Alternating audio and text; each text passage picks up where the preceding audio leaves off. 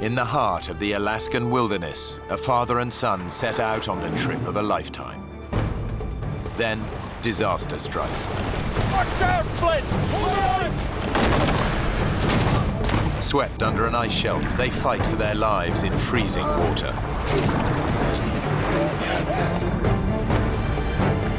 Dad, you're gonna swim! They've lost everything and are at the mercy of prowling predators. The son faces a terrible dilemma. Stay with his father and wait for a rescue that may never come, or leave him and risk hiking out through 60 miles of dangerous terrain for help.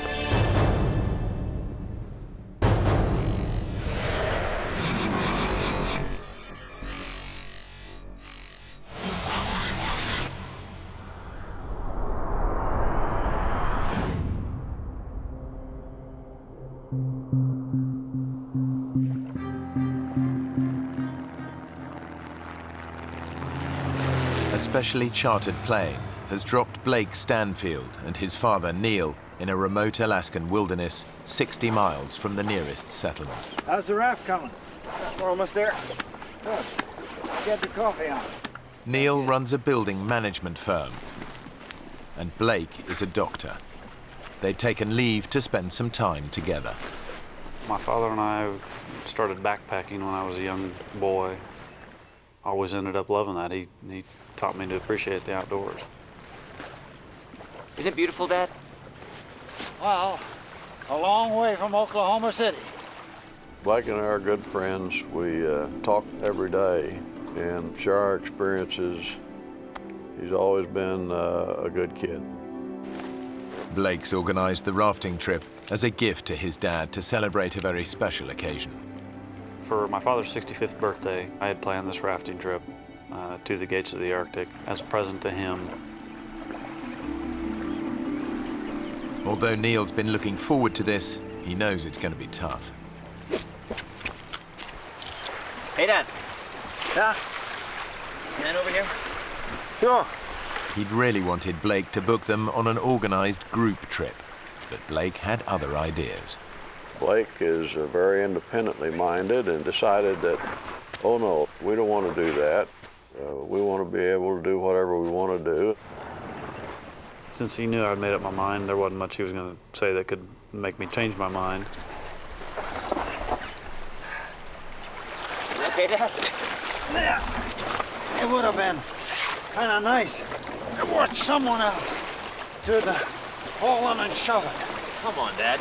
You want to share this with 10 strangers and a tour guide? Matter of fact, yeah. I had never wanted to, and still never want to go on a guided tour. Let's load her up. It was, an experience that I wanted to have with my father, just the two of us. Better get going, Dad. Just checking everything's shipshape. Where in the world did I put that lighter? I got it. Very repellent. Extra strength, very repellent. Almost anywhere in Alaska, you're going to run into many different types of wildlife, which includes bear, and of course, that's something that you always need to be prepared for. The gates of the Arctic National Park is spectacular but dangerous. It's home to hundreds of black bears and grizzlies, not to mention roaming packs of wolves. It's 13,000 square miles of near untouched wilderness. Father and son have no way of contacting the outside world. They've packed no radio or mobile phone. Blake's itinerary has them traveling south by raft down the Koyukuk River to the town of Bettles. It should take around 6 days. Let's go!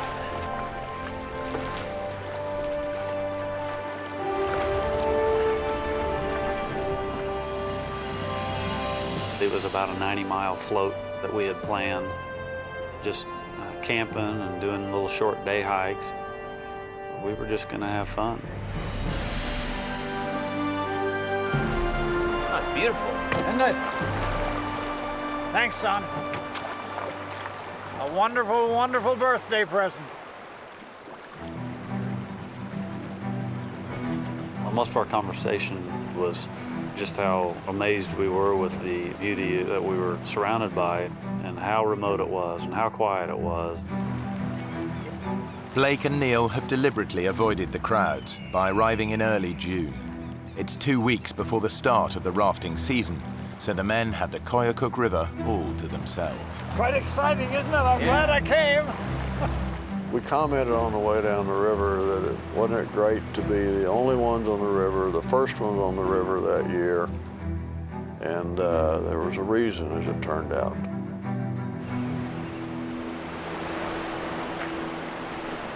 They've been rafting for just a couple of hours when they notice that the river is changing. Blake, ice. Oh, yeah. Thought it would all be melted by now. Yeah, me too. For 6 months of the year, the rivers are choked with ice. During the summer, it all melts.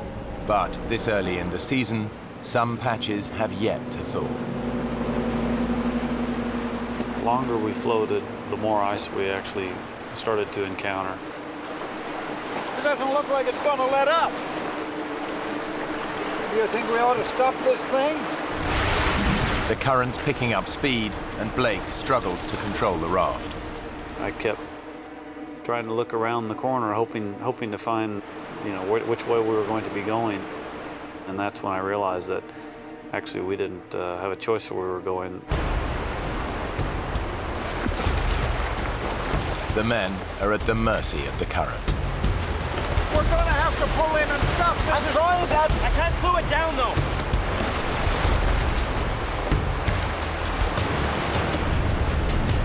We're going too fast. Let's slow it down, Dad.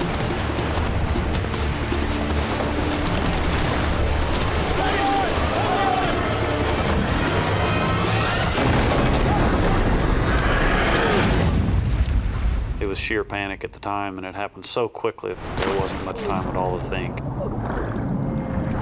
The next thing I actually remember was being pulled right underneath the ice. There was so little time to realize what had happened, except that it was a real problem.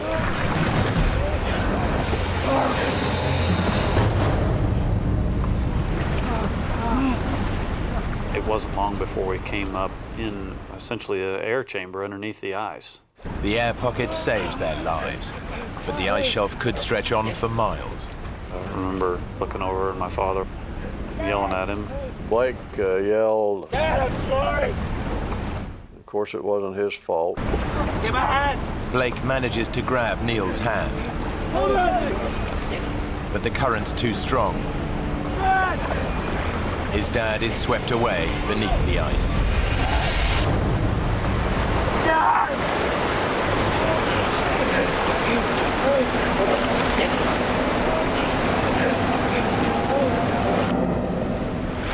The men are spat out from under the ice shelf, but their ordeal isn't over yet. We were being carried rapidly toward the second ice shelf. I saw it coming. I reached up and grabbed it to try to prevent from going under it. Of course, the river was such that I was carried underneath. The roof of this ice shelf is even lower than the last. And the second ice shelf had no room to breathe. I really thought I had taken my last breath. My father and I both ended up with a lot of abrasions to the top of our heads because we kept trying to come up to the air that we were hoping was there. I've never thought of a worse way of dying than drowning, and was certainly thinking that that is how I was going to die. After being under that water for what seemed like an eternity, I just remember popping out, taking in a nice big breath of air.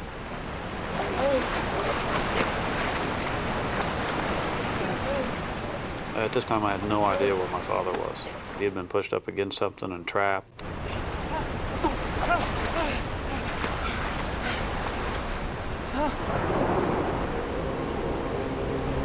Dad! Dad! Dad! how I would have been able to face my mother and the rest of my family, letting them know that my father had perished, you know, when I had made it.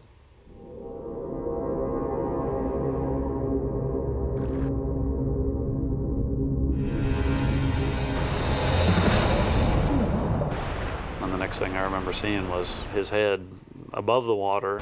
The powerful current is sweeping Neil away. It didn't appear like he was making any attempt to get out of the river. And for all I knew, he was injured and couldn't. Neil's disorientated, but somehow he catches hold of a rock and hauls himself out. Dad, you're gonna freeze! Blake knows that his dad has got to get to shore fast before he's paralyzed by cold and shock. Trying to swim! And Blake, in the meantime, is yelling at me, and I can't hear him above the roar of the river. Trying to swim for it! Hey, here you go! So eventually I managed to get my breath long enough to tell him to shut up. Will you let me think for a minute? Blake was telling me that I had to swim over to him, which was the last thing in the world I wanted to do. Dad! Come get! Getting back in the river is dangerous. But Blake knows it's his dad's only chance. Come on, Dad! You can do it! You can do it, Dad! Dad!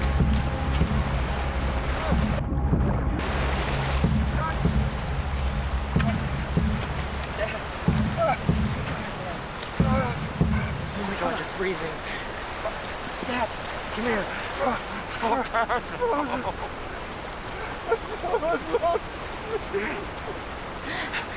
I'm so sorry, Dad. It's okay. It's okay. It was just bad luck. Bad luck. As a doctor, Blake knows that his dad's in the first stages of hypothermia. I thought you were gone. The second I got him out, I realized he was shaking uncontrollably. It was mild seizure-like.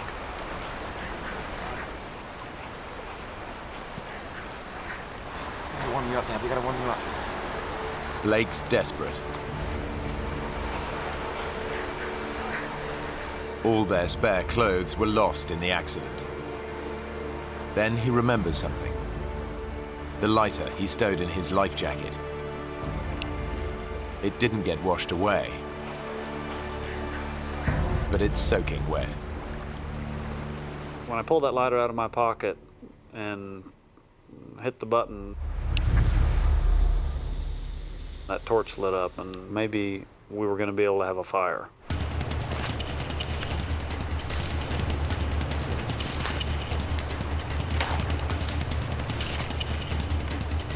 I knew that we had to get a fire started. We had to get him out of those cold, wet clothes. We gotta get you dry. It's okay, Dad. You're gonna be okay. All right? Neil's wet clothes are making his temperature fall even faster. It's okay. Basically, while this fire got started, I hugged him and tried to give him some of the warmth that I had. Eventually got him to where he wasn't shaking anymore.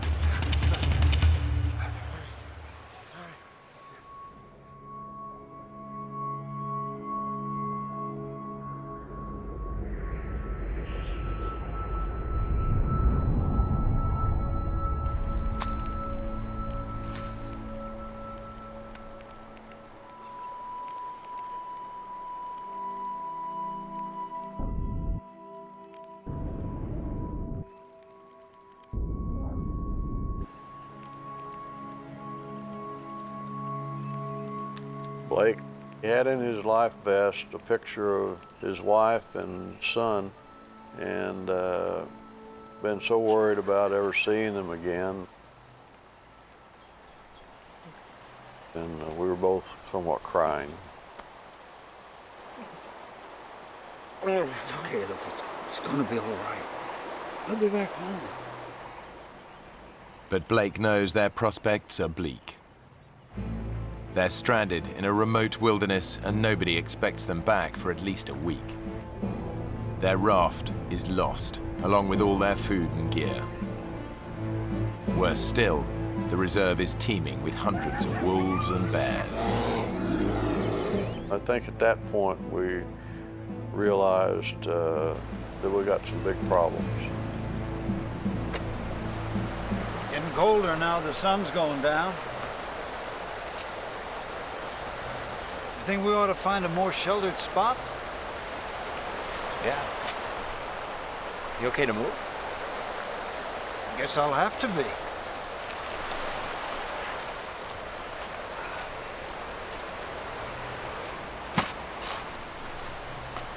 What are you doing?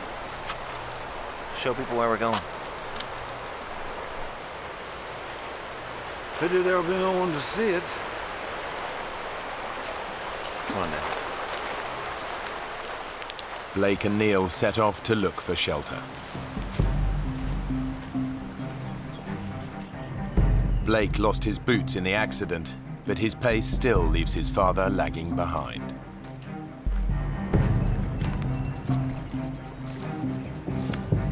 I think that I wanted to move a lot faster than my father was able to move at the time.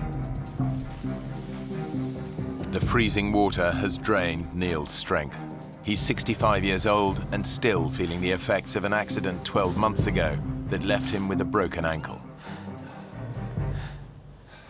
Blake! Can we just hold up here a minute? You're not even trying to find a place to stop. Oh, sorry, Dad. I just got carried away. There's no way we're just walking out of here. We're gonna have to find a good campsite and stay put. How agreed? All right. Okay. Give me your hand. Here we were in the middle of this vast wilderness, a good 60 miles from the nearest human being. No one was expected to be flown into the area for at least 2 weeks after our trip. We were alone, and we were going to have to endure or survive until either we found a way out of it or someone came looking for us. It's the rainy season, so the men set about building a shelter to protect them. It's crucial they stay warm and dry. But that's just the start of their problems. Hey, Blake! Come take a look at this! What? Tracks. What do you think?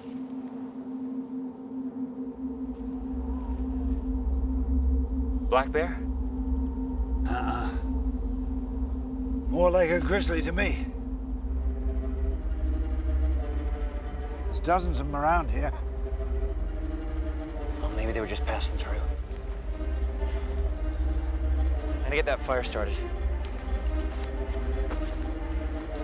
They packed a shotgun, but that's at the bottom of the river. Now their only defense against prowling grizzlies is fire. Their ordeal has left Neil and Blake battered and bruised. Now they have to contend with the cold. We got enough wood? Yeah, we got lots. You get closer to the fire. I'm warm enough. There. My father and I took turns laying towards the front of the shelter where the fire was. Try and get some sleep, okay? Yeah. And then whoever was laying in back would bear hug the person in front. Sleeping won't be easy. It's summer and the sun barely dips below the horizon. But during the few hours of darkness, the temperature can still get close to freezing. I shivered myself to sleep, because I'm sure my clothes were still damp. But Blake can't sleep. He knows it'll be at least a week before anyone realizes they're missing. If they stay put, their chances of survival are slim. The only alternative is a grueling 60-mile hike to the nearest town. It was a long way to the nearest person. It was extremely rough terrain. We only had one set of shoes between the two of us.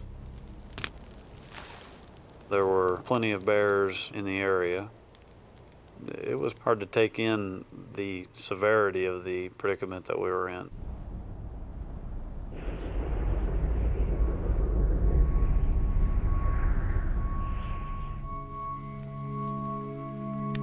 During the night, Blake has made a tough decision. Well, I needed to get back to Bettles. I needed to go find help. The #1 rule of survival is stick together. But Blake knows his dad isn't up to the hike. Dad, you okay? Yeah. Pretty sore, though. You slept? Not so much, no. You know, I've been thinking. We gotta get ourselves organized. We gotta build up a nice big pile of firewood, maybe make some traps. We're gonna need some food. I'm going for help, Dad. Help? From where? Blake had no doubt given it a lot of thought and decided that he could conquer this problem and hike back to Bettles. Bettles is 60 miles away. This is just plain crazy.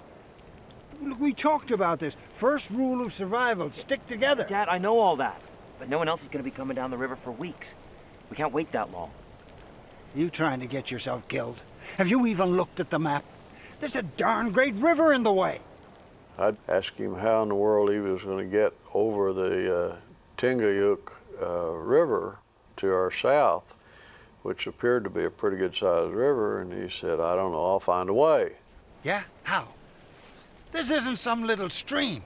This is an Alaskan river in full flow. Now, do you have any idea how powerful that is? Yes, Dad, I was in one yesterday, remember? We're on our own, Dad. No one's coming. I'm telling you not to go. Leaving him alone was a hard decision, but I think he knew I was stubborn because I inherited that from him. You're really going, aren't you? Yes, sir, I am. I'm really going.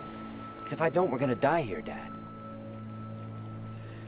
You're gonna need the knife. And the lighter. Now, what about the bears? You saw all those tracks. Well, you got the fire. That should keep them away. I meant you, son. What about the bears? I love you, Dad.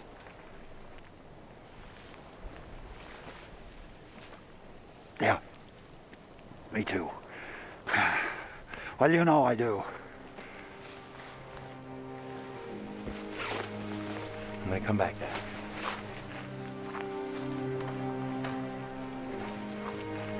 Now, don't get yourself killed, you hear? I was emotional when he left. I felt alone and very concerned about being alone, but probably more worried about him and what he might encounter.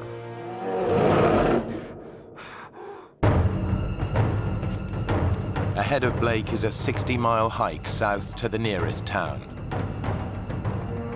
In such a vast expanse, he can't afford to get lost. One wrong turn could spell disaster. Now Blake's made a gut-wrenching decision to leave his dad alone and hike out for help.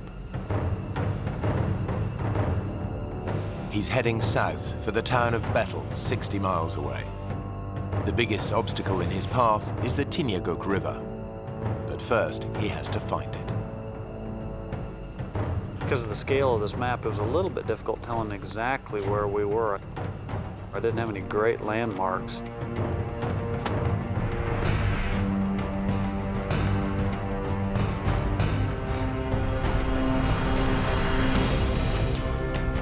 The hiking is taking it out of Blake. The ground is rough and uneven, and he hasn't eaten for over 24 hours.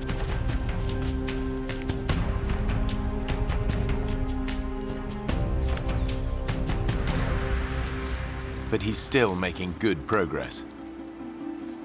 Just a few hours after leaving his father, he hits the river.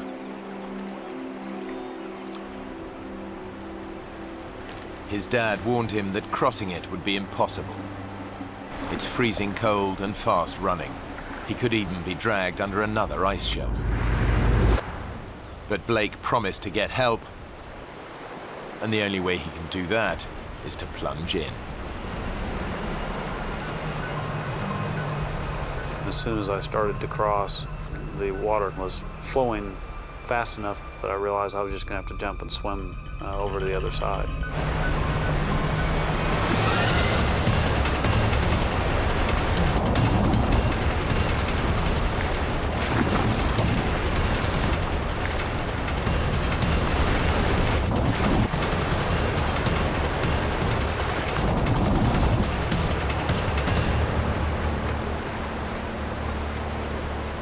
Blake has proved his dad wrong. With the river behind him, it should be a straightforward hike to Bettles.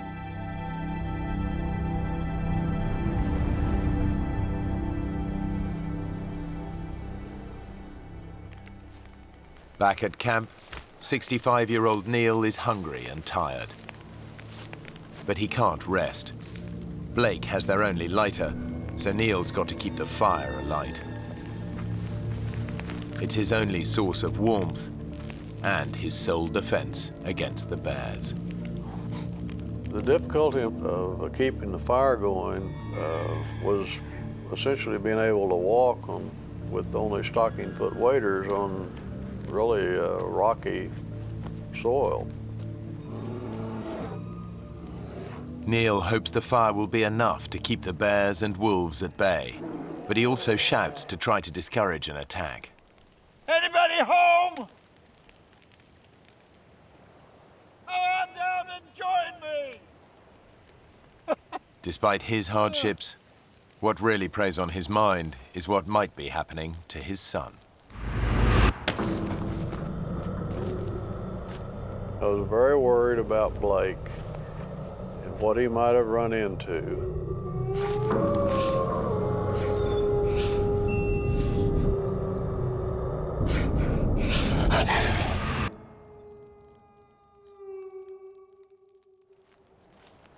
Like his dad, Blake is trying to frighten predators away by singing aloud.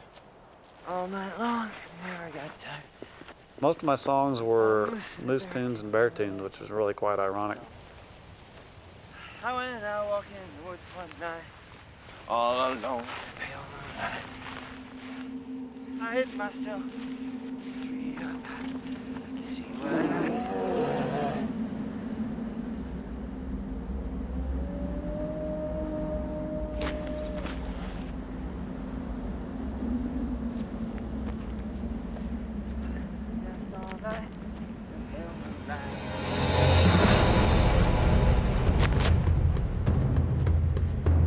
Suddenly, Blake comes face to face with a grizzly bear.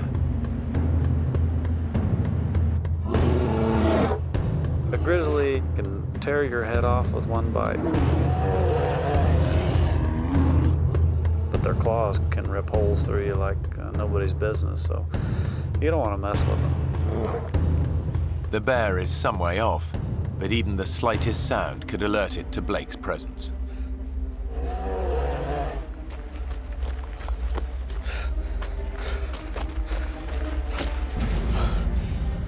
I certainly sent the adrenaline through my body when I saw him.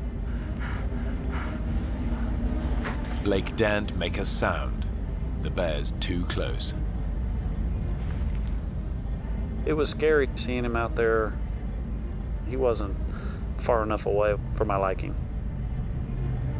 The bear hasn't spotted him, but grizzlies have a sense of smell 100 times more powerful than a human, and can pick up the scent of prey from more than 2 miles away. But Blake's in luck. He's downwind of the bear, and his scent is carried in the opposite direction. But the wind could change. He risks making a run for it.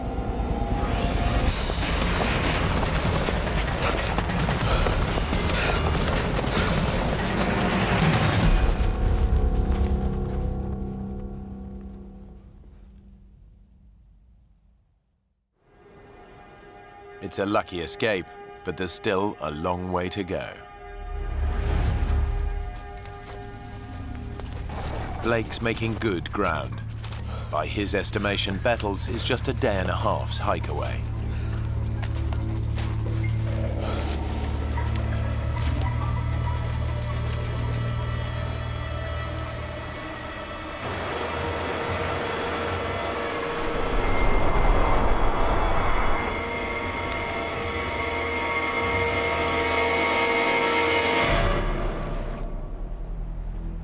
This is the Tinyaguk River, the one Blake thought he'd crossed earlier that day. But that was just a minor tributary. His father was right. The Tinyaguk is just too huge to cross. There's no way he can reach Bettles. I kind of lost a lot of that optimism that I had as soon as I saw that there was no way to cross this thing, because it was so wide and so swiftly moving and so cold. It's a dead end. Blake defied his father and the basic rules of survival by hiking off by himself. Alone, both men are at far greater risk. I had a hard time deciding whether or not I should stay there, because I knew I wasn't that far from my father. I certainly had some feelings of guilt that I had put him in this predicament.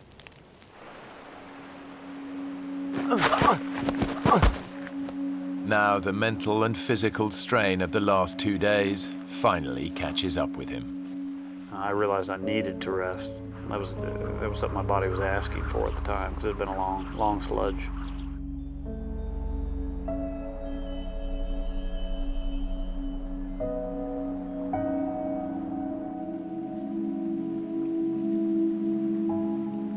Blake hasn't eaten for 36 hours. The only thing that I really saw were some spiders, and there were a few that I swatted and ate, just because I thought maybe I'll start to see more of these and have some nutrition. But the amount of nutrition I got from the few that I ate certainly didn't give me any energy, that's for sure.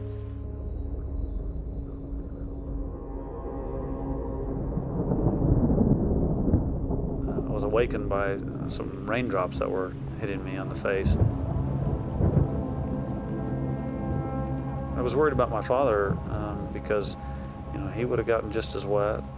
He didn't have a lighter to restart a fire had his gone out. In the rainy season, downpours can be intense. If the fire goes out, Neil risks bear attack and hypothermia. The possibility of rain was a real problem. It would put out a fire, and there wasn't any way to keep a fire going.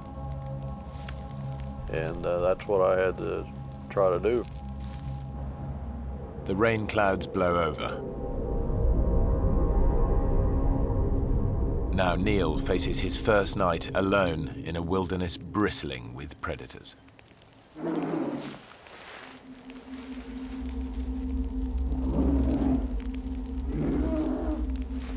As everyone knows, you try to make noise in the wild with where bears are present. I said a lot of stupid things in order to make noise, and one of them was, "I'm the king of this valley. Everyone who lives here at my pleasure." You want to see me, you have to go through my nights. Blake, where are you? I hope you're all right, Blake. I want to see you back here. His only defense against bears and wolves is his fire. And the difficulty of keeping the fire going was staying awake enough. I would wake up in the middle of the night and maybe have a problem and have to work to get her going again. If the fire goes out, Neil is in big trouble.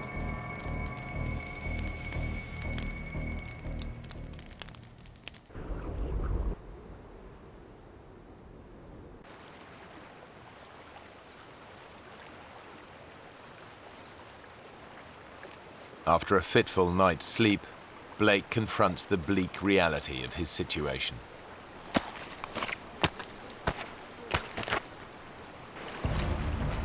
I was distraught when I realized that there's pretty much no way to get to Bettles. I was a long way from what I'd hoped to be my final destination. But he has one slim hope. I kept thinking about the fact that these bush pilots fly up and down these rivers, so they might be flying directly overhead. If he can make himself more visible, he might be spotted by one of these passing planes. Despite his weakened state, he starts to gather driftwood for a signal fire. I actually set one of these log jams on fire, hoping that someone might see the smoke. But even this simple plan fails. Every time I looked up into the sky, the smoke wasn't very white and smoky like you always see in the TV shows. You know, it wasn't that noticeable.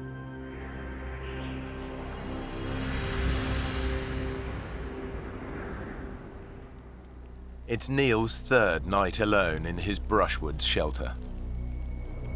I guess a spark jumped from the fire.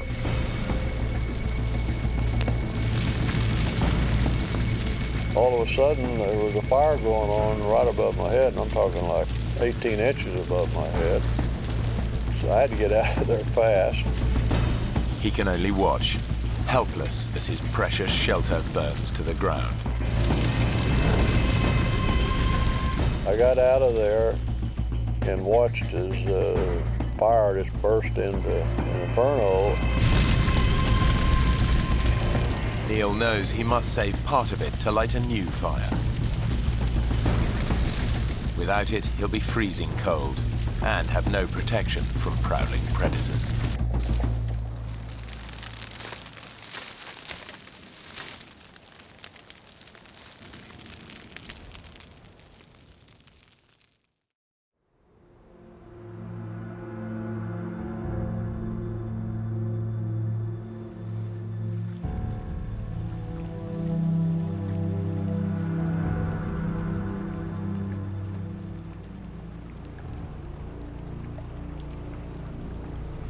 During the night, meltwater has flooded the river.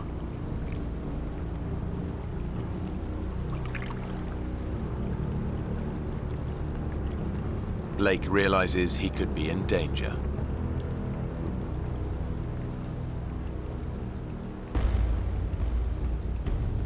When I realized that the river was rising that quickly, I moved up into the forest because I was worried that I was actually going to end up on a small island out there and be trapped by water on all sides. Upriver, Neil is exhausted and hungry.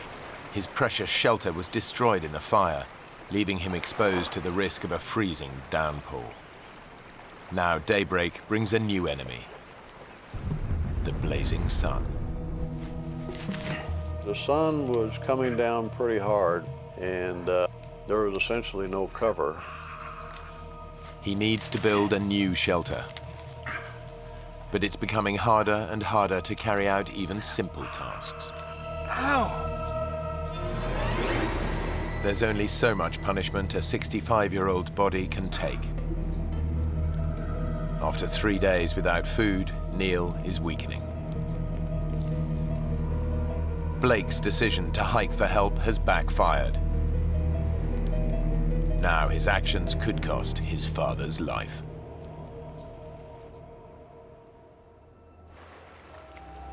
Now Blake is gambling that staying by a major river will increase his chances of being spotted by local pilots. But since nobody knows they're missing, his chances of being rescued are slim.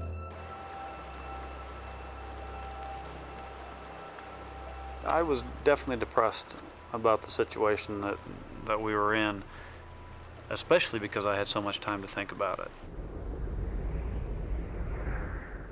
Blake endures another day and night helplessly waiting.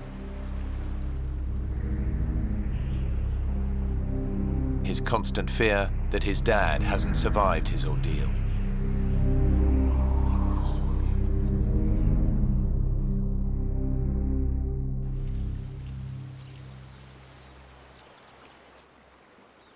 Blake's decision to hike out looks increasingly like a bad move. Around 6 or 7 in the evening on Tuesday, I was laying over by my fire when I heard the sound of an airplane. And my God, he was coming up on me quick, I could tell.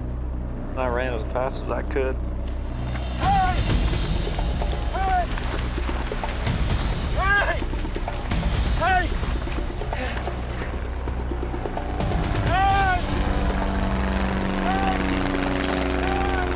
I realized that he spotted me. He'd spotted me.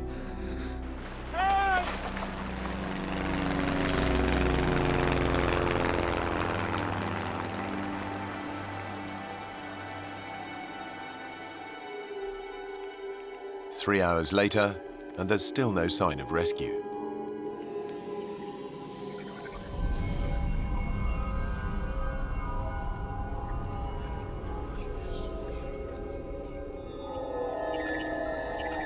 Boy, after a while, I started thinking, did I just hallucinate? Did I imagine that plane? If help doesn't come soon, Blake knows they're as good as dead.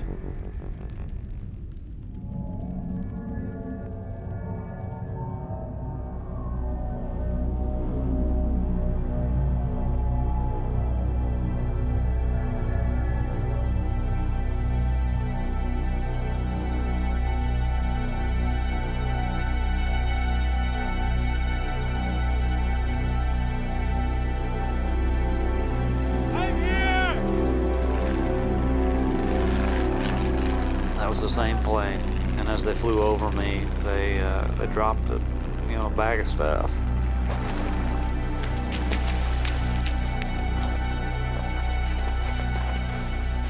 The bag contains supplies and a walkie-talkie. I turned that radio on. I kind of told him what had happened. There's only one thought on Blake's mind.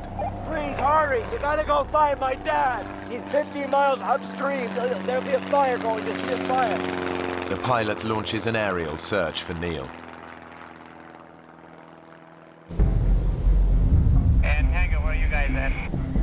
Okay, we're gonna head north. A plane reaches the right area within 10 minutes. Neil's camp should be easy to spot. But when the pilot reports back to Blake, the news is bad.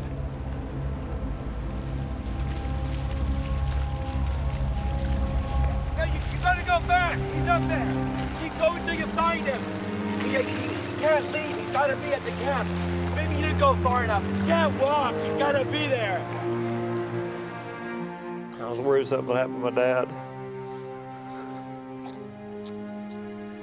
Because there's no way he could miss it. You gotta go and find my dad! And I fell to my knees. Blake ignored his father's advice and left him to fend for himself. Now he must face a terrible thought, that his dad hasn't made it.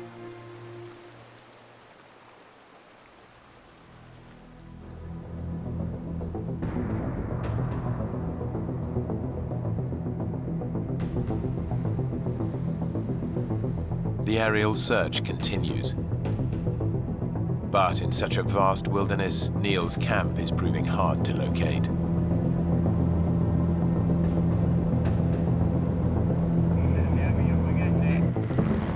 Three hours later, a rescue helicopter picks up Blake and rushes to the scene.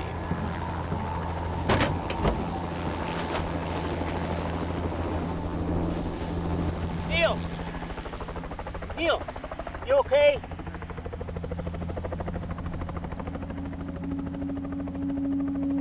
How did you know I was here? I asked your son. Blake? He climbed in that helicopter. Dad! I'm so sorry, Dad. so sorry. Hell, all I could say was, man, you look like hell. Well, you don't look that cute yourself. I was very happy to see him. Very, very happy. Can we get the hell home now? Let's get out of here. And then we took off. Together again. The men later learned that their initial camp was not on the flight path of any local aircraft. If Blake hadn't tried to hike out to Bettles, he and his father would almost certainly have died. After the accident, Blake moved his family back from Alaska to Oklahoma City to be closer to his mum and dad. He now runs a GP practice there, while Neil continues to run his building management firm. Blake and Neil still regularly go hiking together, but they've never gone rafting again.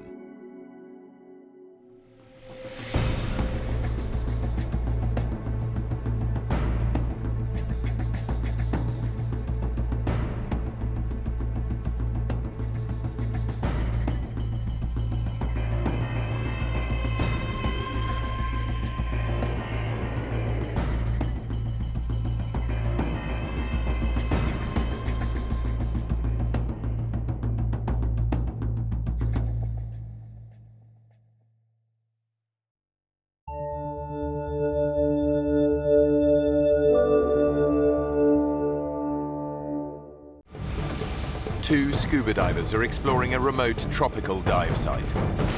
But when strong currents carry them away from their boat, they're left stranded 20 miles from land.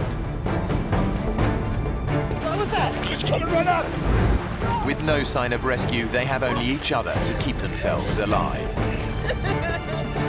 Exhausted, dehydrated, and in a state of constant terror, how long can they survive before they're taken by the sea or the sharks?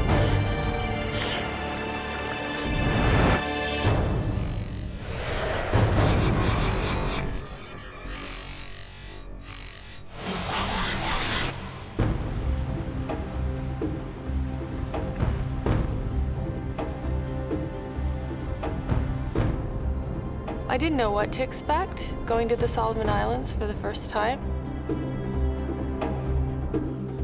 I remember getting off the plane and thinking how awfully hot it was.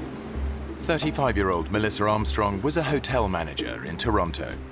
But fed up with metropolitan life, she quit her job and traveled here in search of adventure. I wasn't feeling fulfilled. I was really wanting to make a change in my life. And I thought, okay, this will be an adventure. She's found a job working with marine researcher David Tomlinson, who spent almost 30 years studying the oceans. I began diving in 1963 in the Bahamas. I'm very lucky to be able to study much of our oceans and see things that not a lot of people get a chance to see. Hey. Hi. How you doing? Good. Stephen, Peter, this is Melissa. Hey. So you all set to see Cavachi? Yeah. Yeah? All right. Come on aboard.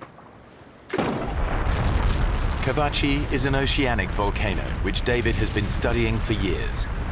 After he filmed this eruption, the volcano disappeared beneath the waves. Now he wants to find out what's left under the surface. The four of us went out, and I mean, the weather seemed to be ideal. Everything was supposed to go like clockwork. The dive site is 20 miles offshore. Melissa has never been diving so far from land. I was excited. I felt good about the dive. It wasn't until I went out there that I thought, oh, wow, I'm really out in the middle of nowhere. And then when we got to the dive site, something inside of me changed, and I thought, there's something wrong. What's up? Nothing. Well, I guess maybe I'm just a little nervous. What about? I was a little embarrassed because I wanted to be like the guys, one of the guys, and I said, I'm afraid of sharks. No, you don't have to worry about sharks. They're much more afraid of us than we are them. I doubt it. I'm serious. They hardly ever bother divers. Now, if you were up on the surface like a surfer, flapping around, then you look like shark bait. But when you're down below, there's nothing to worry about. Can you zip me up? If it was me, I wouldn't be worried about the sharks. I'd be worried about you diving right on top of a volcano. Well, that wasn't something I had ever even contemplated. So now I'm thinking sharks, volcano exploding, sharks and volcano. Don't listen to him. If it wasn't safe, we wouldn't be here. But David knows more than he's letting on.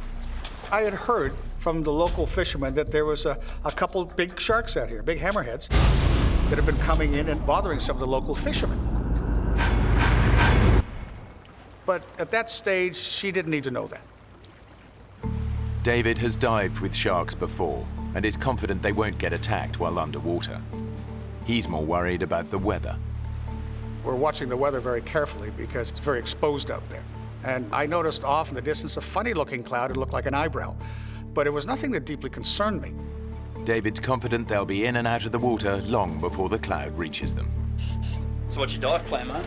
Well, we're gonna drop in around 30 meters, have a look around. The plan is to dive for around half an hour while the boat stays in position above them. The boatman went over exactly where we would be dropped off, exactly when and where we would be picked up. I didn't pay too much attention. I just let them do their thing. But the anxiety just kept growing and growing.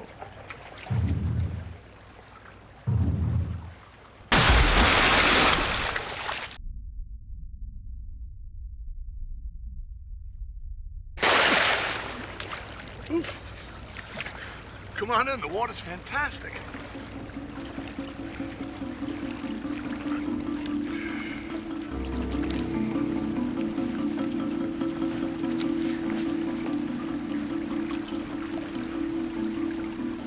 Then I got my gear on. I looked at the boatman and I said, Here I go. Say a prayer for me. and I thought, well, why did I say that?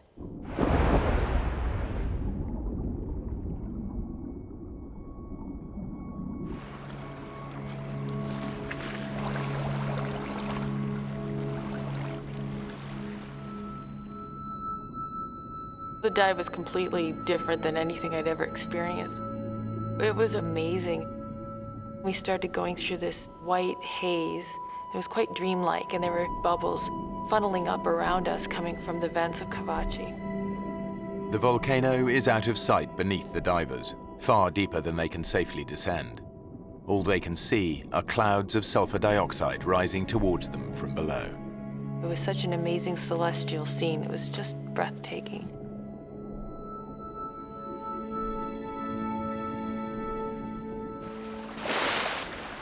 After 30 minutes, the divers surface. That was amazing, wasn't it? It was awesome. The weather has changed dramatically. The dark cloud David spotted earlier is now above them. God, it's really choppy now. Yeah.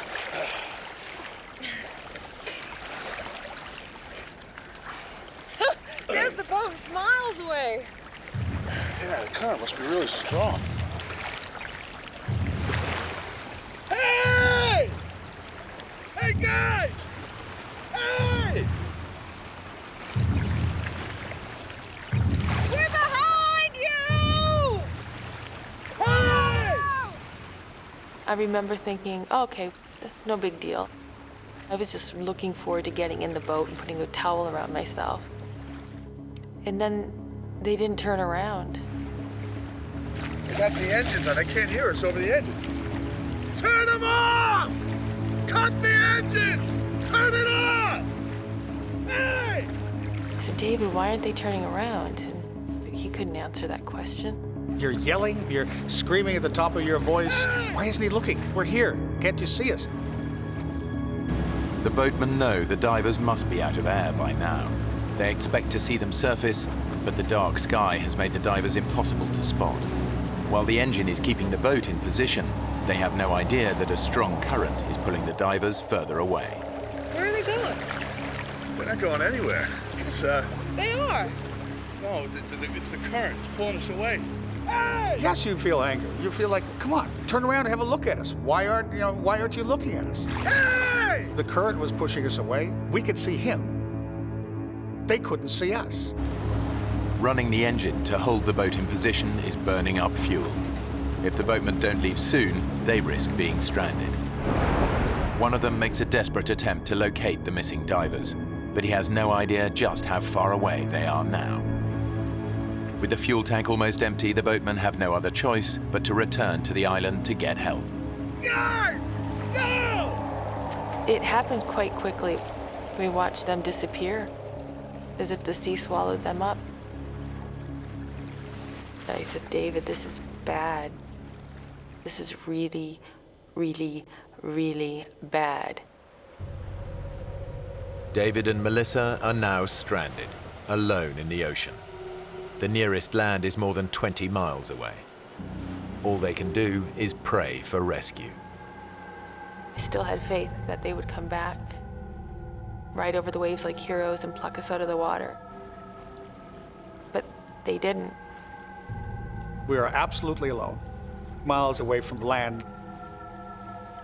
I knew we were in trouble. So do you think we could swim for it? No. It's too far. They're gonna be looking for us down current. I think we should just stay put. Huh? I said, let's not ruin the chance of them finding us, because the boat driver was the only one that knew we were in trouble, and he knew that if he'd come looking for us, he'd come down current. So we were gonna stay down current. How do you know they're coming back? Well, if they went to get gas, it's an hour there, and it's an hour back, so. I think we'll be out of the water by 4 o'clock the latest. Yeah? David had come up with a timetable, so to speak, of when the boatmen might return, which was about 4 o'clock. I thought, okay, we might be here a while. But then the uncertainty started seeping in.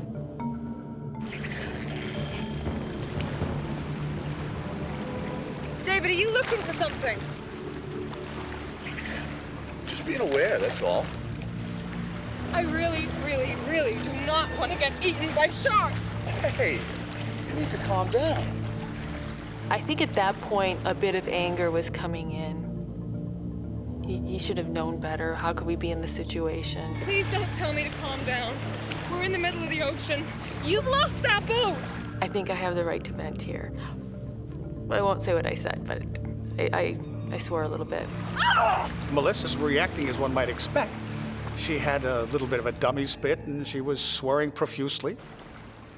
She's relying on me to ensure that everything went smoothly. And at that stage, I'd shot myself in the foot big time. And it just was turning sour as the moments went on. David and Melissa ignore each other, forgetting they're floating in a powerful current. David! David! The current pushes that far away. It was scary. Come here! We had to try to swim against a knot to a knot and a half current. Swim to me!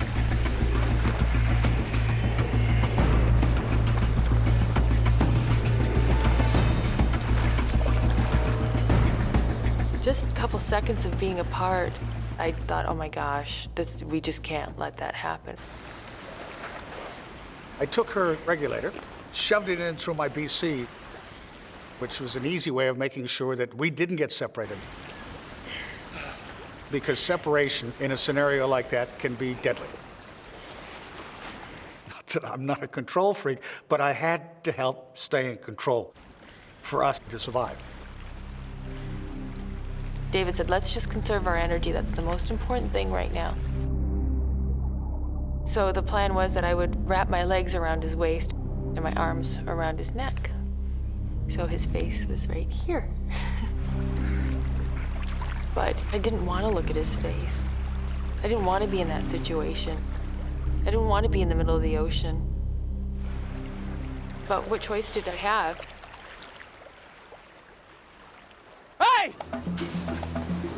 Hey! 20 miles away, the boatmen get back to the island and raise the alarm. Lost 2 divers out there. The locals know the seas around here well. They've all heard the stories of giant hammerhead sharks preying on fishermen. They know they may not have long, and search parties race out on the hunt for the missing divers. David and Melissa can only hope that help is on its way. But with each passing hour, they're getting more nervous. In the Solomons, there's a phenomenal amount of sea life there. My biggest fear at that stage, I believe, was sharks. I'd imagine them circling below us. This big mouth coming up and tearing into one of us.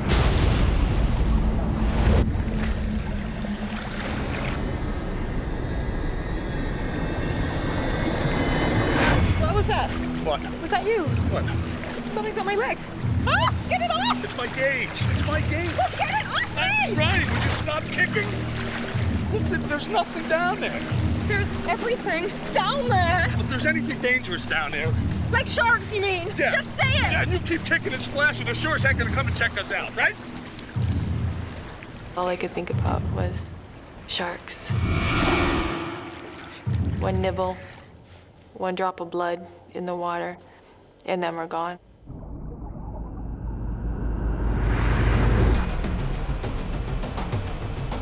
The search parties have finally reached Kavachi, but they have no idea that David and Melissa have already drifted miles away in the current.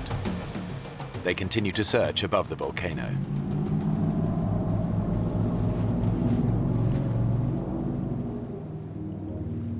David was convinced they'd be found by 4 o'clock. Now it's almost 5. They're still 20 miles from land, and there's no sign of rescue.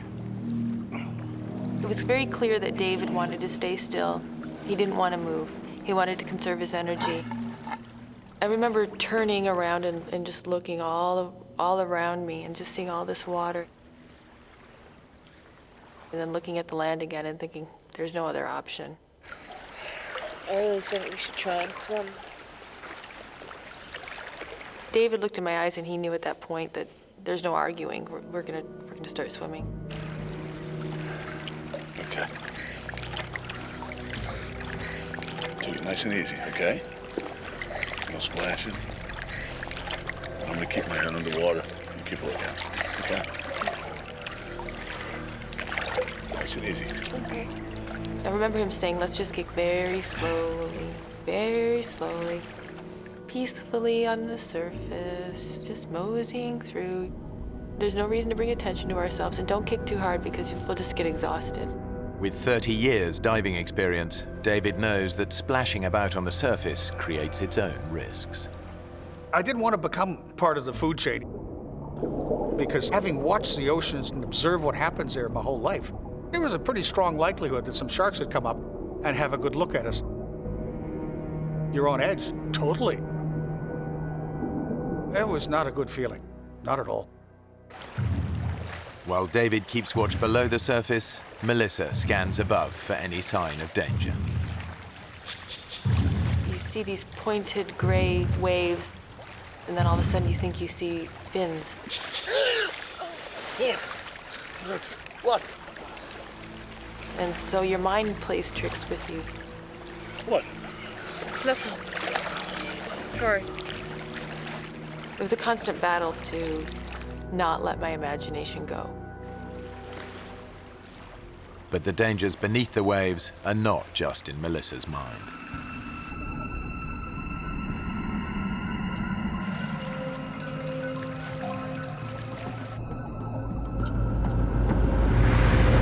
Ow!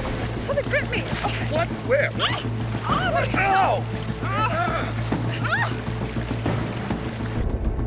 Then I looked in the water, and there were millions of these little globs, little translucent balls. Oh, jellyfish! All right, look, they hurt. They're not gonna kill you, okay? Just swim through.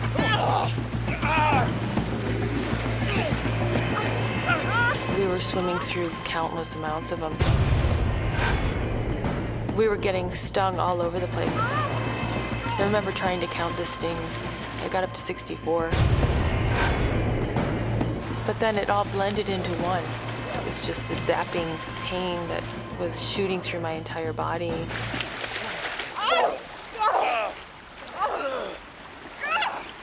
My lip is killing me. My hands are on fire. That's okay. I'll go down again now. Are you okay to go on? Yeah. Yeah? Desperate to escape the jellyfish, the divers splashed around on the surface. They've broken David's golden rule and become a magnet for predators. As I'm looking around, I'm looking straight down, and I see this little dot coming. I felt David, he pulled me to the right, abruptly. David, what are you doing? I pulled back, and he pulled me, and I'm like, what? It was coming straight at me from the depths, literally, from what I could see, straight at my face.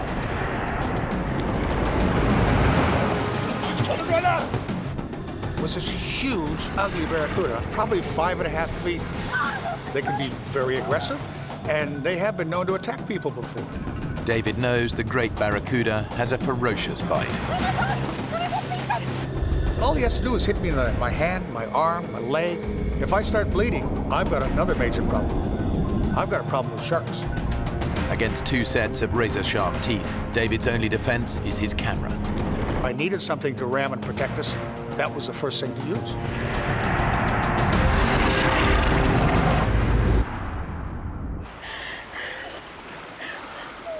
It circled around us, and then it went off. He couldn't believe it didn't do anything else. It's gone. But I kept looking for it because I just didn't want to be caught by surprise by one of those.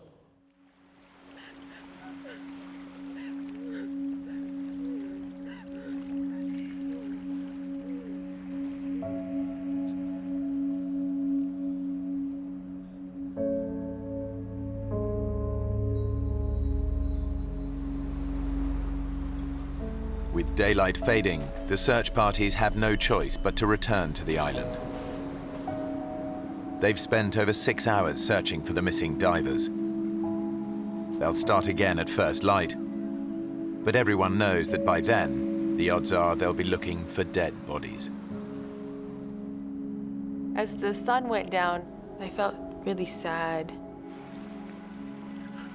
I didn't understand why they didn't come back for us. I was hurt. How could this be? How could they not come back? Maybe they're back there looking.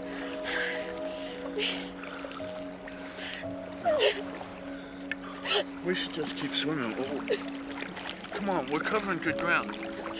Outwardly, you're bold and brave, and you're sort of smiling, and inside, you're packing it.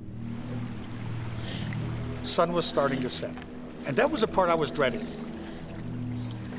With night coming, that was a total different scenario because a lot of animals come up to the surface and feed at nighttime. I found myself thinking we were there to get eaten.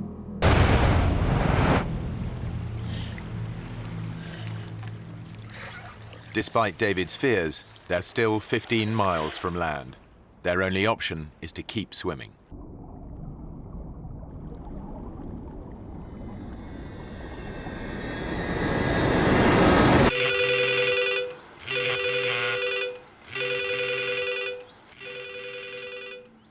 Over 1,000 miles away, David's older brother Owen is at home with his family. It was about 6:30 at night. I just sat down to dinner, and I got a phone call. Owen Tomlinson. And it was David's secretary from Cairns saying, Owen, I've got some bad news for you. David is missing at sea. What happened? And I was informed that he went diving and never came up. We just lost our younger sister with cancer about 4 or 5 months previous. My first thought was my 90-year-old mother, whether she could handle the shock of possibly having lost another of her children. So that was very traumatic in that regard. Okay, I'll get there as soon as I can. Thanks for the call. As David's brother, of course, the family bond is strong that your first reaction is, what can I do to fix it? Hello.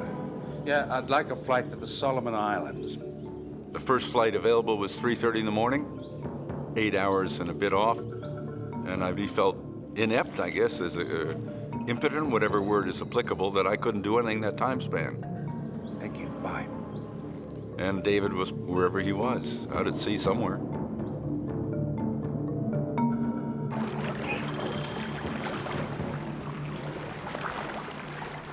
As night started wrapping itself around us, it was completely terrifying.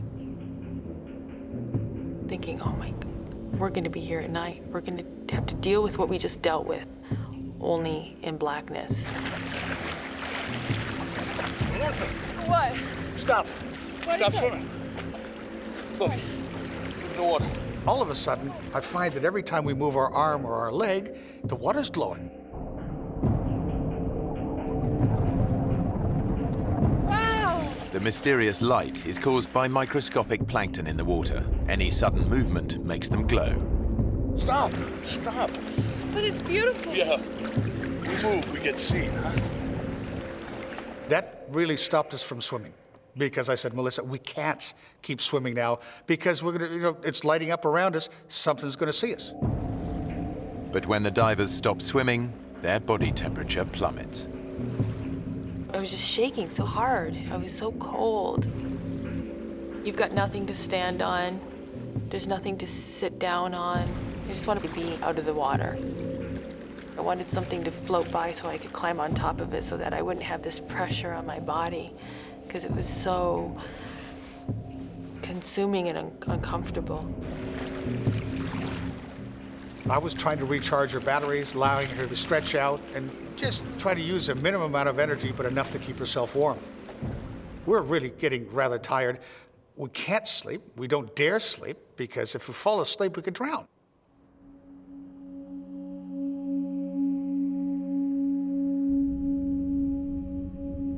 I had taken my mask off, and I remember putting my arm through it. I went to reach for it, and it was gone. Oh, God.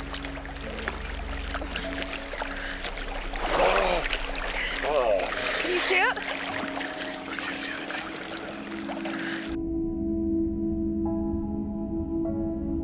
That's horrible because as far as survival is concerned, that's such an important tool.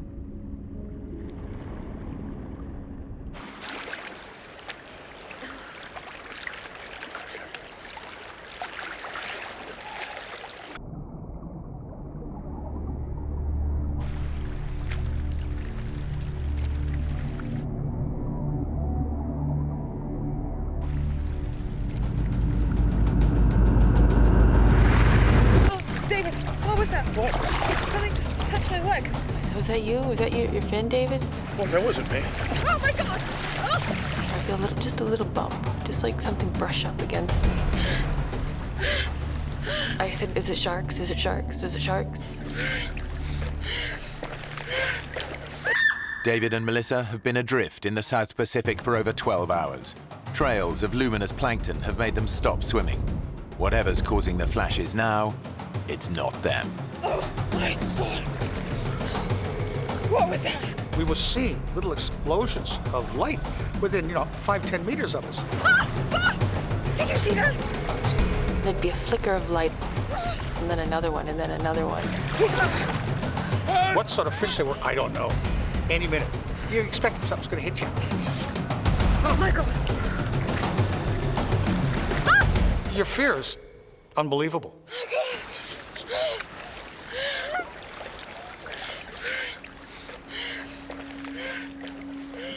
The night was the most stressful time I've ever had in my life. It's as far as your emotional lows are concerned, that'd have to rank up there with them because I've never been so hopeless.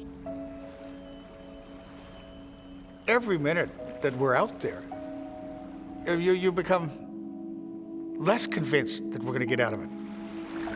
We're in a really bad place here.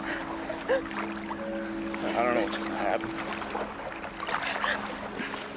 Part of what we went through was discussing what we pass on if I don't survive. Tell my kids I love them. And my family. scary. Oh.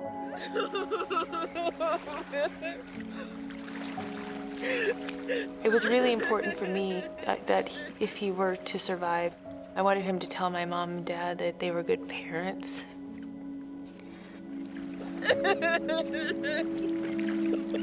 He started crying and he said, "You're gonna live to be very old. You're gonna have children." And that was hard.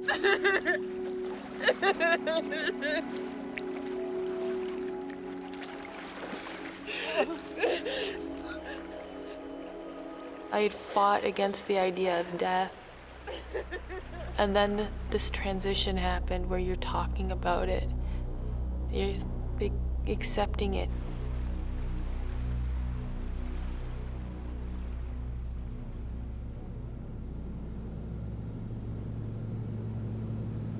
David and Melissa were 19 miles out at sea.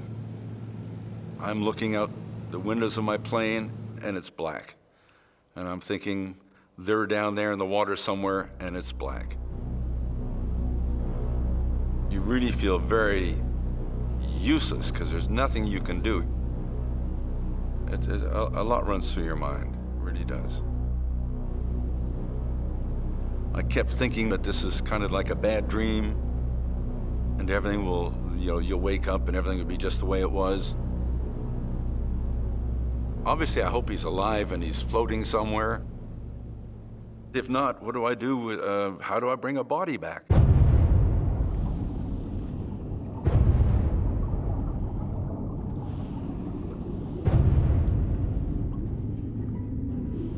There was one point where I thought maybe David can just hold me under.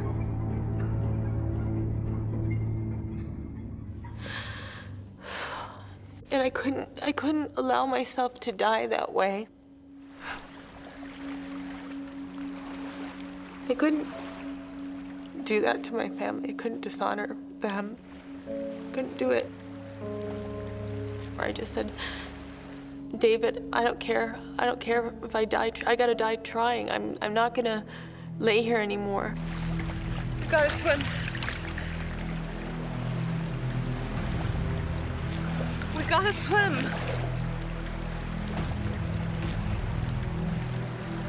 David, please. Please.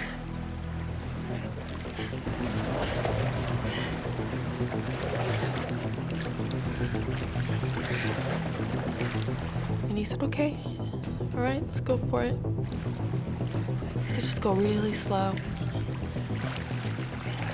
And so we kicked, and we didn't stop kicking.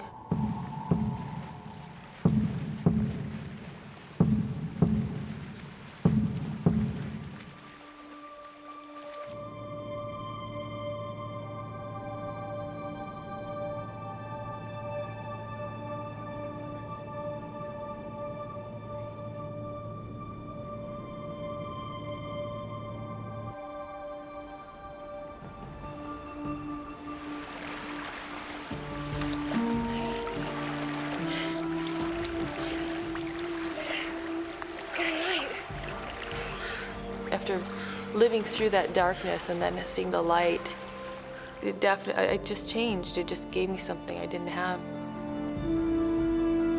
It was glorious just seeing that sun. It was one of the finest sunrises I've ever seen in my life. It's just to watch the light come up was great. And then I could actually see for the first time the land. I could see that it was actually tangible. Oh, you're closer. It is closer. My eyes were completely glued to the land. That's all I could think about. Melissa may be feeling more positive, but David is 20 years older than her. While he allowed her to rest during the night, he's been awake since 6 a.m. yesterday. As we went on, I was getting really tired. I've been going for 24 hours at that stage. He started acting very erratically. I remember watching a snorkel slowly sink into the water. And just when it was about an inch from the surface, I would nudge him and he'd pop his head back up. David, you okay? You all right? Seeing him like that scared me a lot. I remember thinking, what if he drowns?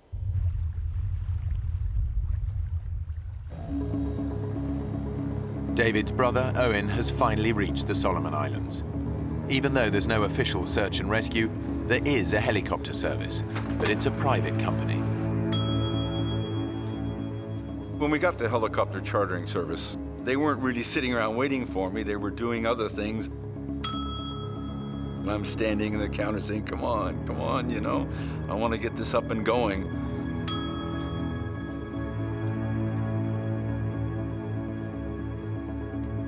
Hi. Yes, sir. I need a helicopter as soon as possible. Okay, what for? My brother's gone missing near Kavachi. I'll have to talk to my boss first. So if you'd like to take a seat, then I'll just be right back.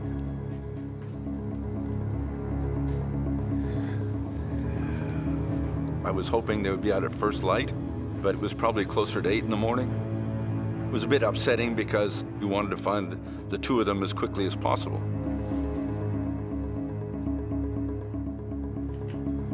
Mr. Tomlinson, good news. We've got a chopper on standby for you. Oh, that's great. And I said, well, get them out there, get them going. But unfortunately, we're a commercial operation, so I'm gonna have to have some form of payment up front so we can get you in the air. I had no idea what the currency in the Solomons was, and I certainly didn't have a suitcase full of whatever currency they would accept. This do? That'll be fine. 1 minute. So the good old plastic came in handy, and it worked. Okay, boys, we're right to go. All Owen can do now is wait. David and Melissa have swum 14 miles without rest, food, or fresh water. They're still 6 miles from land, and the tropical sun is beating down on them relentlessly. I was so grateful the sun came up. But it was also a blessing and a curse because I could feel the side of my face burning. And I remember trying to put my head in the water to cool it off for a little bit. My lips were so raw and swollen, and now the sun was burning them, so they were starting to blister. My skin was wrinkly and flaking. You feel like you're slowly getting eaten by salt water. David is both physically and mentally exhausted. I was dehydrated, I was starving. I was running on less than empty at that stage. I was starting not to think straight. All right? David? You okay? You okay to swim on? I remember him looking at the land and saying, oh, look at those condominiums.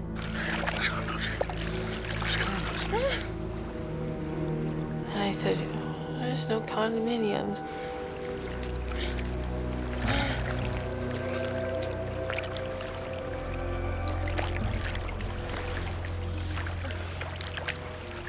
That's really when I realized he was fading. He wasn't making any sense.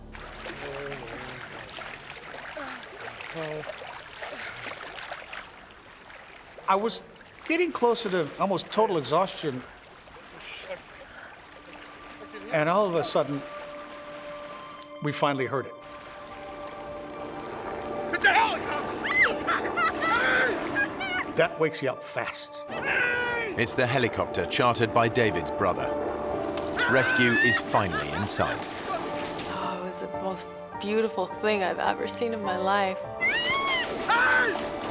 It was amazing, and here it comes, and we waved and did all the right things. But we're wearing suits that are black and blue. We don't stick out. We need something reflective. Over here! Find something reflective. Hey! We've made it through this hellish night. The sharks didn't get us. Yay, here's the helicopter, and they're here to save us and everything's gonna be okay. And they got closer and closer and we're trying to signal and then they turned.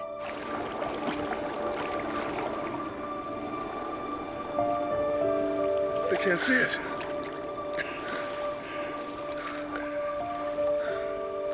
And then they went off. And that was disheartening, to say the least.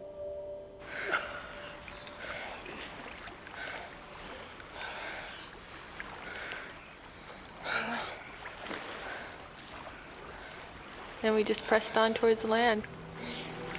Come on. Because there's no other choice but to keep going. The exhausted divers are only 4 miles from land. But for David, this is the most terrifying part of the entire journey. I didn't totally mention to Melissa at that stage that I believe the greatest fear we're going to have is that last bit, right in close to the shore, because it's an area I wanted to fish, because there's so much sea life there, including your upper major predators. And at the same time, I didn't tell her about 2 big 20-plus foot hammerheads that I heard about that had been bothering the fishermen. So that deeply concerned me, but she didn't need to know that. But what David doesn't know is that his fins have been chafing his ankles. He's now bleeding profusely. Hammerhead sharks can smell 1 drop of blood in 1,000,000 drops of seawater. It's only a matter of time before David attracts attention.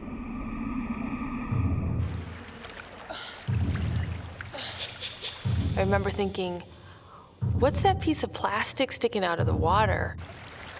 It looks like a sailboat's on its end, or like almost like a kayak sticking straight up out of the water. Well, what's that plastic? Oh, David! David! We're shark. What? I saw a fin. That woke me up.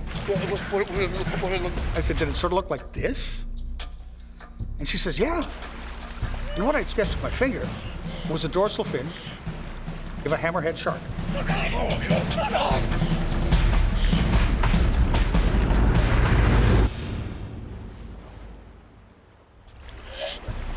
Just offshore, they've spotted a hammerhead shark.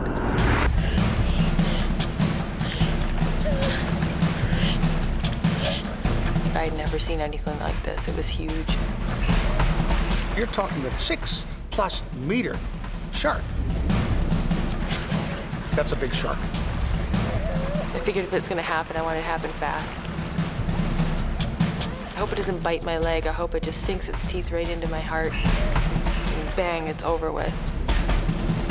This was my greatest fear. You're just hoping that that shark isn't hungry. With all the bad things that have happened, a little bit of good luck would be nice right now.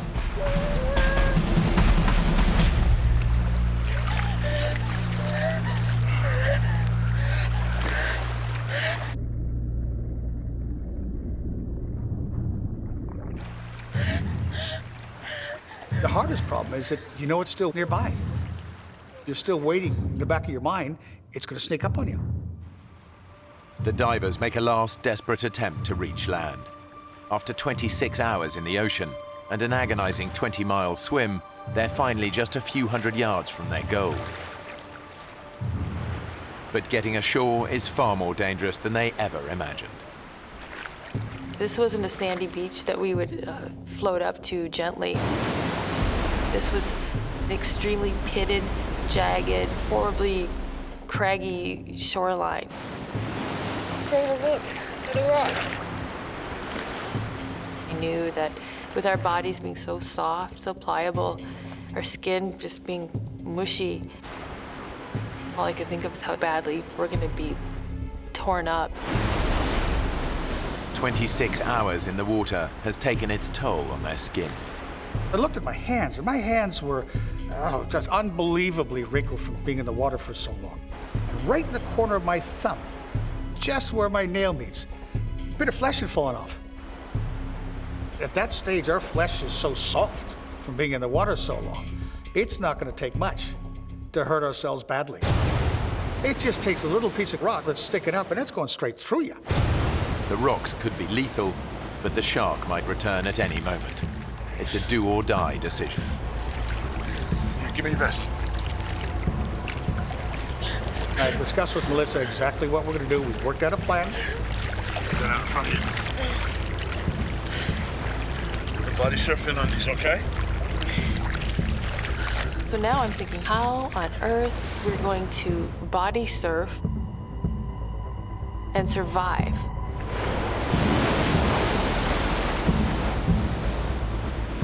But what choice did we have? It was completely terrifying. We're 100 meters from the shoreline, but the odds were that we weren't going to survive. You ready?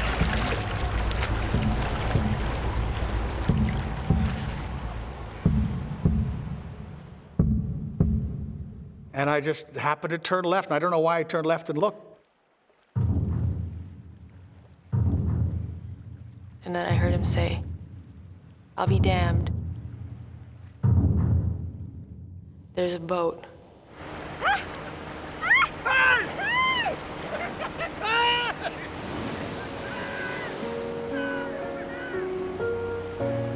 It was unbelievable. It couldn't have been at a more beautiful time.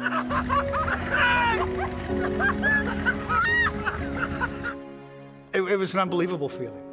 Absolutely unbelievable feeling. Because then it was just like one of the heaviest weights you'd ever have in your life lifted off your shoulder. Next thing I know, the boat's next to us, and they're pulling me out of the water. And I'm like, I was this crazy mad woman. I was crying and laughing.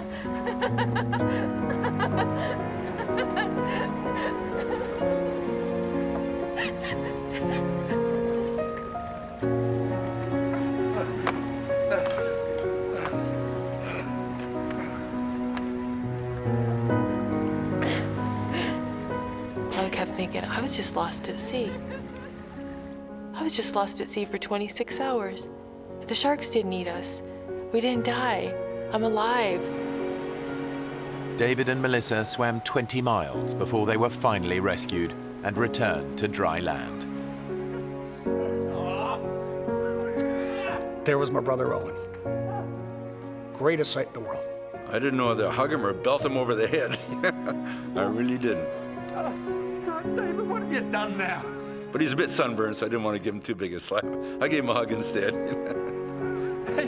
I'm Owen. I said, you do this again, boy, and you're on your own. I'm not flying halfway around the world to save your ass. Oh, sorry, kid. And it was just great to see him.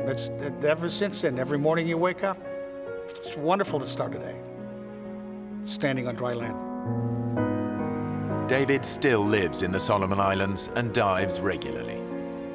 But Melissa returned home and hasn't done an open water dive since. The two of them remain good friends.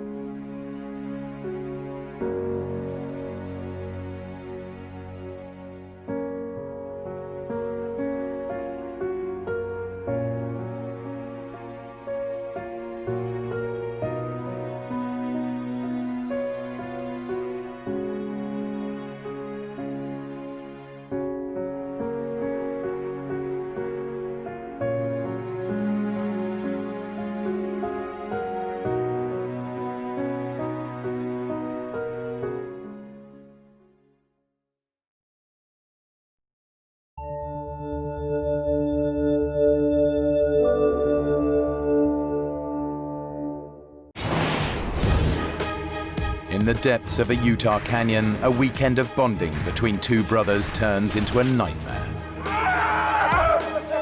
A simple mistake leaves one brother badly injured. It was the worst pain I'd ever felt in my life. Soaking, frozen, and miles from the canyon's exit, the other has no choice but to find a way out, alone in the dark. It just continued to get worse and worse and worse. But in such perilous terrain, can he even escape, let alone bring help before the sub-zero conditions kill his injured brother?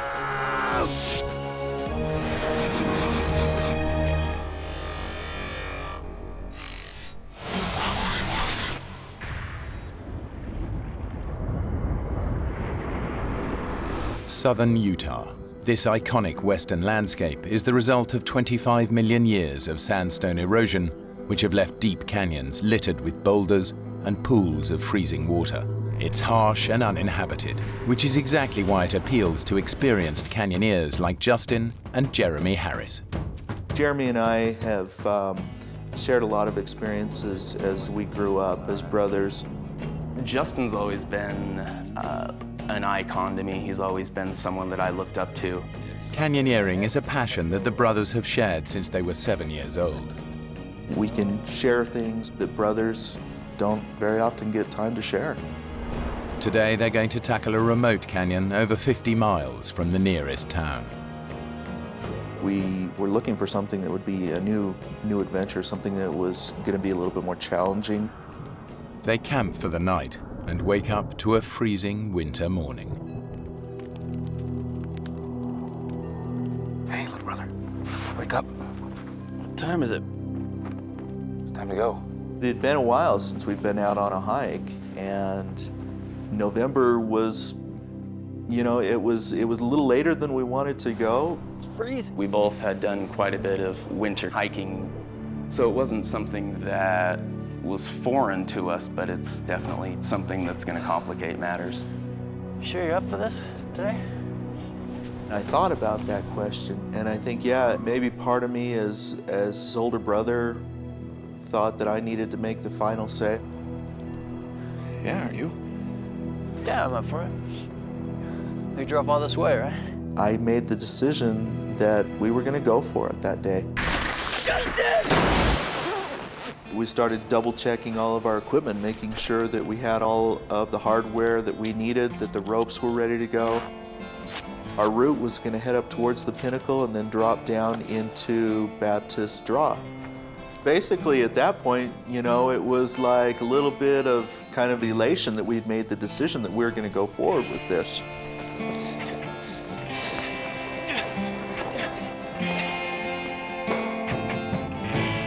As they race towards the canyon's entrance, it's Jeremy, the younger brother, who's at a disadvantage. As a child, he suffered from a debilitating hip condition that led to a full hip replacement when he was only 21. All of my growing up years, it was something that dictated what I was able to do and what I wasn't able to do. Hip acting up? Just never liked the cold. Jeremy's really suffered, and I was always a little bit in awe of the fact that with his artificial hip, he would push himself, and he would find a trail, or he would find a new peak that he hadn't climbed yet. The brothers plan to follow a circular route. The descent into Upper Chute Canyon will take them 500 feet below the surface.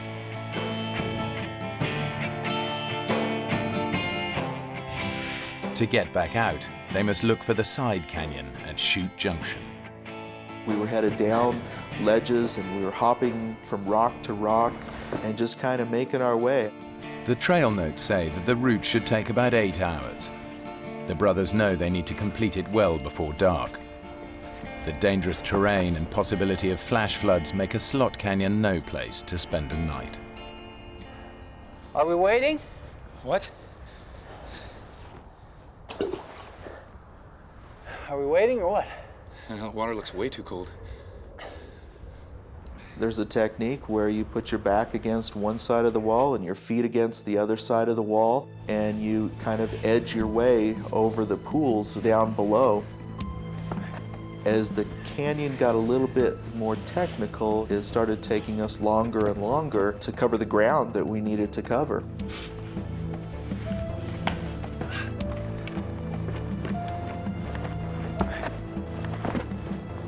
I didn't get too concerned about the pace that we were making until we got to the rappel.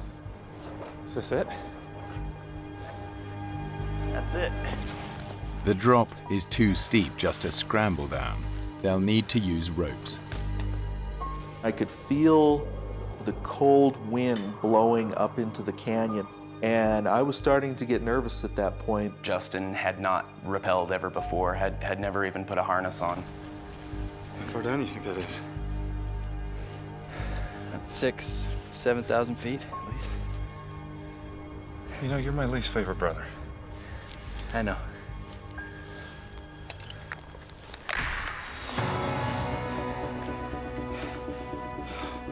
It was a good drop. It wasn't something that you would survive if you fell from. See? It's nothing to worry about. I'm not worried. A little terrified, maybe. Not worried. You'll be fine. Jeremy was getting quiet at that point, and I don't know if he was having some of the same thoughts I was having about what was happening and how long it was taking us to do this, but I know that things got really, really serious for us.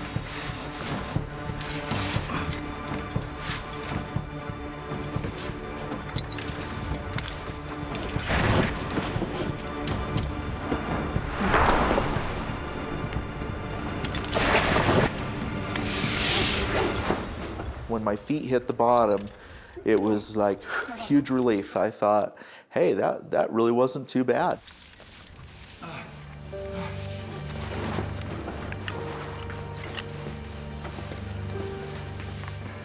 The scary element about technical canyoneering is once you go over a rappel, unless you leave your climbing rope there, you have no way back out. You have no choice but to continue. The canyon has proven to be far more difficult than the brothers expected. They're now hours behind schedule. The tension was increasing, the pressure was on. We really needed to get a move on. Well, it wasn't more than 100 yards, and we ran into a huge chokestone.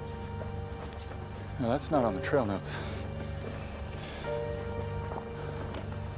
It becomes basically a barrier that you need to climb up and over.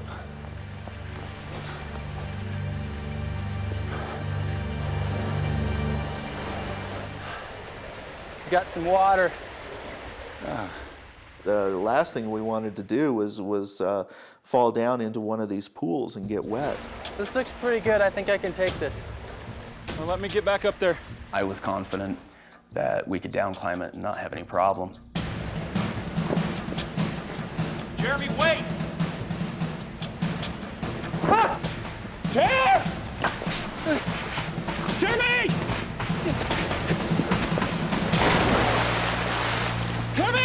I remember when I heard that splash, that was the last thing that I wanted to hear at that point. Jeremy! Jeremy! Jeremy!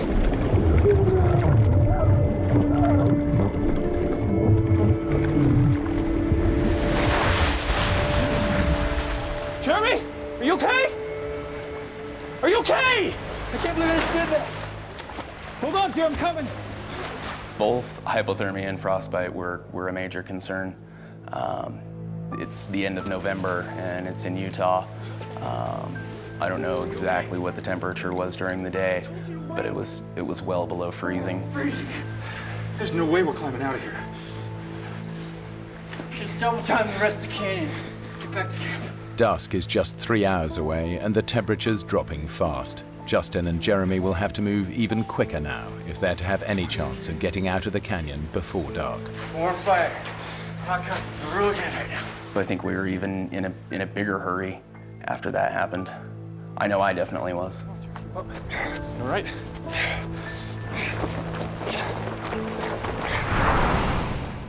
Now the weather, which has been deteriorating all day, takes a dramatic turn for the worse. It probably wasn't 10, 15 minutes before there was maybe an inch of snow. It was very cold. And then we hit another big chokestone. I remember looking down over the back of it and looking at that pool and thinking, oh great, water again. You think this canyon has something against us, do you? Yeah, I think it might just. It was a very tricky down climb, even though it wasn't far. There were very few handholds and very few places to stand on the way down. And footing was a little slippery because of the snow.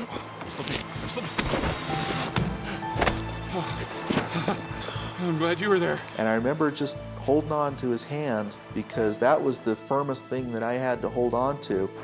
Okay. I remember feeling a shift in his movement and believing he was going to jump to the floor because it really wasn't that far. I let go.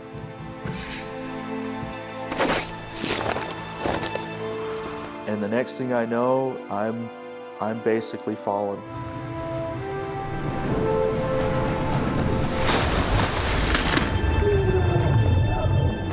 Justin! I knew without a doubt I had just broken my leg, and all I could do was scream. It was the worst pain I'd ever felt in my life. Just stop screaming, you gotta calm down! I had never quite heard someone scream in pain like that. It was a really helpless feeling to hear him scream like that in pain and not be able to do anything for him. Just take it easy, bro!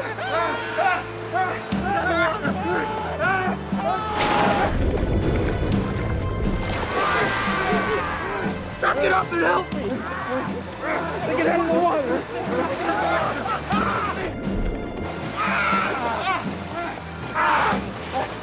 Come on!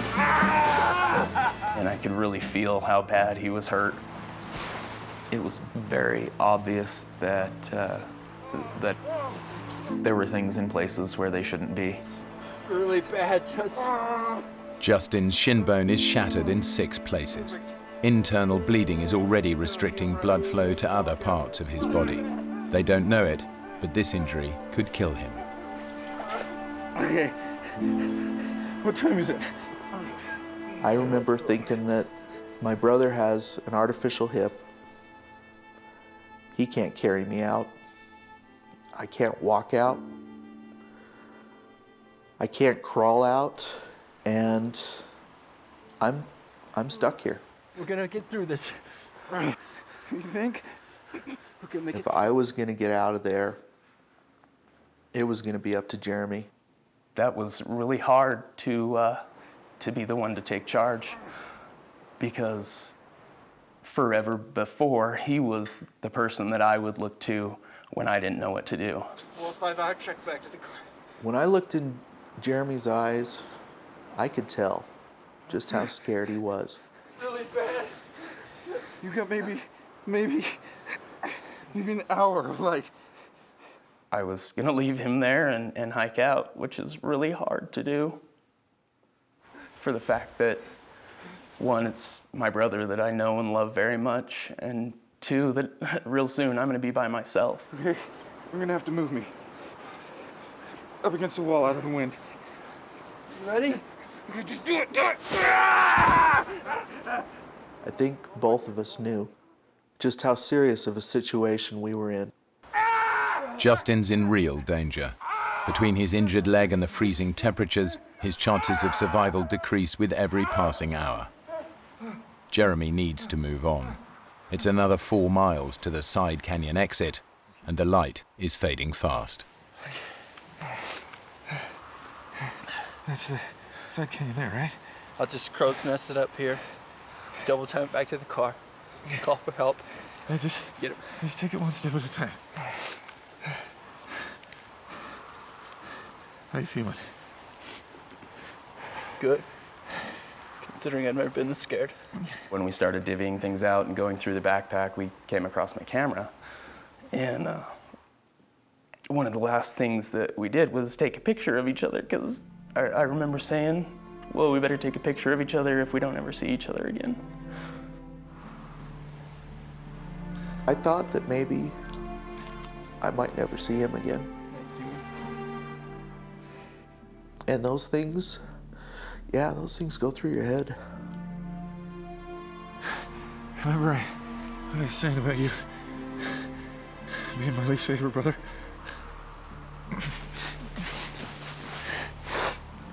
I never liked you much either.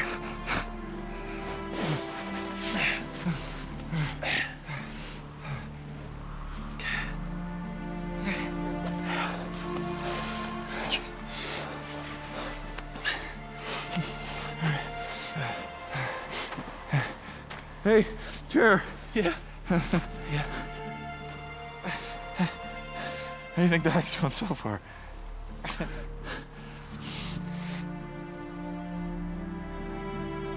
Be careful. Okay.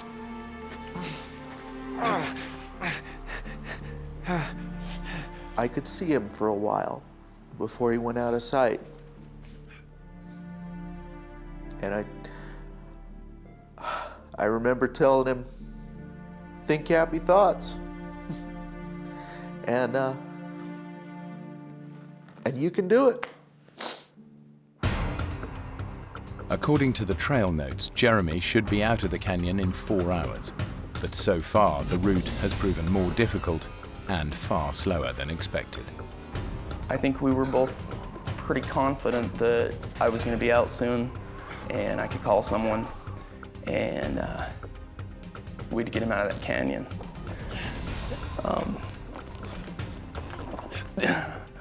Had no idea what was really going to happen. But Jeremy can't find the side turning that will lead him back out of the canyon to the car. And he's running out of daylight. When it went from light to dark, it was so hard to conceive how far I'd gone, but I kept thinking that I had gone too far. And I ran into pools.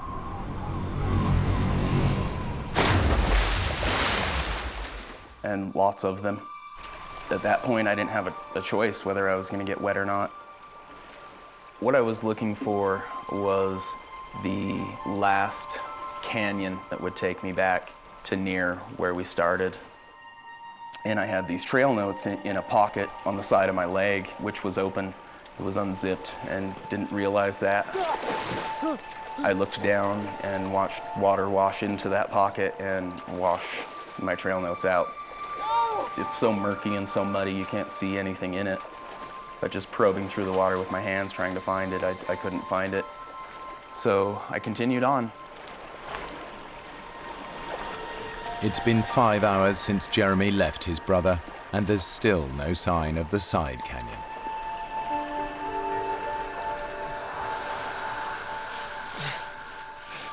The sense of time was kind of messed up for me. But as I'm sitting there freezing to death and trying to stay alive, you can't help but think that we may have been a lot better off going golfing that weekend. And then I hear little scratching noises, what sounds like something's fidgeting around. And it's completely dark and I can't see anything.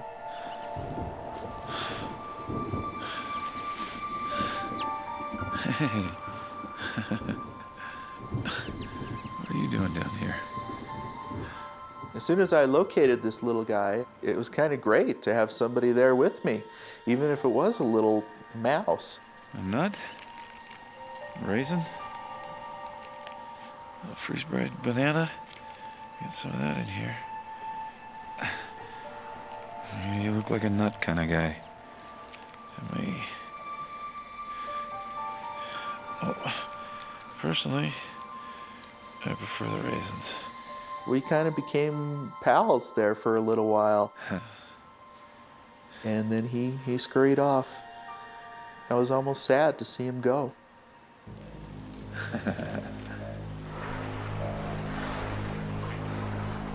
Jeremy has now been searching for the side canyon exit for more than 9 hours.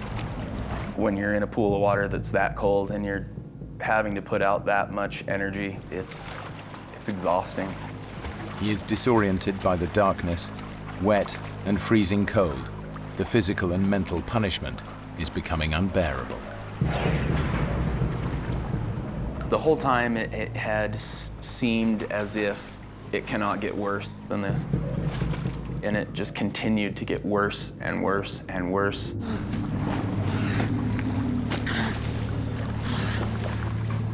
It was so cold outside that I wasn't really wet, more like frozen. And I would have these clods of ice that would build up that I would have to break off in order to just continue moving. Jeremy is close to collapse. He desperately needs to rest and dry out. I decided it was time to rest. And there was driftwood that looked dry, and built a very large fire, a fire that's about 4 times the size as I would normally build. But it was so cold that I had to be so close to the fire to get warmth from it. Almost had to lay in it. I just wanted to feel dry for a minute. And at the same time, it was very hard to do. I felt really guilty stopping and building a fire. More guilty than I'd ever felt before. Jeremy needs to get going again as soon as he can, but exhaustion gets the better of him, and before he knows it, he's passed out next to the fire.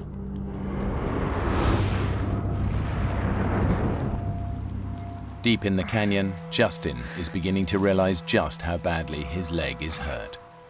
I start feeling this interesting sensation, and I haven't checked on my leg in a while, but it feels like maybe I'm bleeding. I'm looking at it and I'm seeing these blisters, these huge blisters that are coming to the surface on my leg. They're rupturing and the fluid is running down my leg. And the swelling has gotten a lot worse. And I didn't know exactly what to make of this. I knew it couldn't be good. Swelling in Justin's broken leg has created so much pressure that blood fluids have burst the veins and capillaries to create fracture blisters. If infection sets in, Justin could lose his leg.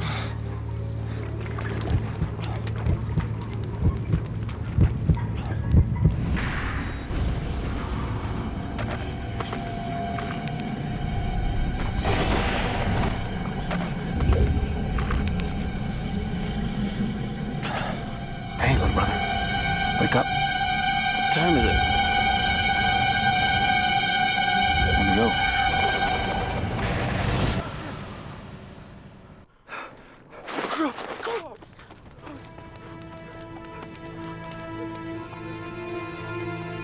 I burnt almost everything. Burnt my pants and burnt my jacket, but thankfully didn't start on fire myself. So I put myself together and headed back to where I'd left off. Jeremy should have been out of the canyon by now, but in the dark and without trail notes, he has missed the side canyon exit. Now his every step takes him further away from civilization and any hope of rescue for his brother. Justin is starting to succumb to the effects of immobility and bitter cold. He can feel himself slipping into unconsciousness. I know that if I fall asleep, if I get too comfortable, I might not wake up. And I'm thinking, I have to come up with something that's going to keep me sharp, that's going to keep me from going into shock. And so I'm sitting there and I'm thinking about my family, my wife, and my 4 children. And the thought comes to me, just repeat over and over again their names and their birth dates. Madison Patricia Harris. April 5th, 2000. Tanner Justin Harris. July 28th, 1996. Mackenzie Susan Harris. Mackenzie Susan Harris. May 1st, 1995. And my oldest boy, Skylar Christopher Harris. Skylar Christopher Harris, December 3rd.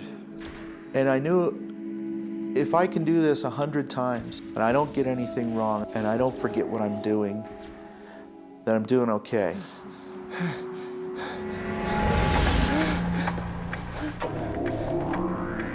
Deep inside the canyon, Jeremy hits a series of sharp drops, and for the first time, realizes that he is completely lost. I'm going the wrong way. There were definitely points that made me strongly question that I was not in the right place. Maybe I veered off. Jeremy's exhaustion is adding to his confusion. Instead of listening to his instincts, he plows on, getting further and further from the canyon's only exit. Something was wrong. I knew something was wrong. But I hadn't seen my side canyon. And the terrain is getting worse and worse. In daylight, this climb would be a challenge. In the dark, it's practically suicidal.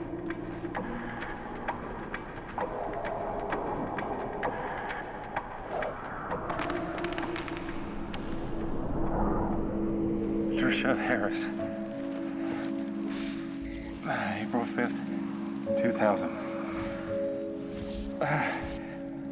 Mackenzie Susan Harris.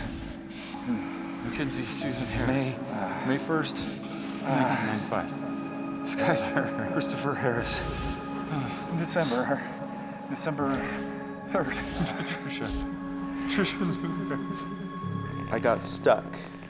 And all of a sudden I realized that one of my worst fears is happening, that I might be starting to lose grip on the situation. And that really scared me. And so as painful as it was, I pretty much forced myself to stand up and endure some pain to try and get my system in check.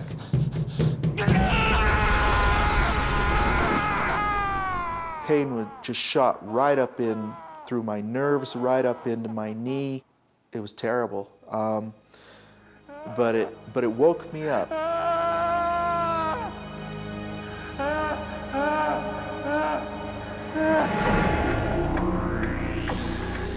The way I'm going, that's the way. The state of mind that I was in was really insane. How do you know that? Really emotional. Don't. I didn't feel like I was talking to God. You sure this is the right way? But I had to talk to somebody. I'm going the wrong way. You know, I'd have moments consumed by negative thoughts. What if Justin hasn't made it? You know, why is he sitting there and not me? I'm out there, and it seems like it's been forever since Jeremy's left. And ever so subtly, I start to see changes in the light. And high above me, it looks maybe a little bit differently. And unless I'm hallucinating at this point, unless I'm starting to see things, I've probably made it through the night. And it was almost like a new awakening. It was a new day, and I was never so glad to see the sun come up. Jeremy has somehow survived the series of perilous climbs. But tragically, he still hasn't realized he's been going in the wrong direction for almost half the night. And I came to another area that was a choke in the canyon and walked up on top of it, and it was about 60 feet to the bottom. I didn't have a rope or a harness, and my thought was, jump in. Good idea. I was going to jump off the top of this into this pool. Jeremy is so exhausted that it's affecting his judgment. There is no chance that he will survive this jump. Jump in. Yeah.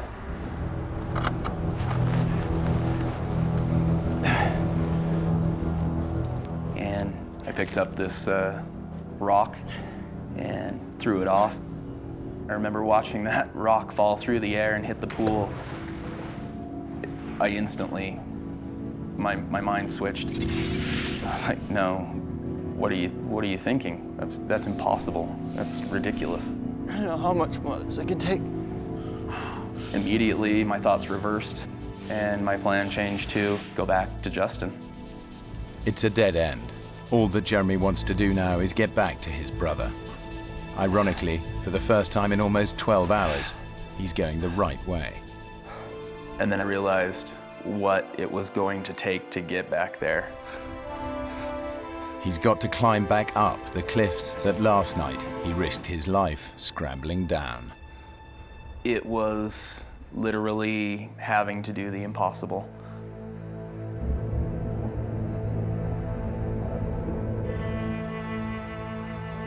For Justin, daylight brings a new sense of hope that rescue is on its way.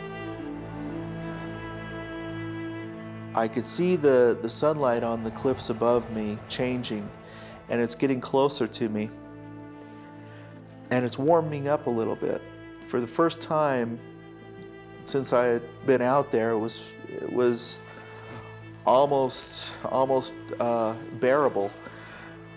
And I'm sitting there, you know, going through the hours and the calculations in my mind, and I'm feeling really good about where I'm at, and I'm feeling great about where Jeremy's at.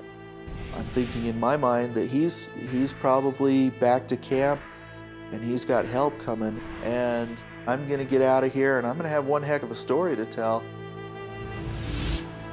And hopefully my wife won't kill me when I get home. And I'm laying there, and I'm just about as relaxed as I've been the whole time.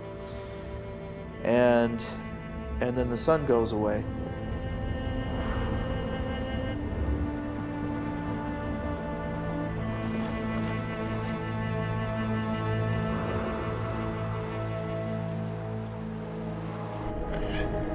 Jeremy has now been climbing through the canyon for over 24 hours. He's exhausted, but driven on by a single thought: to get back to his brother. Climbing up and taking so much energy, getting part of the way or most of the way up, I had never felt so drained.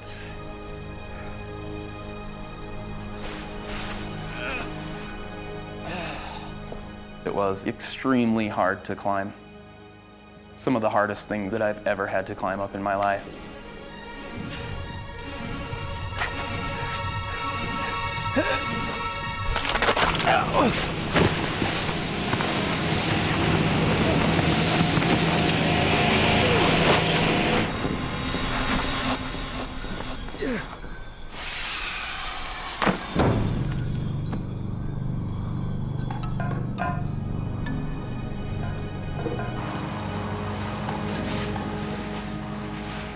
I'm thinking that by now I should have seen somebody.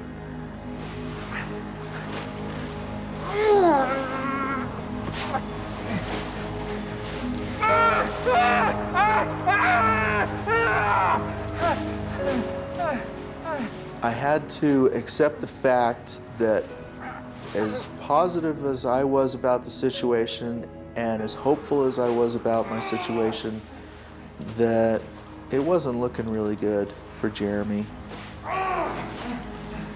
And now it wasn't looking really good for me.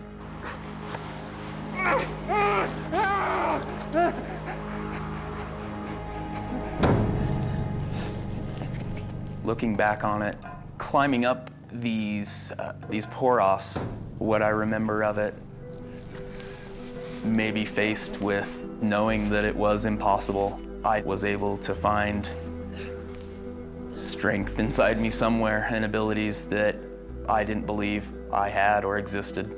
It's strange to think about, and I truly don't know how, but I made it.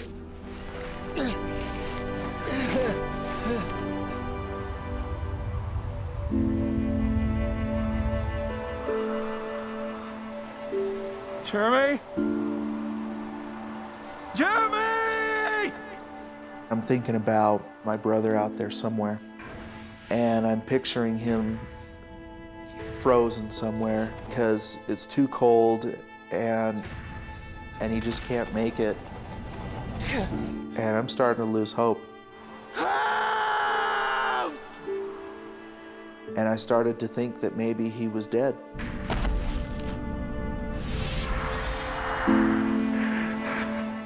But as Justin struggles with his fears, miles down the canyon, Jeremy is suddenly confronted by his terrible mistake. He stumbles across the side canyon exit. Disoriented by the darkness, he simply missed it the night before. It was so obvious. I can't conceive how I would have missed it, other than just the state of mind that I was in. I definitely should have seen it.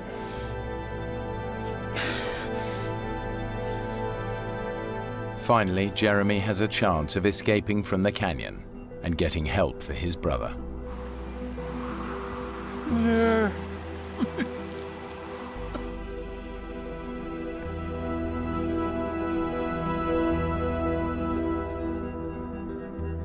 The brothers' camp should be 20 minutes from the side canyon exit, but after 2 hours of searching, he still can't find it. I really wasn't sure where camp was at. My tent has a yellow rainfly over it, a bright yellow rainfly, and Justin's car is red. And off in the distance, I saw red and yellow, and I saw it as clear as day. And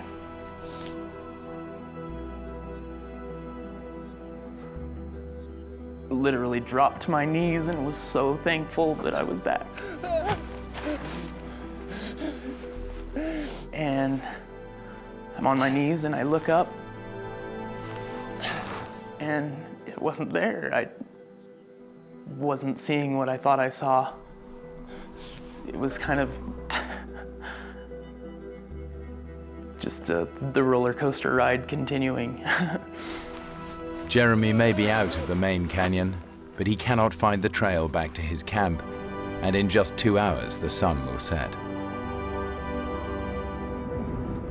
At the bottom of the canyon, Justin's battle for survival has become one of sheer will and faith in his brother.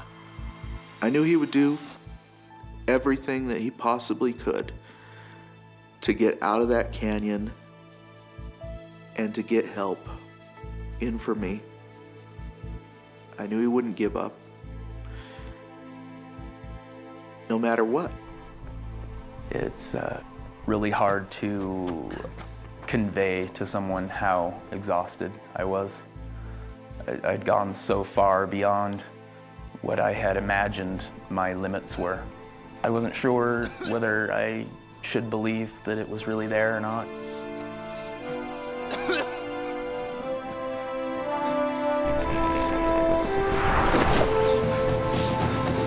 And I approached it and it really was.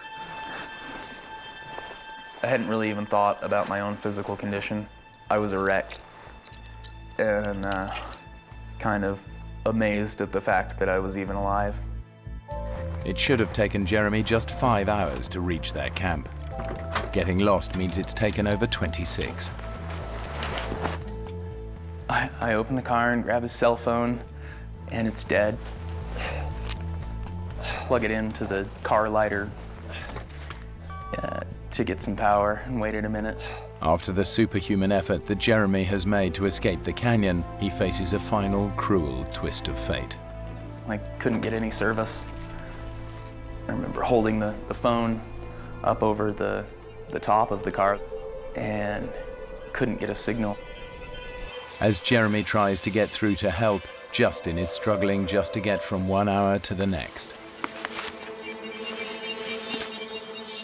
All you want to do is lay down and just go to sleep for a little while. And I thought about just how easy that would be. And I'm hoping that I can go through another hour. I can get through 2 hours, and then you get through that hour, and time passes. Justin is beginning to realize that he faces another night in the canyon, a night he does not expect to survive.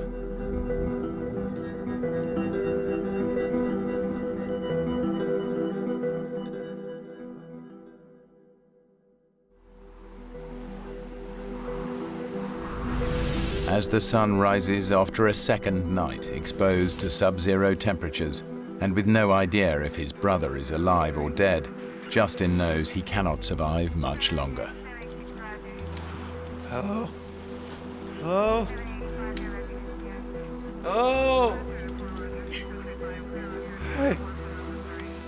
And then all of a sudden, out of the corner of my eye, I see a face pop around this boulder. And I think we were probably both pretty surprised to see each other. Chester, we see you.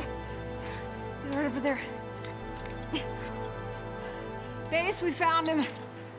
And it was like, you know, they're here. They made it down. It was wonderful. So how are you feeling? When I first got to Justin, just looking at him, I thought, boy, he's doing pretty good. Well, aside from the shivering, I'm okay. Shivering, it means that he is maintaining his core temperature on his own, so that was a good sign to me. My brother Jeremy, where's he? He needed some medical attention. Why, what happened? No, he just got into a little disagreement with the canyon over who was tougher. But he's gonna be okay. I was overcome with emotion. For the first time, I knew that you know, he was out for sure, and I'm getting out of here now. Right. Let's take a look at that leg.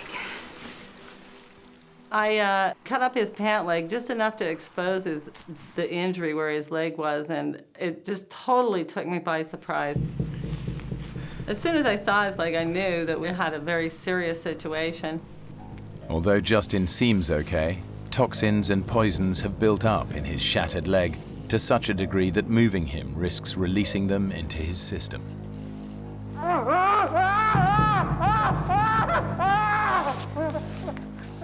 When your blood doesn't circulate down through your body continuously, acids build up in your body, and if they are rapidly released back into the system, they'll go to your heart and it'll kill you. I really thought at that time, he has a really high potential of losing his leg, but even more so of losing his life. How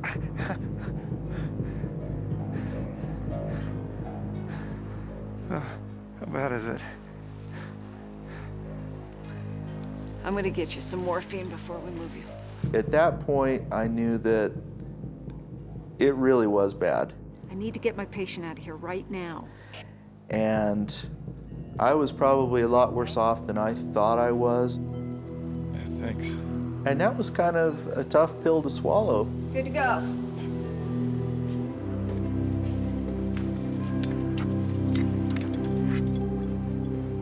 I'm laying flat on my back, and you know, for the first time, I'm getting a pretty good view of the canyon that we came down to see, and so I'm kind of looking around, and it's a nice canyon.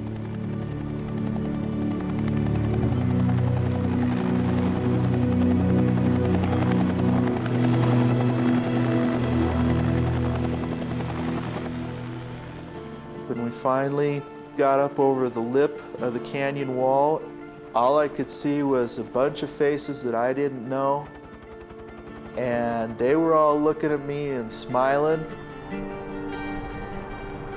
Thank you. Okay. Thanks. You do great.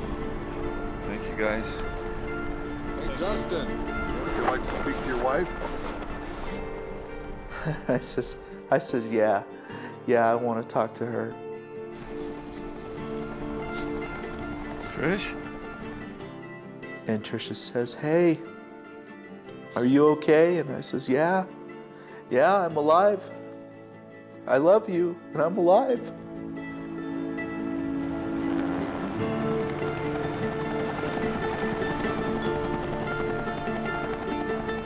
Jeremy and Justin are finally reunited in hospital in Salt Lake City. And I remember thinking, he's just gonna go into surgery and they're gonna fix his leg. And he's gonna be just fine, and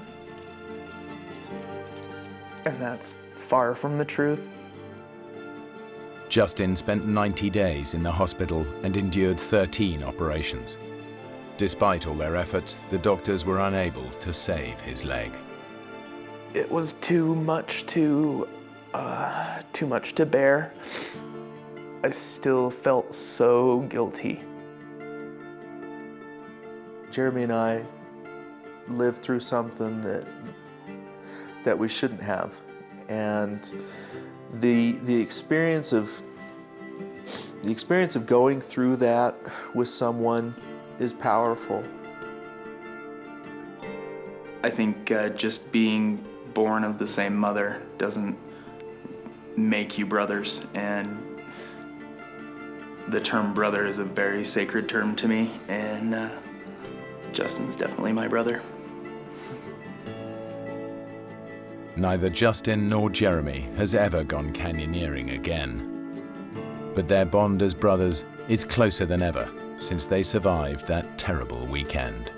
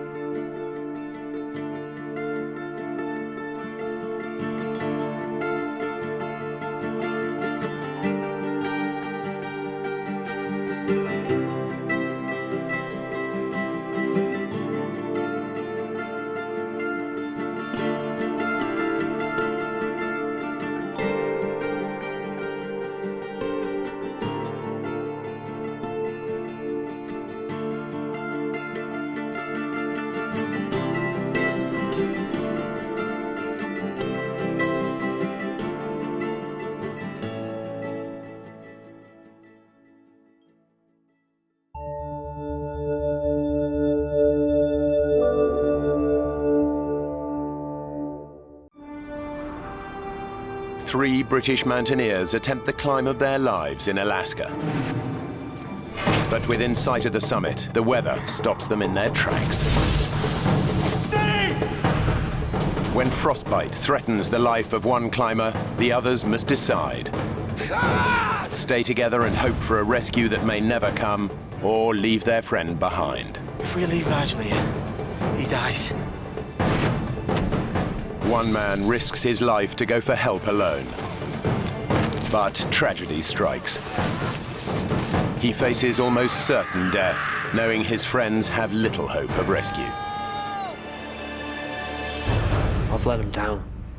I've let my mates down, and they're probably going to die.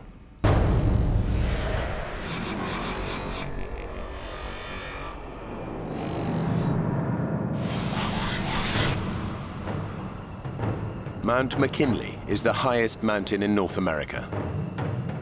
It stands in the Arctic Circle. It's one of the toughest climbs in the world. The team has set their sights on the 20,000-foot peak. They've been climbing for an energy-sapping 2.5 weeks and should be one day from the summit.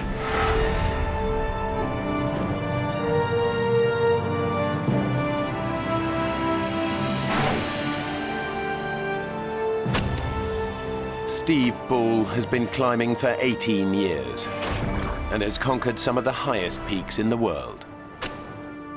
For me, the mountain environment is a very special and beautiful place. Particularly Mount McKinley, it's one of the great wildernesses of this world. It's been one of my ambitions for a long time. Anthony Hollinshead is Steve's best friend and his longtime climbing partner. Climbing is predominantly having trust in your climbing partner. It's paramount that you know what the other's doing. Nigel Vardy completes the three-man team. This is his first expedition with the others. He's an experienced climber, but he's never attempted a mountain as treacherous as Mount McKinley. I sometimes suffer a little bit with confidence, and sometimes I have to say, Nigel, you can do this, you'll be fine. Originally, Steve had the dream of climbing McKinley, and really we perhaps followed his lead.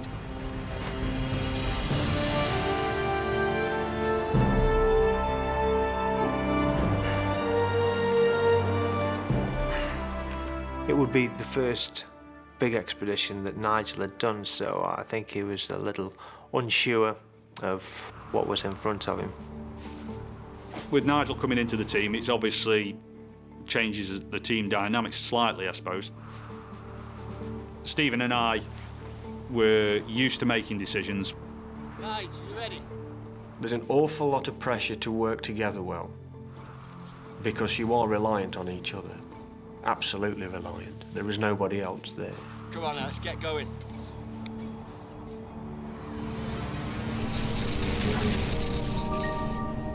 There are a number of routes up Mount McKinley. One of the most popular is the West Buttress. But Steve, Anthony and Nigel have decided to tackle the much tougher West Rib route. After 17 days of severe climbing, they've reached their last camp at 16,000 feet. They aim to go for the summit tomorrow. The night before the summit bed, we're in the tent. We're all pretty high. I think we're ready for it tomorrow. Now, ladies and gentlemen, dehydrated meat or fish, or how about our lovely powdered vegetarian option? He is a real comedy character to know, is Anthony. Full of life, always got a good laugh. Hey, nice bit of colour you picked up today. You'll be in swimming trunks tomorrow. Did you not put your sunblock on today? Steve's quite the opposite. Steve's a very serious character. Should be like a religion to you, Nigel. You know what the sun can do to your skin up here? Right. Fast up, fast down, OK? So let's strip all the unnecessary gear and pack a kit. What we agreed? Frillies in tutus. The conditions can be extremely hostile at this altitude. The team must be sure of the weather before they decide on making the challenging climb for the summit. Base to Denson. Weather's looking fairly good for the next 24 hours. Copy that, base. Good night. Good enough? We better get some beauty sleep then, eh? To infinity and beyond.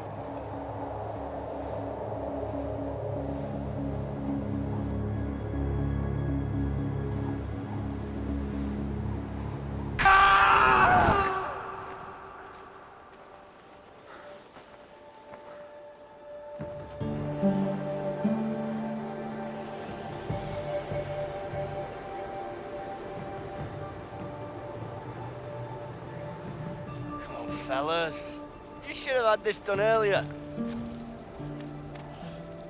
It's a run for the summit, stick the flag on, get the photographs, and back down again.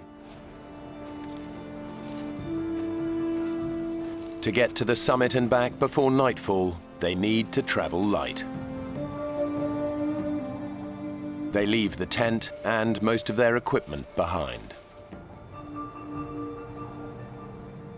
The climb to the summit is about 4,000 feet from here, maybe a little bit more, and it's a lot to do in this altitude, so we've got to go light and get back down before it goes dark. They now face one of the toughest sections of the climb. Steve was sort of, come on, let's get on this thing, bang, bang, bang, and away he went. On the opening stages, I'm not doing bad at all. But as the day is progressing, I'm thinking that we're moving pretty slow and we need to keep it moving a bit faster. It takes us such a long time to cover this. The time's really ticking away.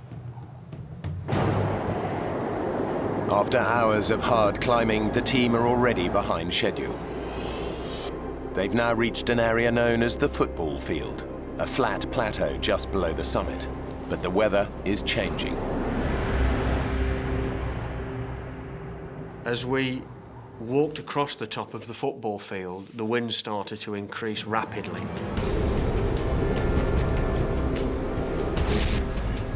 The temperatures dropped to around minus 50 degrees centigrade, with the wind howling over the summit ridge at about 70 miles an hour. I don't know what that takes you down to, but it's cold, believe me. Every step is just draining. You're almost crawling, really, just to sort of get your face out of the wind. It can be like being hit with hailstones, frozen peas, if you've got exposed flesh. Weather conditions on Mount McKinley are some of the most unpredictable in the world and can cause death by flash freezing in seconds. We'd all got 17 days hard climbing behind us, which means you don't carry a lot of excess fat, which is what you need in a situation like this. These conditions are very tough for all of them. But for one, the conditions are proving too much. What I didn't realise was how cold Steve was getting. Steve was getting bitterly cold. I can feel myself going down. I'm shivering, my teeth are chattering, my thought process is slowing down, I'm becoming lethargic. Steve, who is leading the team, is beginning to feel the effects of hypothermia. He's literally freezing to death. They're at over 19,000 feet, and the temperature is plummeting. At such altitudes, the impact of an unpredicted storm like this is devastating. Steve is suffering badly. Anthony and Nigel know that they have to get him out of the freezing cold. We need to look for shelter! Get somewhere safe, now! Finding anywhere to hide up there is very difficult. You really are out on your own. Right! Up there! By the grace of God, we found a crevasse at the base of the summit cone. We took our ice axes and opened the face of it up, which was very hard work. I can feel myself going down. I'm shivering. Hypothermia is going to come soon if I don't get out of this wind.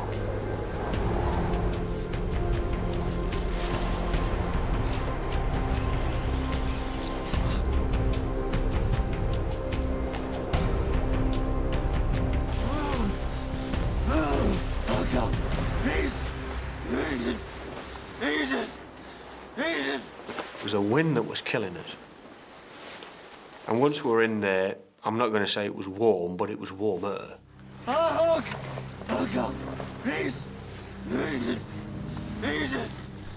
As the cold's taking effect, your mind's slowing down, your reactions are slowing down, thought process is slowing down. So I'm relying then on others to take care of me. I need you to hug me. I need you to get some warmth into me.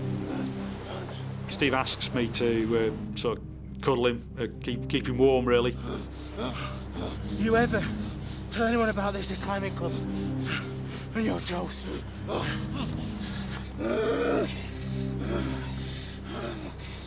Anthony was talking to Steve quite a lot, and I think that probably came from the fact that they were great friends anyway. They'd known each other a long, long time, and Anthony just wasn't going to let him go. Thirsty! Thirsty! Give us a drink. Nice drink. Let's see what we've got here.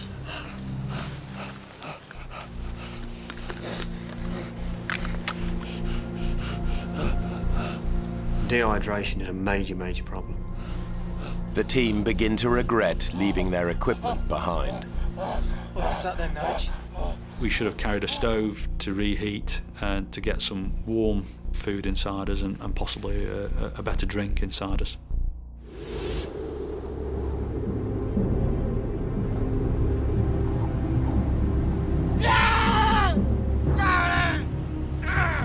It's all right, mate. It's all right. Just calm down. I'm here, all right? So shh. We got to radio for help. Get them to send help. We'll never get Steve down on our own, not in the state that he's in. We've got no choice. I don't know. He's still shivering and moving. That's a really good sign. Nigel and Anthony know that Steve would want to carry on, but they now must decide if they should call off the climb and send out a Mayday call. It's a very difficult decision to actually decide that we've got to make this Mayday call because we don't know how Steve's going to react. We need to call now rather than waiting till it's too late. Just hope there's enough charge in the battery to get through. Try to keep it warm, but it's so cold. Is it okay? We'll get a better signal outside.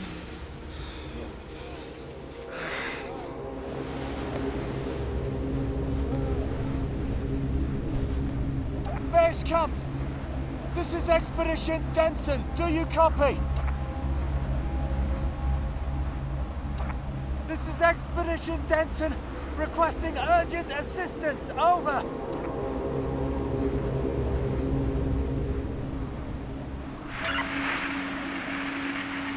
base camp. Base camp receiving. If you're trying to reach us, we can hear your button being pressed, but no voice transmission. Repeat, your button, but not your voice. I felt very happy to hear somebody else's voice, that there was somebody there. But they were really struggling to hear us. We need you to respond by clicks. 1 click for yes, 2 for no. And so they started off, are you this expedition? 1 click for yes, 2 clicks for no. Are you Expedition Zambesi? We just went down until they got a click for yes. Are you Expedition Denson? And at that point, they've got who you are, what route you're climbing, next of kin, equipment, all this information they can use. The storm is too bad to rescue you tonight. We need you to call again in the morning.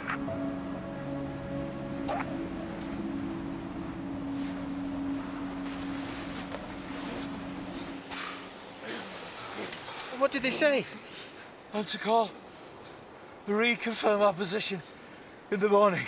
We've just got to get through tonight. Radio again tomorrow.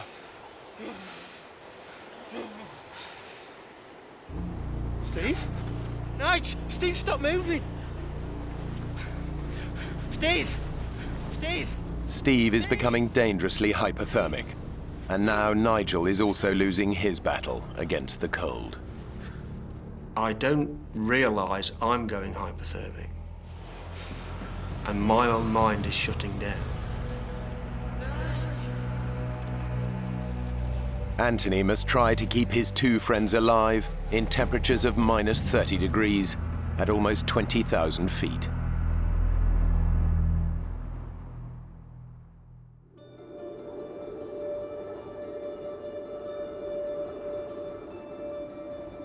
It's been a long night, but eventually Anthony emerges to see if the weather at least may be changing for the better.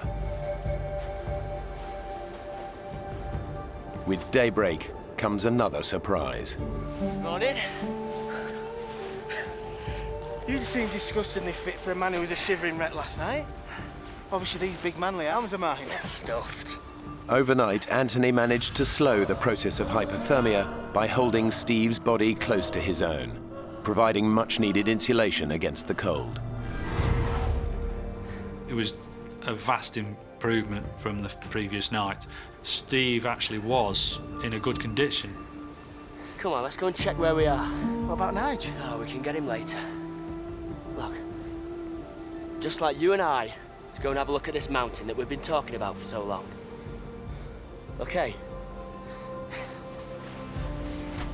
At this point, I'm still hoping to make it to the summit, for all 3 of us to get there.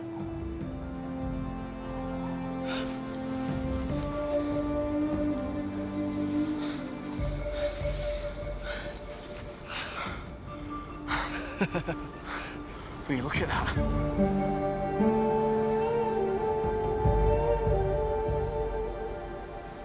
It's there for the taking. Come on, let's go for it. Steve, last night you were pretty bad, you know. Nigel thought, we both thought that he should radio a distress call. What the hell did you do that for? And what did they say? Nigel went outside to make the call. He said the radio didn't seem to be working. One last push and we're there.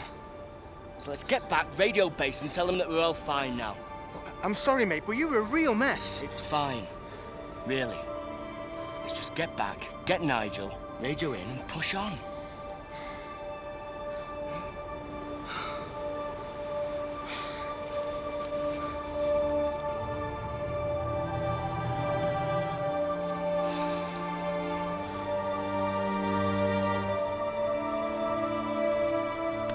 Nigel still needs to radio in to confirm their position and let base camp know that their emergency is over. I took the radio and I put it on the edge of the crevasse top while I hauled myself up and my rucksack. And I knocked it with my elbow. And just watched this little black dot go flying down the slope. And I thought, you prat.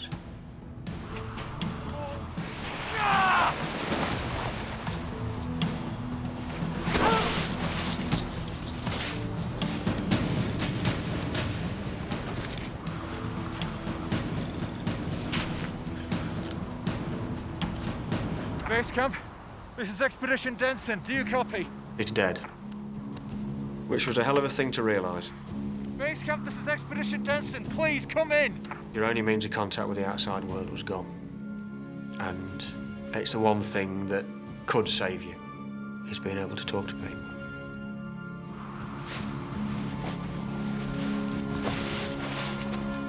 Nigel! Is everything okay? Guys, I'm so sorry. I've dropped the radio. I've broken it. Nigel, your face. I'd missed this completely. I'd not realised it was happening. And he looked at me and I could feel his hand come up and pull. I got balaclavas here and just pulls them over. And I can't feel this cold. I can feel numbness, but I can't feel any further.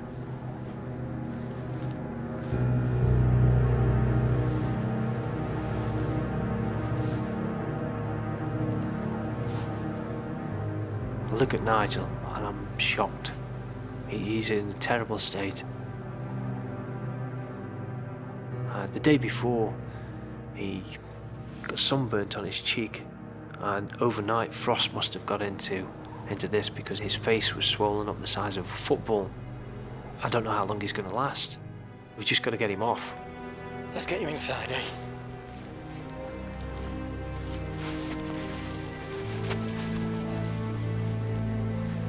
Look, Steve, I'm so sorry. Maybe the two of you can push on. I know how important getting to the top is for the both of you. Look, let's not worry about that now, okay? Steve and Anthony took it fantastically well, actually, and I felt immensely guilty. Still do. We've got to get down. Get him to a hospital and quickly.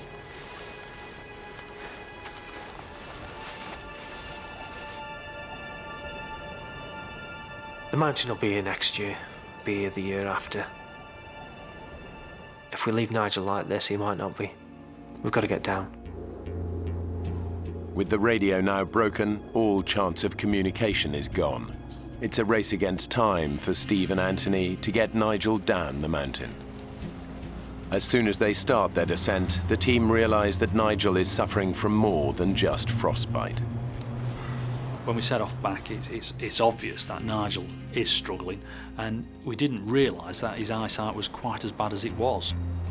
The swelling on Nigel's face has forced his eyes shut. He's becoming weaker and confused, slower with every step.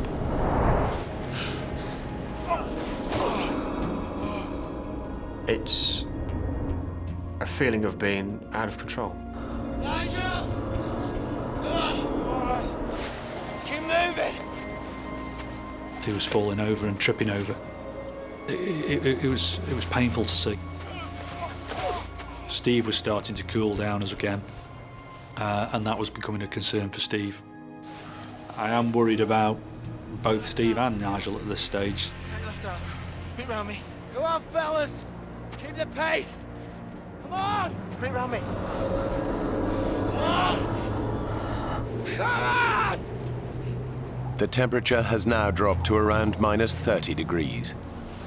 Nigel is slowing the team down, and Steve knows that it won't be long before he again succumbs to the cold.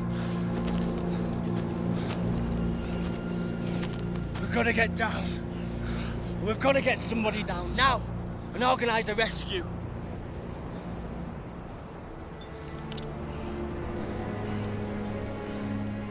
Tony, I can't keep going at this slow pace.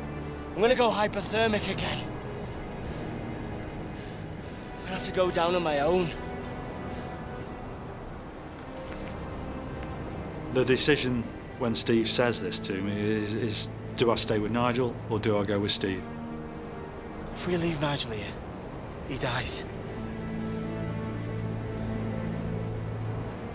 I didn't think Nigel was in a fit condition to sit it out on his own. I don't think he would have lasted very long if he'd been left to his own devices.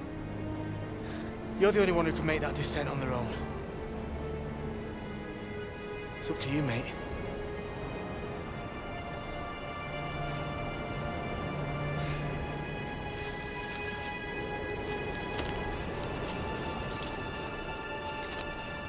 Are you sure?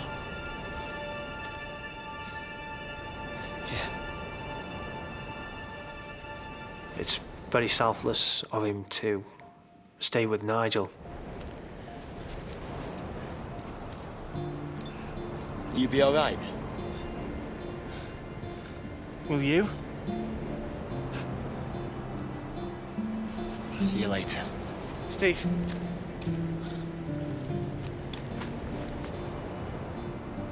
What's your step?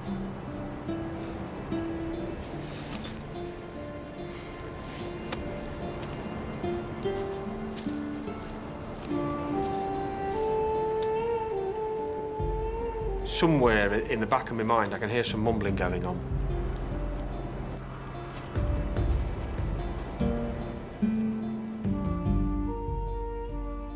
And Steve walks away. And I'm looking at him, squinting, thinking, Steve, where are you going? And he's gone.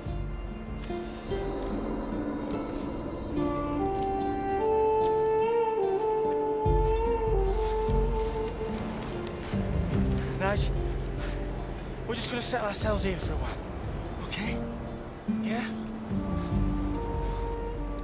I'm trying to keep it from the forefront of my mind, but it's obvious that there is a chance that Nigel could die. It's a weird experience seeing Steve go off on his own. It's a massive responsibility for me to get down, and I feel the weight of that responsibility. It's on my shoulders to make sure that these pair live.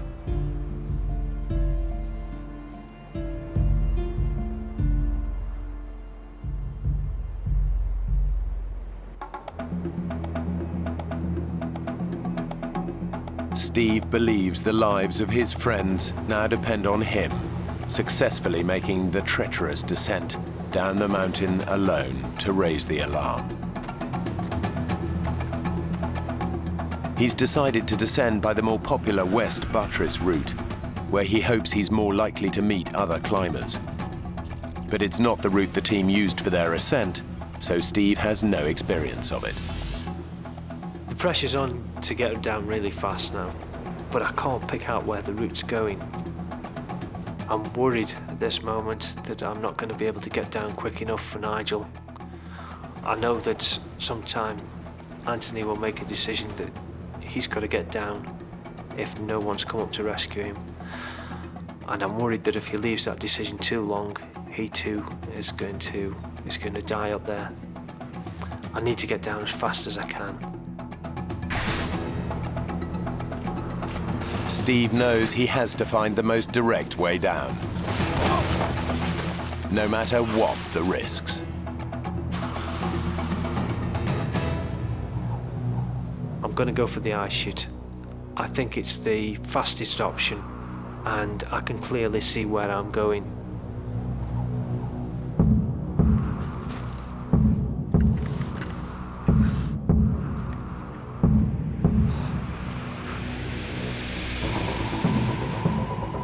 Down climbing is much harder than up climbing, and when you've not got a rope on or someone to care for you up above, the risk's high. My heart's pounding a little bit.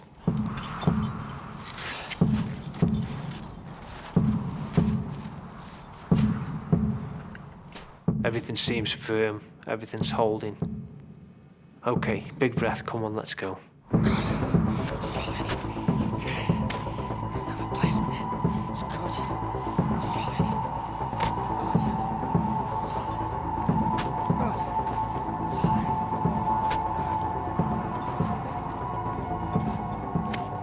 All of a sudden there's a crack. And I'm off. The adrenaline's going, and I'm thinking so fast that these seconds I'm falling feels like minutes.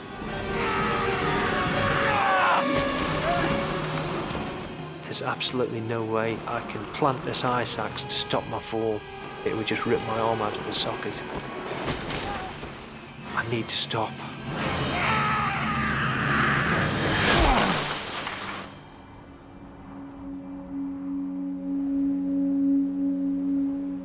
Steve has fallen around 1,100 feet.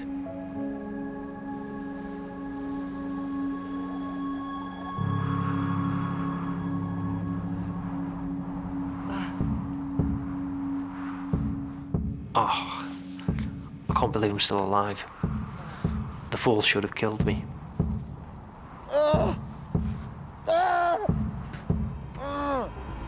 Steve has severely injured both his legs. The right is fractured, but his left is shattered in 12 places. He's over 17,000 feet up, and in his condition a huge distance from the route where he had hoped to find help. Over 2,000 feet above him, his friends are waiting for the rescue that may now never come.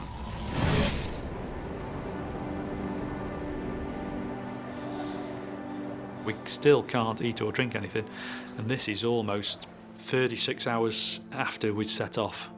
So, you know, it's a long time to go without taking anything on board. There is little we can do to stay warm without using our energies up. Not knowing quite what the next step is going to be. And we're telling kiddies jokes, which aren't very funny. How do you keep a dog from smelling? Hold his nose.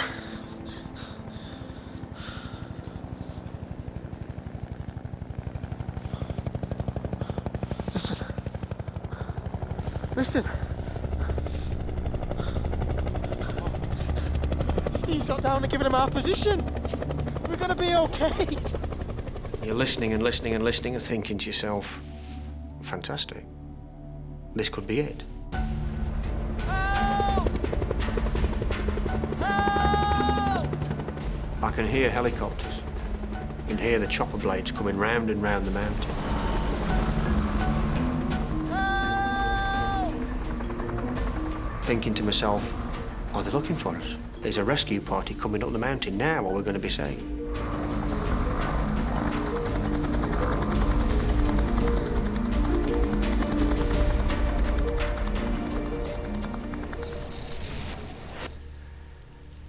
And the blades go away and sink into the distance.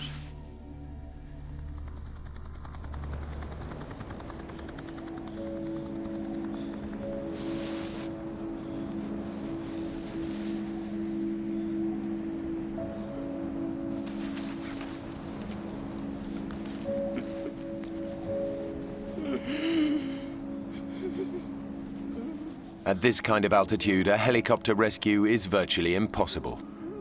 Whatever they can hear, it's unlikely that it's deliverance.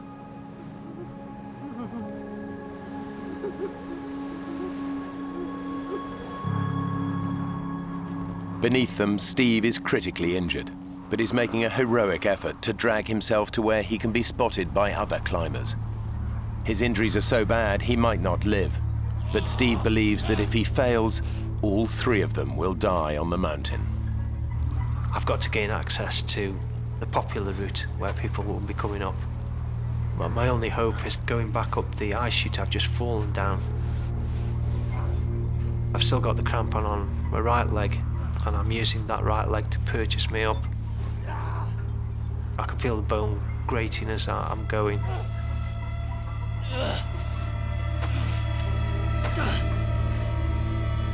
I get so far up, and my crampon slips, and I'm sliding back down again. On the way down, I bang my left leg.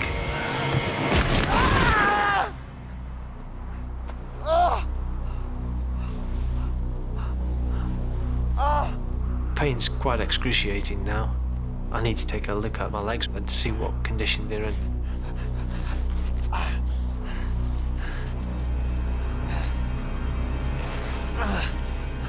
I roll up my trousers.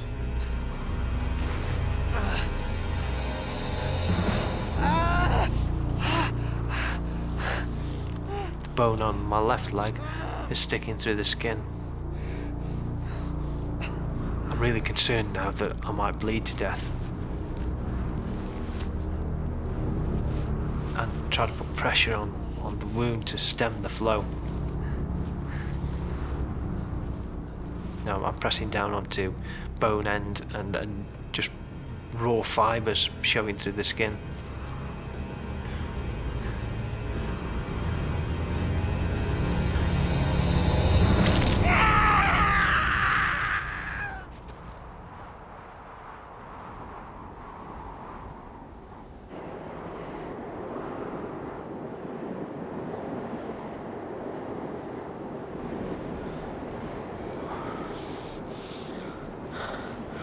Knock, knock. Who's there? Lettuce. Lettuce who? Lettuce, and it's freezing. Sorry. That's bad. I feel very helpless. I really do. And to have somebody there with you is fantastic. He's being like a nursemaid and being a very, very good one. Frostbite has started to affect Nigel's hands and feet. They're deteriorating fast.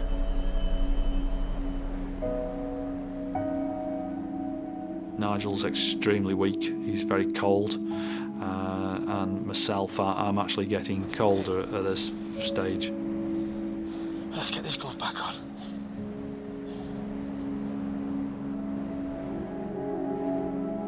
As time ticks on now, I am becoming a bit disconcerted about being out another night with Nigel in a very weak condition. Come on now. Won't be long. Could be on the way any minute.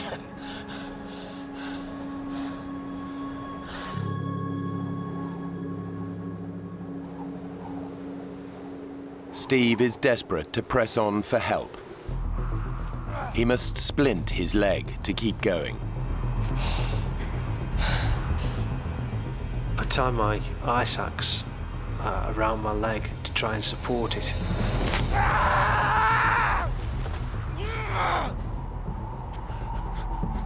Everything's lined up now, and I'm looking in better condition.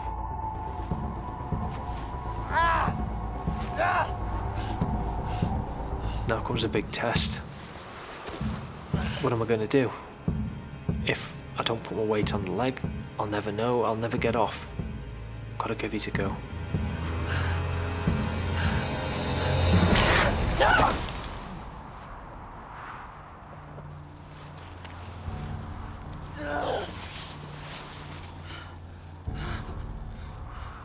I'm sitting here in the snow, wondering what the hell I'm going to do. I can't stand up and walk. I've tried crawling.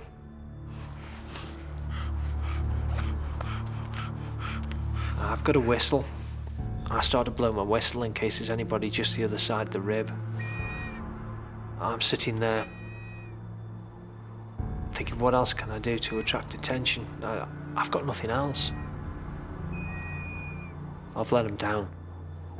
I've let my mates down, and they're probably going to die.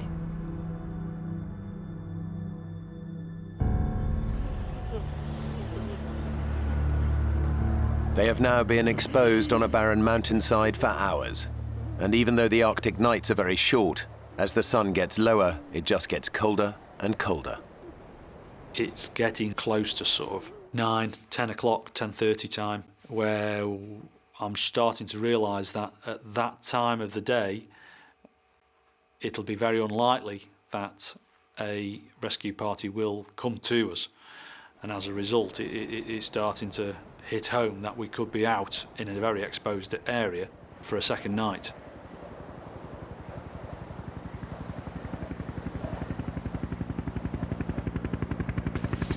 Nigel?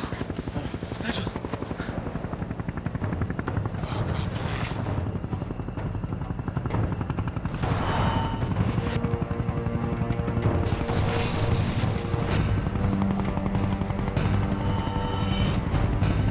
Nigel! Look!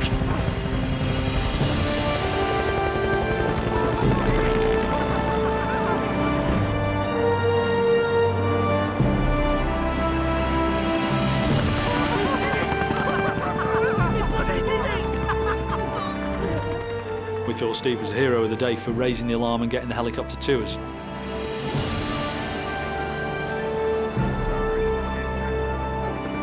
At 19,500 feet, this is still the highest helicopter rescue on record in North America. And it was only attempted because of Nigel's Mayday call the previous night.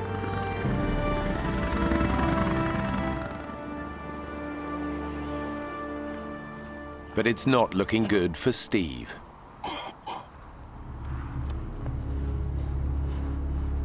Night is beginning to fall, and in these temperatures, Steve knows he'll be lucky to survive the hours ahead.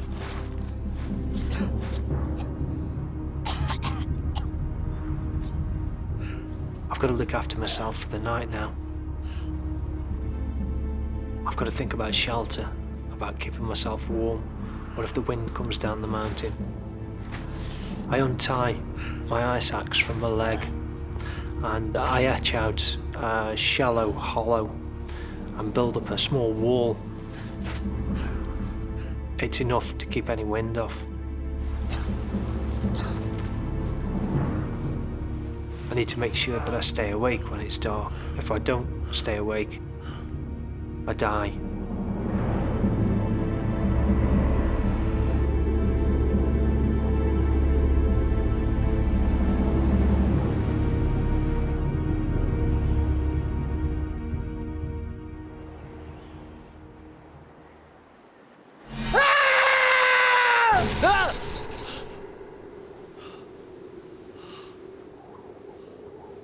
This is it. The sun's gone down.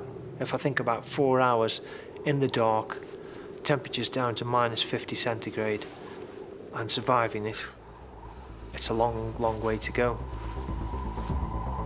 Steve's body is succumbing to the cold. He tries desperately to stay alive. I'm thinking about my family back home in England. That's keeping me going. I want to see my family. I want to go home to them. I've got to stay awake.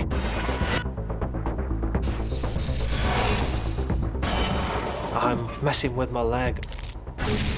Putting my goggles over my eyes so my eyes don't freeze. Even tapping my leg to stimulate some pain so that it keeps me awake.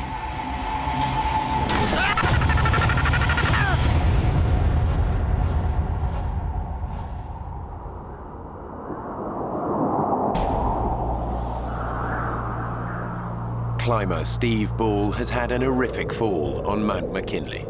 He's been stranded for 15 hours with terrible injuries in unbelievable cold.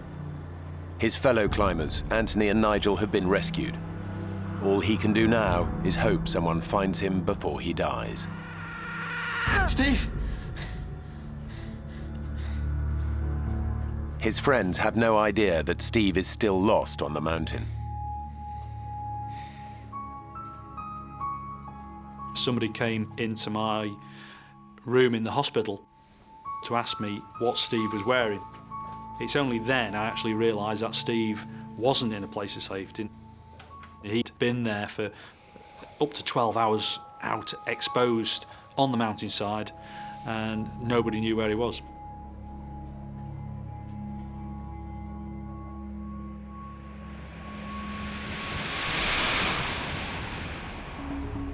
Climbers have now been alerted and are out searching for Steve, but they have no idea where to look for him and have little hope of finding him alive. It is rare for the human body to survive overnight temperatures as low as -50 degrees.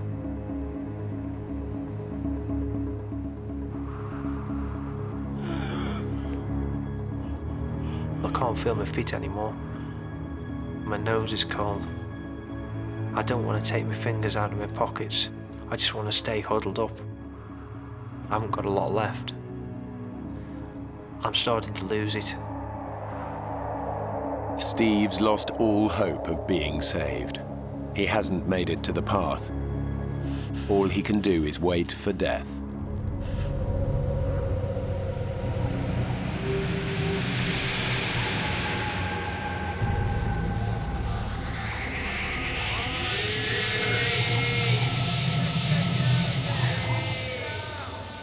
I'm hearing voices.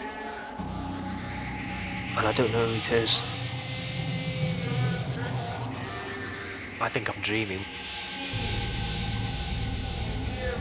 But it's not a dream. These voices are real.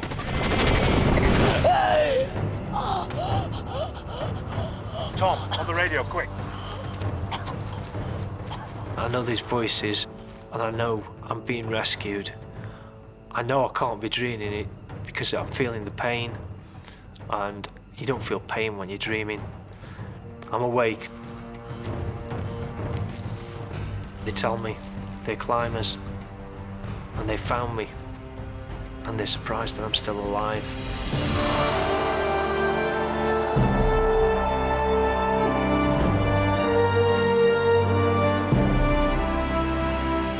I'm cold, but I'm alive, and I'm going to stay alive. I want to go home.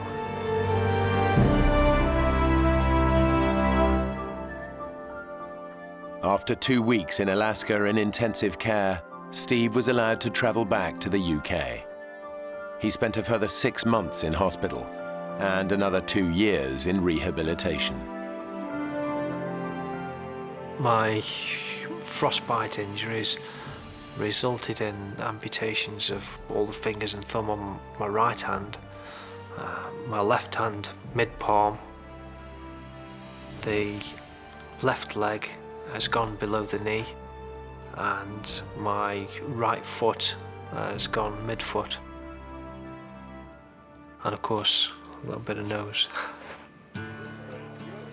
Anthony and Nigel both suffered from severe frostbite. Anthony lost 2 fingers. Nigel lost all his fingers and all of his toes, as well as needing skin grafts to reconstruct his cheek and nose. I've managed to travel the world numerous times since all this happened, and go into the Arctic, the Himalayas, and climb. A little slower. Steve's asked me, as he would, whether we could go back and do it again, and I'd like to think that we will get back and get another expedition planned, possibly all 3 of us together, and do something. But we'll have to wait and see. I'm disabled now, but I'm out fell running, out walking, I go rock climbing, I go mountaineering, snowboarding, skiing, canoeing. I still go back to the mountains, I still climb, and I still get the same pleasure and enjoyment from the mountains. So, no, it's not worth losing life and limb, but you can't stop going. I'm hooked.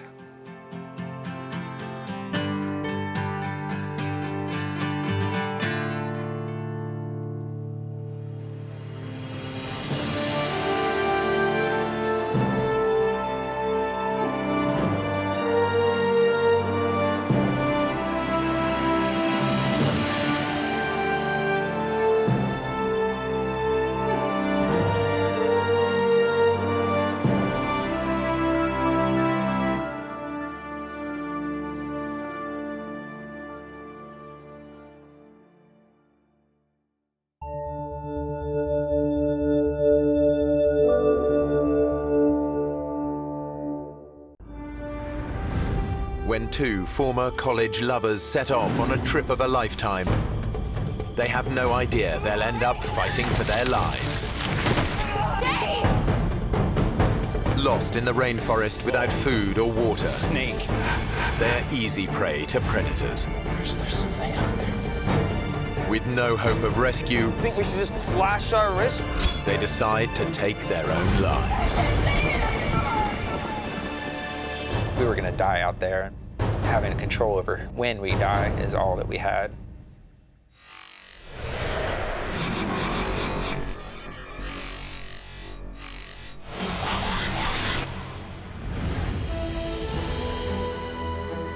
The Amazon rainforest in Brazil.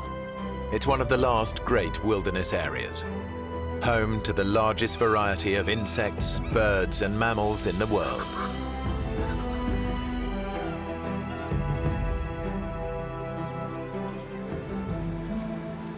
For Dave Boyer and Crystal Ramsey, it's the trip of a lifetime. Can you believe it? We're actually here. in the Amazon. Hey, you know when I make a promise, I keep it. It's the realization of a dream they shared 2 years ago when they were a couple. Crystal and I dated for about 3 years, and really were the closest you could possibly be. One day we were talking about our passions, and I asked her the question, if you could go any one place in the world, where would that be? And the Amazon was #1 for both of us. Dave and Crystal aren't together anymore, but they are still close friends. There was no one I would have rather gone with than him. Dave knows that Crystal has had a long-standing struggle with depression.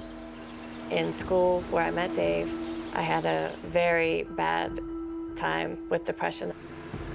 Dave thinks this trip will be good for her, but he's also nursing a secret hope that it might just reignite their romance. She was the love of my life. I still envisioned spending the rest of my life with her.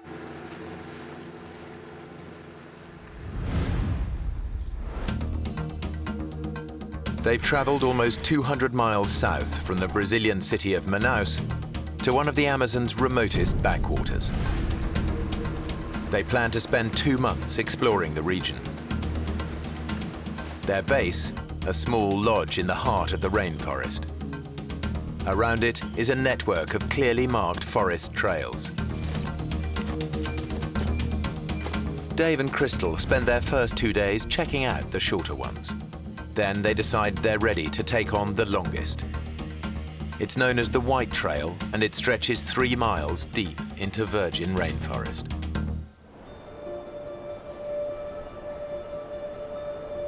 Dave and Crystal set off in the morning with enough water for a 3-hour hike. We left just before 10 o'clock and expected to be back in time for a late lunch. They've spent 2 years reading up on the rainforest, but nothing prepares them for the real thing. As soon as we went in, we started to see more than we had ever seen before, such as bats and different kind of bugs than we had ever seen, and it was a fantastic morning. I was really excited. Dave, look. We had tunnel vision. We were focused on one thing, and that was exploring and seeing the rainforest. We were oblivious to any dangers that were involved. They are so absorbed by the sights and sounds of the forest, they don't notice that they've stepped off the marked trail. Our awareness was elsewhere. It was on the trees, on the animals, on the sounds. They are now following paths made by animals. As we got further along, the jungle seemed to creep in on each side. We now had to walk in a single file line.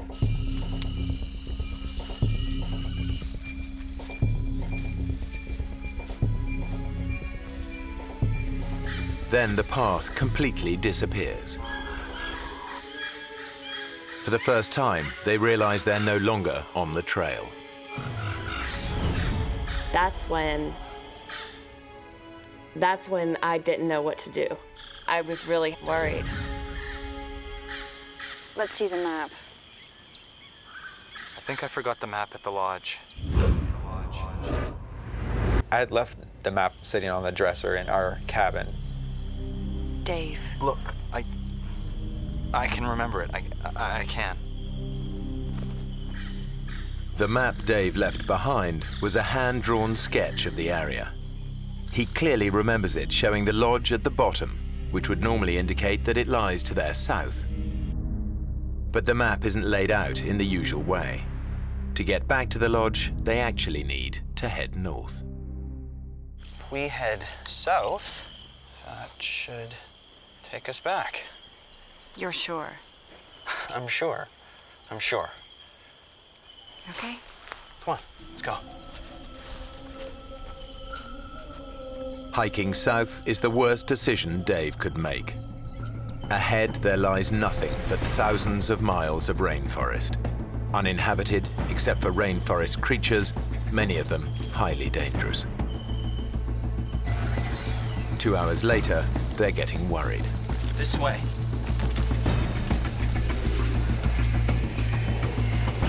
We had been walking far longer than we should have been. We should have been back by then. There's not much daylight left. It will soon be nightfall. I'm not going to stay out in the forest. I can't let this happen. We have to find our way back before it gets dark. I knew that once it got dark, we weren't going to be able to continue.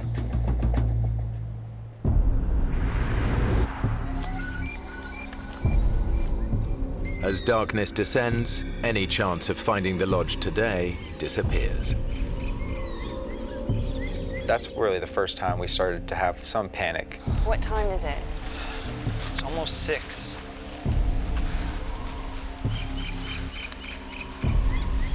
We should be back by now. If we'd been walking in the right direction for this long, we would have... I know. I don't think he wanted to deal with it. He didn't want to deal with even having to think about sleeping out there. I was frustrated at myself. I felt responsible for getting us lost and felt responsible for finding the way back. Crystal, you know what I'm thinking? We're gonna have to spend the night here. Yeah. We just picked a spot to stay, a cleared area, and we just sat down to wait out the night. Chris, I am so sorry about this. It's okay. You buy me a beer when we get back, and we'll call it even. Okay? Okay. But they both know how vulnerable they really are. The rainforest is teeming with nocturnal predators. A lot of the poisonous snakes, they wander through the forest at night. The jaguar comes out at night. You don't have a lot of choices of protection. Dave and Crystal share a single thought. Can they make it through the night alive? Chris, there's something out there. The Amazon at night is a terrifying place to be. Dave and Crystal are totally defenseless, with no way to protect themselves from predators.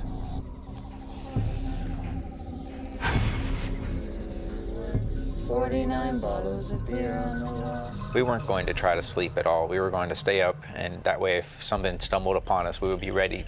49 bottles of beer. Take one.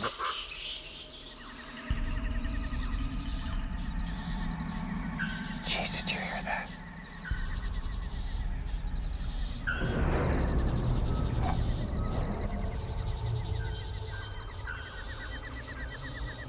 Chris, there's something out there.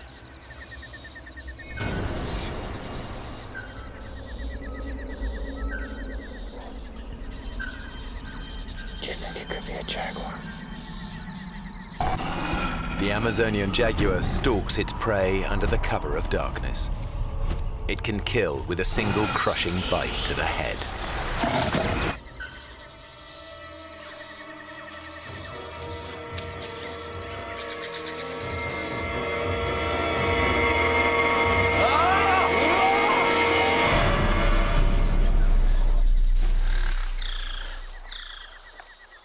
Whatever it was, Dave has scared it off for now.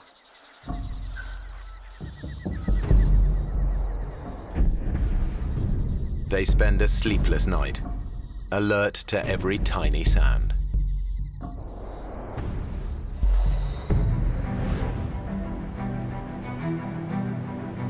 Dave and Crystal have survived the night unscathed, almost. I'm covered in mosquito bites. Be grateful that's all that bit you. Very funny. So, what's the plan? Well, Dave needs to get them back to the lodge fast.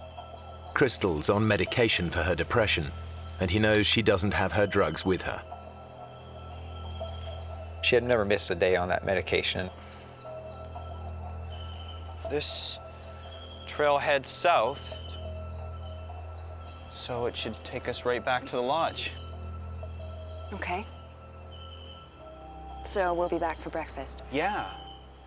Let's get moving. I truly believed that we were close and we were heading in the right direction. We just had run out of time the night before. It was going to be a breeze.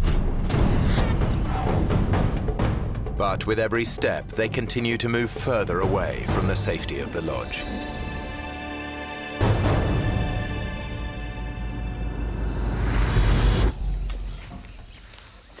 Four hours later, the temperature in the forest has soared. The heat and the way they're pushing themselves mean that Dave and Crystal are sweating out almost 4 pints of fluid an hour. We were starting to get depressed about our situation. We were starting to get frustrated. The temperature was rising really fast. It was getting up to 95 degrees. We were sweating profusely. Let's take a break.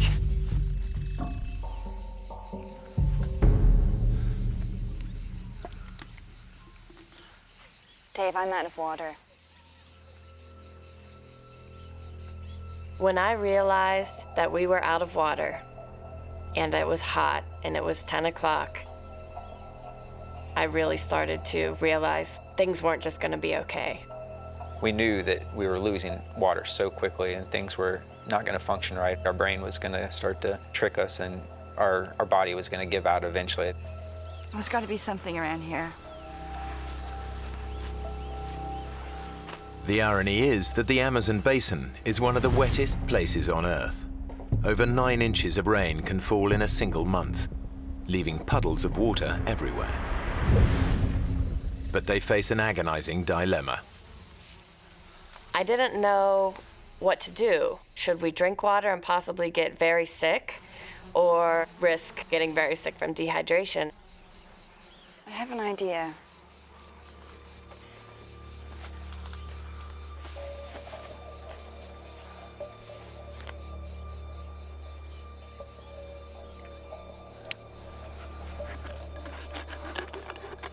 Give me that. My plan was to use my sports bra as a filter. Okay. Now I want you to pour that through the top here. Crystal's bra could actually filter out a number of nasty parasites. But it won't get rid of smaller microorganisms that could make them dangerously ill. Okay. Bottoms up.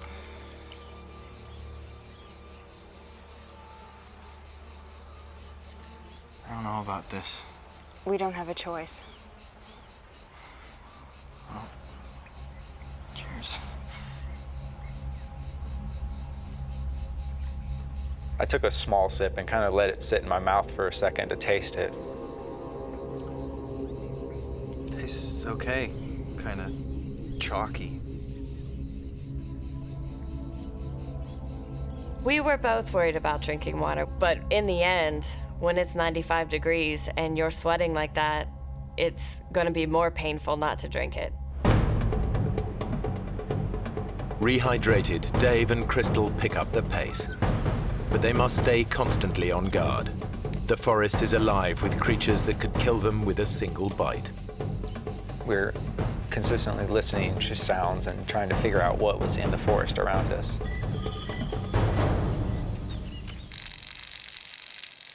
I didn't want to touch a branch that we didn't know what was on that branch. We wanted to watch our steps.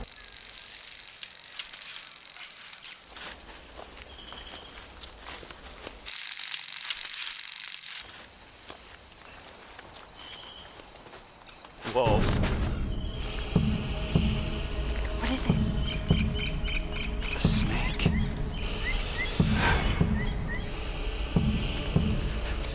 Let's go another way. They're lucky. A few more steps and they could have trodden on the snake. The Amazon basin is home to some of the most poisonous snakes in the world. One bite could mean a slow and agonizing death.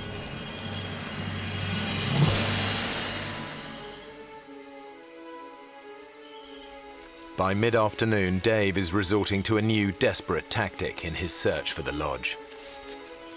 I was trying to keep us in the same area of where we got lost in, kind of zigzagging back and forth, hoping to stumble upon the trail. Let's try over there. Crystal was starting to get a little bit frustrated with that strategy. Dave was literally almost walking in circles and didn't realize that that's what he was doing. Crystal is starting to feel the pressure. My brain was saying, things are going downhill. Now, which way are we going? East. East. 20 minutes ago, we were going south. Yeah, well, we've got to try all directions. Maybe we should head north now. Dave, this is crazy. I can't stand to listen to you talk about directions you know nothing about. You don't know where we're going, and all we're doing is walking around in circles. Dave had kept coming up with a different strategy every few hours whenever one didn't work. And that wasn't working for me. We need to rethink this. All right, then. Well, what do you think? I thought we needed to come up with a strategy and continue using it until the end. That way. Okay. What neither of them realize is the only direction that can help them is north. We chose southeast. We will walk in this one direction for as long as it takes. If it takes us 40 days to get out of here, we're gonna walk southeast. Hours later, and the jungle is just getting denser. We were getting down. We were getting scared and worried.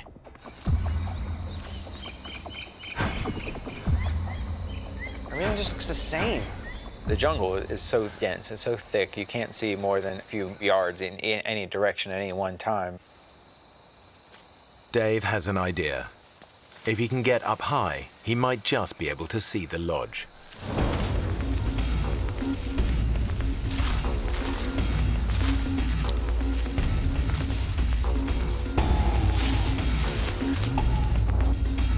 The knots in the vine were ripping at my hands, and it was hurting me. My arms were tired, I was exhausted. And I looked up and I saw that I had not made any progress. It was still 150 feet up to the top. He is weak from 2 days without sleep or food.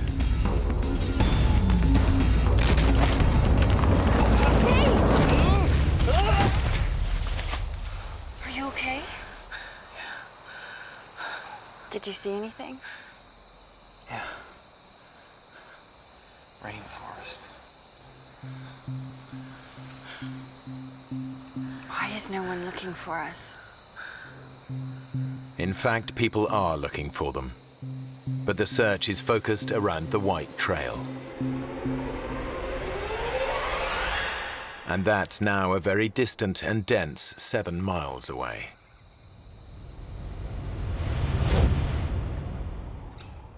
As darkness falls, they realize they must endure another night.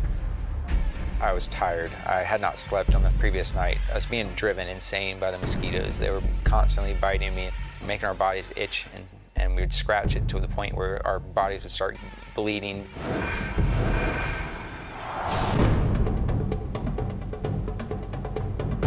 The next day, they're still heading in the wrong direction, getting even further away from the area where rescuers are searching for them. And now they start to notice an ominous change in the behavior of the wildlife. If we were anywhere near civilization, these monkeys would be running away from us. They would be fearful of us, that we would hunt them. But these maybe had never seen a human before in their life and were just curious. And that was terrifying, that we were getting deeper and deeper.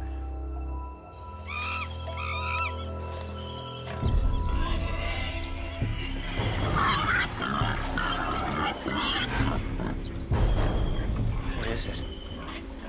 I don't know.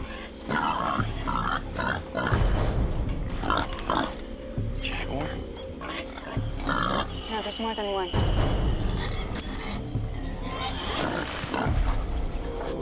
They've stumbled on a pack of wild Amazonian pigs. Dave knows how ferocious they can be. The locals have said that they're really the most dangerous thing to encounter in the forest other than a snake. They're aggressive. If wild boars got a hold of you, it'd probably knock you to the ground quickly, and then you would have several animals on top of you biting and really just eating and going to work. The way to avoid any confrontation is to let them know that you are different, that you are not something that's in their normal habitat.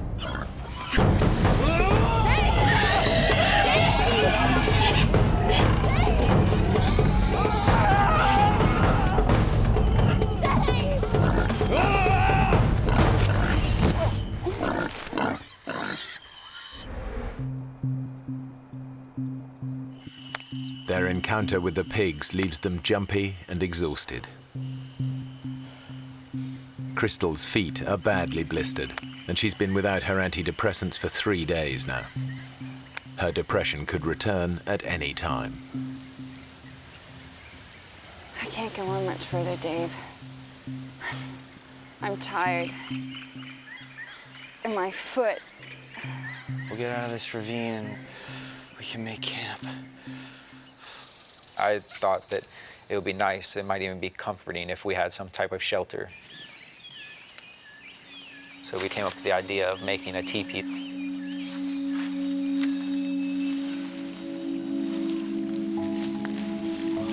Excellent. Yeah. It was drawing us closer together. She told me that if I was as I was while we were lost, if we had always had that relationship in that past year, that we would still be together, that she saw all the things that she had fallen in love with in the first place. It looks good.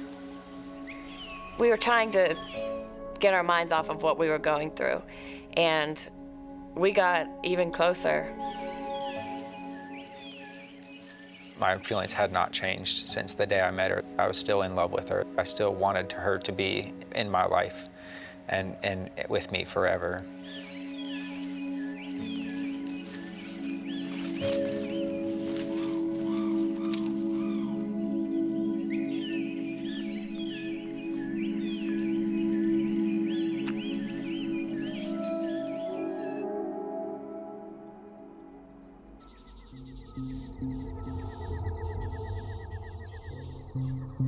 Night falls, and with it comes the nocturnal predator their shelter can't protect them from. Mosquitoes. Thousands of them. The worst of it was the sounds.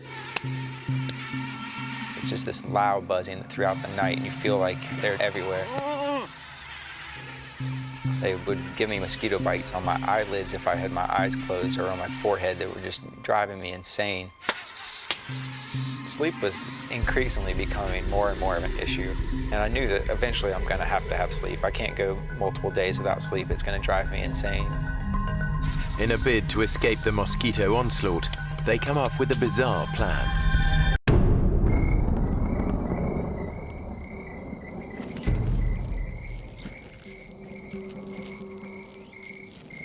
Crystal said, well, we should cover our bodies in mud. That would work well of keeping the mosquitoes off of us. We got inside the hole and pushed the mud in on top of each other, covered our faces, and we laid there in the mud and tried to be as still as possible. It actually felt pretty comforting laying there, and I felt like I was completely covered. I felt like I was going to be safe from the mosquitoes. I thought it was going to be a great night. But Dave couldn't be more wrong. A massive tropical thunderstorm is building in the skies above them, and it's about to put them in the greatest danger yet.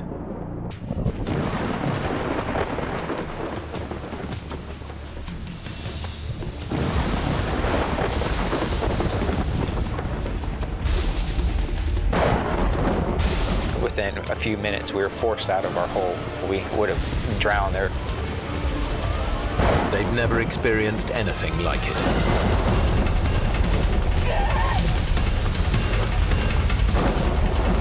It's very hard to explain how loud it can get. You can't even talk to someone who's right next to you by screaming.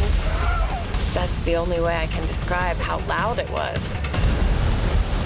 They are soaked within seconds. It was the coldest I had ever been. Couldn't stop. My body was just going into convulsions and shaking. My teeth were chattering. Any hope of sleep is gone. Then, just when they think things couldn't get any worse,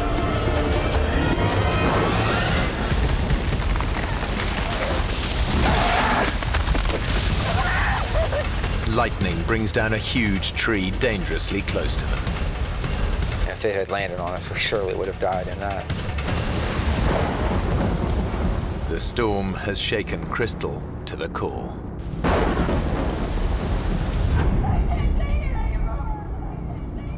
There's never been a worse night in my life than that night.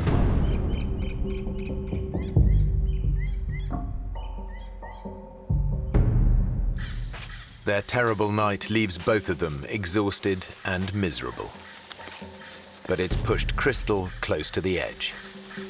For Crystal, that night was really a turning point for her, and she had gone from being whatever happens, happens, we're going to get through this challenge, to being really fearful of this being the end of her life and dying out there.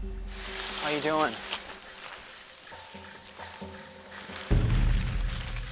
We got through it, didn't we? Yeah. For what? To get home, Chris. Get home, Chris. I just kept thinking about that hellish night. I'm not sure I want to. And that I truly would rather die than go through it again. What are you talking about? You think we should just slash our wrists right here? I didn't think what the implications of that were. I didn't think it was a real suggestion. It was just kind of something that I did off the top of my head. That sparked an interest in me that suicide was a possibility and it was a way out. Dave realizes that if they don't find a way out soon, Crystal's suicidal thoughts could become a reality.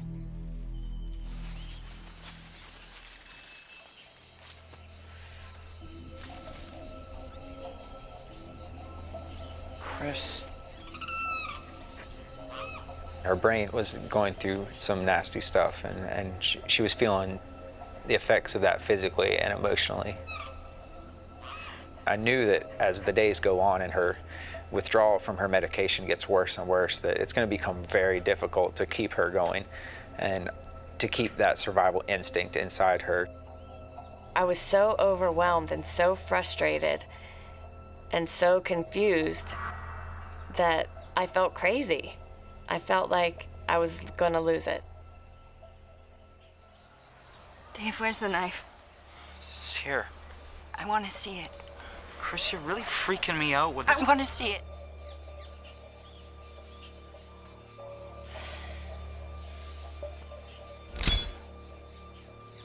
The knife really became almost a game that I never would let her hold. She would frequently ask me, "Where is the knife? Can I just see it? I want to know that you haven't lost it." I think my own mind was more dangerous than anything that the jungle had.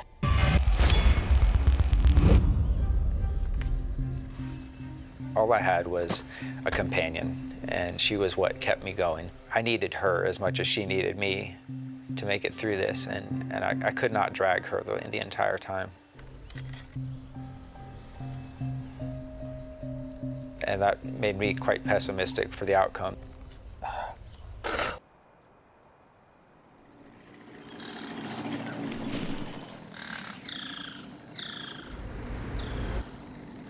Then, after days of hearing nothing but the sounds of the rainforest.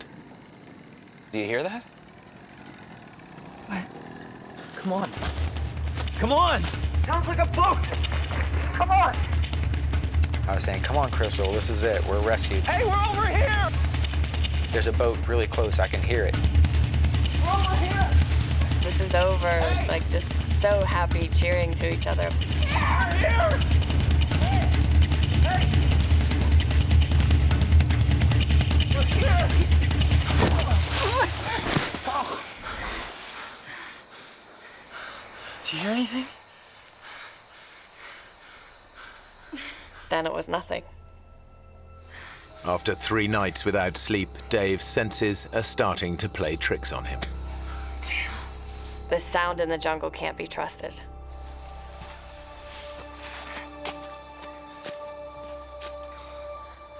We thought that we were rescued. To have that taken away from us and our hopes just ripped from our hearts, it just killed us.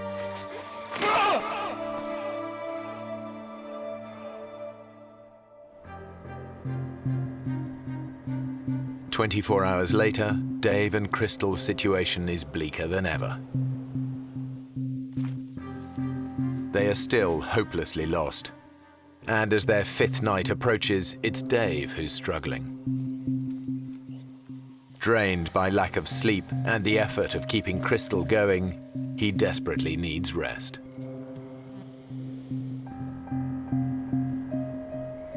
Dave was exhausted. I was very worried about him, but there was nothing I could do to make him sleep. Damn it. There was no way I could help him.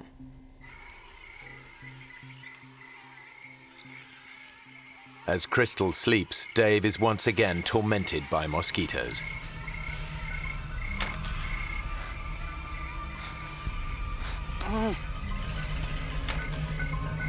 I could not get a grip. I could not get control of what I really needed, and that was to get to sleep. In his totally exhausted state, the insects soon become an obsession.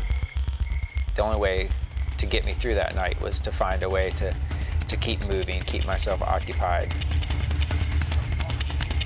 I would go through this pattern of swatting the mosquitoes on my arm, swatting them on my back and my neck, and I'd start counting these cycles. I became obsessed with time.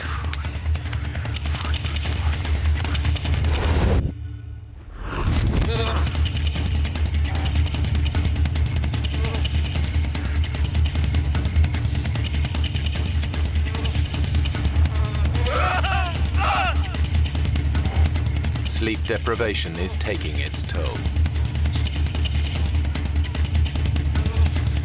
Dave is beginning to lose his grip on reality.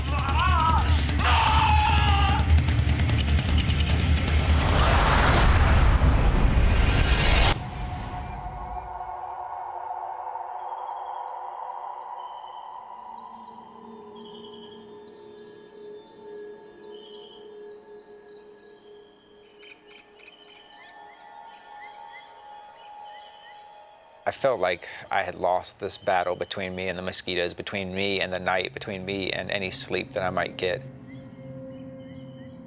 For the first time, Dave thinks they might not make it out of the Amazon alive.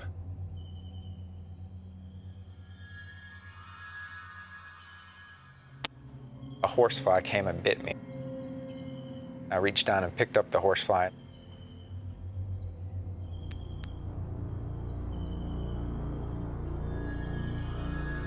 I started to pull off each of its legs.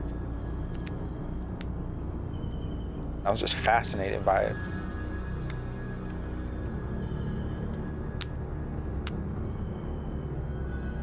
And it kind of led me to look over at Crystal and imagine our bodies laying there dead, and all the things that would come, take our bodies apart, eat from our flesh and drink from our blood. If we were going to die out there, I wanted to have some record of what we went through. So as Crystal was laying there in the sand, I wrote in the sand next to her, 6th day lost.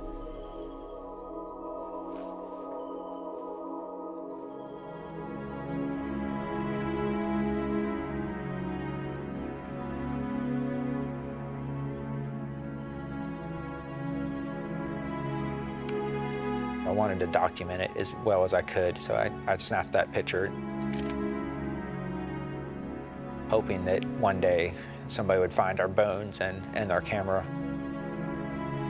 and see that we had been there on the 6th day.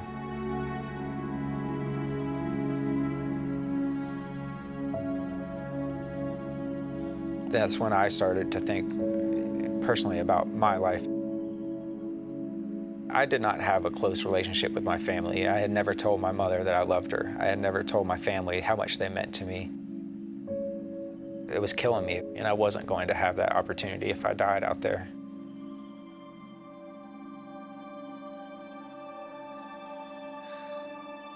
That thought gives Dave the resolve he needs to keep going.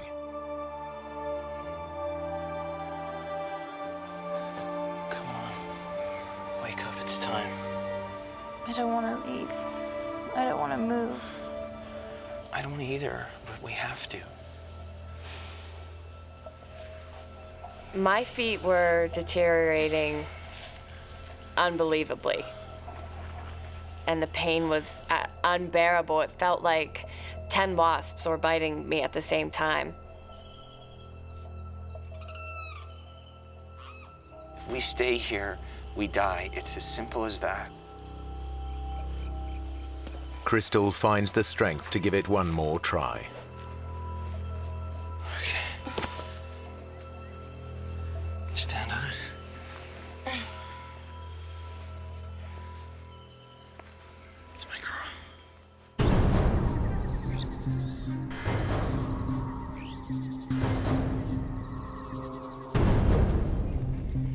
They push on.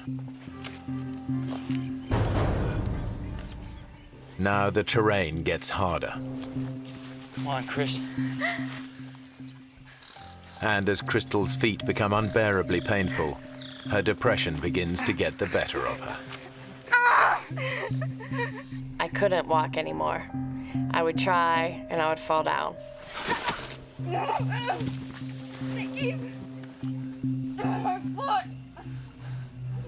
I felt like that was telling me it was time to just end it myself. I don't want to go. Crystal's depression is back. Now she can see only one way out of the nightmare. Ken, come on! I decided this is it. I can't keep going.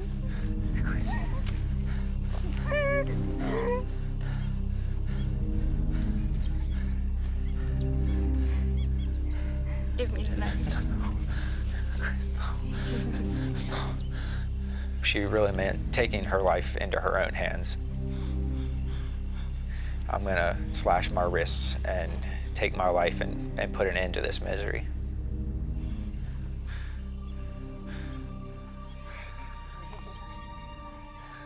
This was the woman I was in love with. This was the person I wanted to spend the rest of my life with. I had no thoughts of ever abandoning her.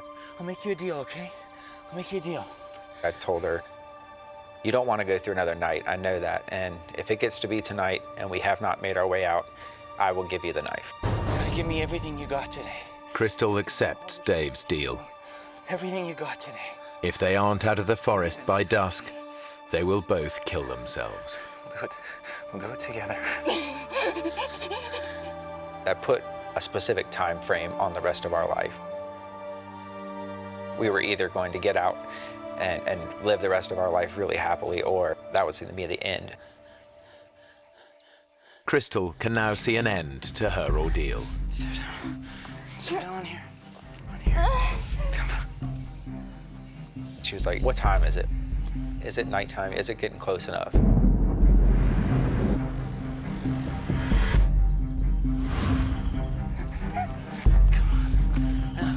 Come on! But Crystal can't keep going. Ken, come on! She decides she can't wait until nightfall. She wants them to end their lives now. It's time. When I said it, he agreed. And he said, okay, now we can do it. We were going to have to go through with this.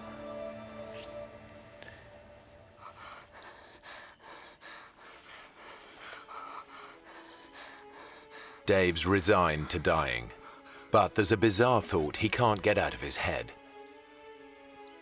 I wanted to wash the mud that was on my arms. I wanted to wash my face and have a clean body, a clean approach. If I was going to face a judgment, I needed to do it with a clean spirit as well as a clean body.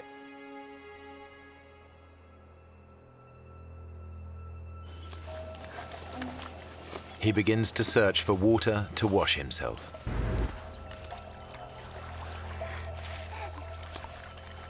As we fought through some of the underbrush, when we got down there, there wasn't a creek, there wasn't a puddle. There was a flooded forest. Everywhere that we could see, there was water. It's a glimmer of hope, just enough to keep them going. This water's gotta lead somewhere. In the Amazon, rivers are like roads. If this water leads to a river, they might just spot a boat. They put aside thoughts of suicide. I got this surge of energy and some anger that made me want to fight through the water even more.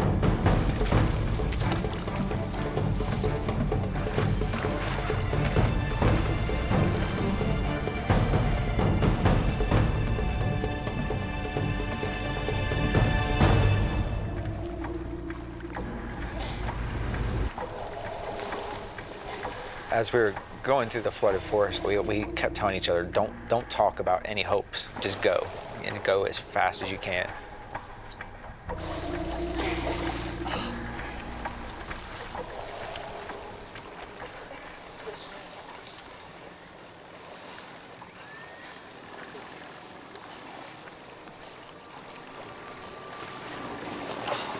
Dave, look! I thought to myself, I've got to be hallucinating. I said, David, am I really seeing that? You know, is that really real?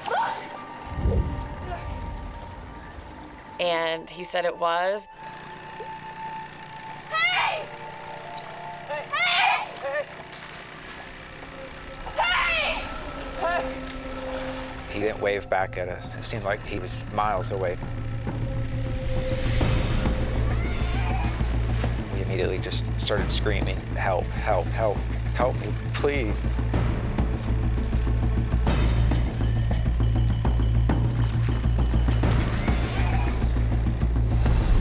Here! We're here! Help! And he didn't respond. Help!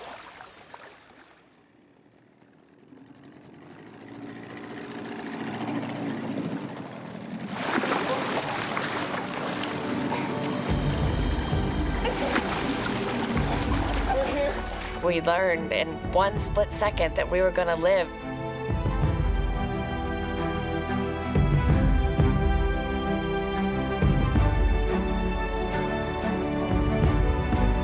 I was screaming and crying and just definitely the best moment I've ever had in my life. The sun's setting, the whole sky is bright pink. And Dave and I are just looking at each other, and the tears are just running down both of our faces. And inexplainable joy, and we just looked at each other and looked up at the sky, essentially, and we're just so thankful to be alive. Dave and Crystal are incredibly lucky. Their rescuer chanced on them in a waterway that local boats hardly ever use. They find out later that search parties spent 4 days looking for them. But they never even came close to the remote spot where Dave and Crystal ended up.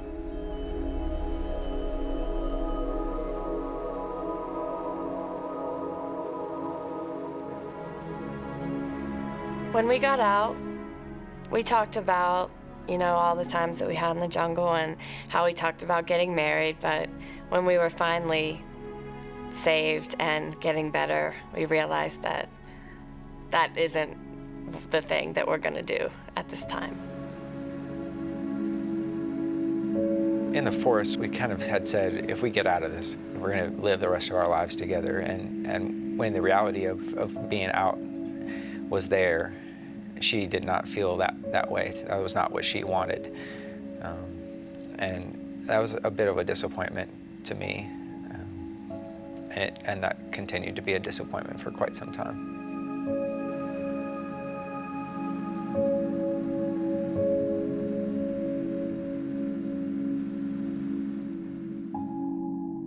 Dave and Crystal have both since returned to the Amazon. They never did restart their relationship, but after their 6-day death-defying ordeal, they became closer friends than ever.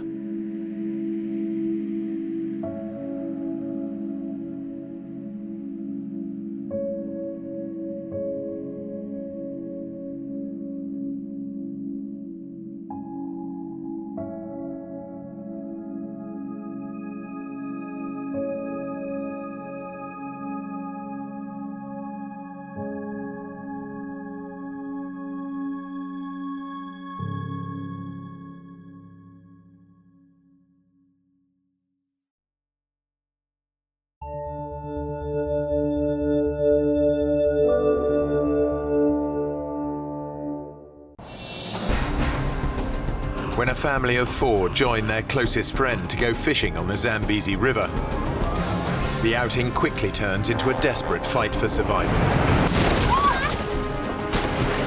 Thrown into crocodile-infested waters, 4 of them become human live bait, while one fights for his life amongst some of Africa's deadliest predators. Oh my God.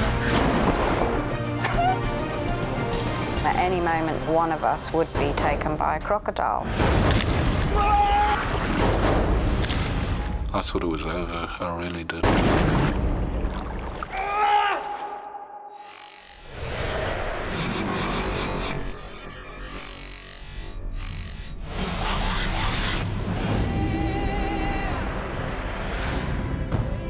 Zambia, one of the wildest countries in Africa, home to the spectacular Victoria Falls.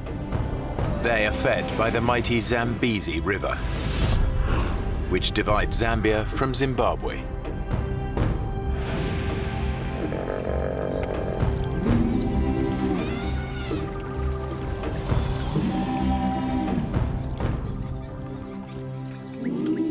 It's here on one of the river's most isolated stretches that 2 friends have planned a weekend fishing trip. Arthur Taylor and Alistair Gallatley have known each other for over 25 years. Our kids have grown up together with Alistair. Basically, Alistair's part of the family. He's a very good guy in a crisis and a very good friend. We've known each other a while, eh? We've spent a lot of time together. We go fishing a lot. Where do you want the fish bait? Usual place. As experienced safari guides, they've lived and worked alongside the Zambesi for most of their lives. Most important. Good enough? Think so? I can't wait to get on the water. Joining them are Arthur's English wife, Faye, and her parents, Clive and Brenda. They're retired teachers visiting from England. Change your mind yet? No, I think I'll just stay here and relax and read my book, all right? They've both lived in Africa on and off over the years.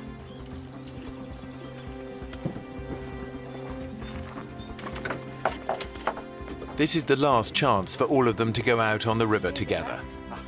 Tomorrow, Faye and Arthur have to pick up their 2 children from boarding school. But even though she spent a lot of time in the bush, Brenda isn't keen on the idea of going fishing.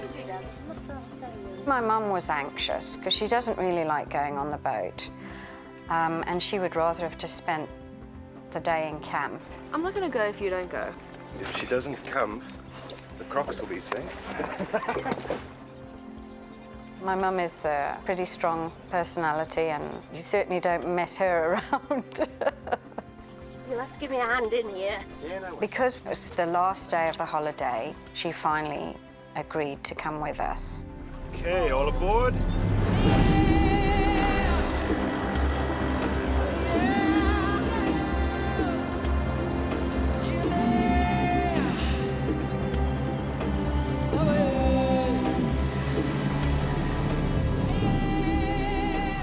This is one of the river's most remote stretches. The Zambesi is just a fantastic river. It's amazing, and it is so diverse. The bird life is out of this world. You see animals, bushbuck, buffalo, elephant coming down, and in the water there's the hippos everywhere. and huge crocodiles. It's just an amazing river, really is.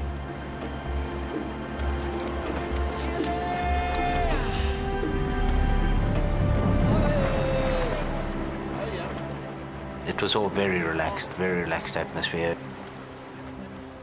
Very carefree, nobody had a worry in the world.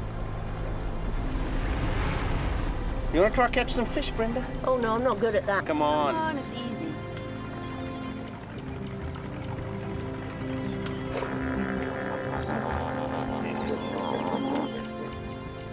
We passed so many schools of hippos, and they're all lazing around. They just look so peaceful and so placid. Most of them are in herds or groups, and then you get the few odd single males. As long as you give them a wide berth, the chances are you're not going to have any problem. Oh, I think I've got something here. It's heavy. Oh. Fishing had been pretty poor that morning, and when Mum caught a fish, it was like, yay, you know. I mean, she's really chuffed. Well done, Mum. I think that calls for a spot of celebratory lunch. Right over there, a nice bit of shade by those trees. Sounds good to me. What's the time?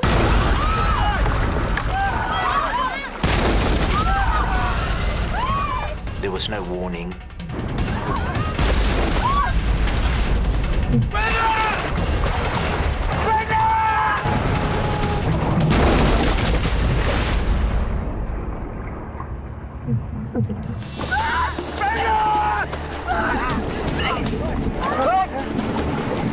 Grab my hand.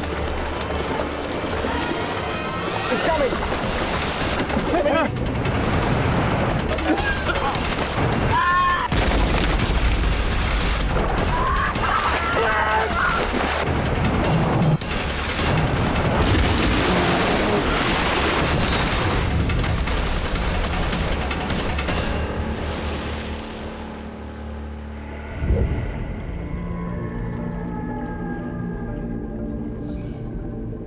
It was just this huge boom, and I was in the water.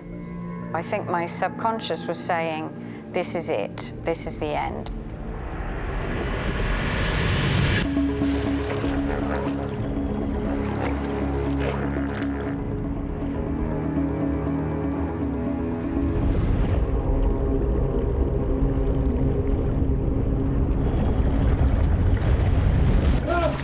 It was only when I actually was pulled back to the surface and gasping for air that suddenly then the reality of what had actually happened hit me.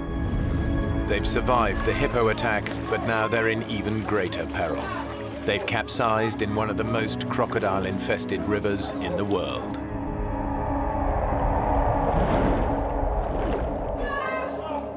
To think about, you know, my bare, dangly legs, it sent a chill through me, thinking that any moment now, one of us would be taken by a crocodile.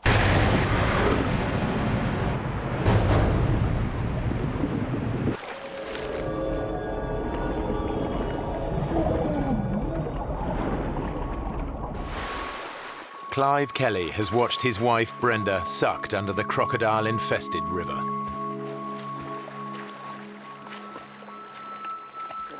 He has no idea if she is alive or dead.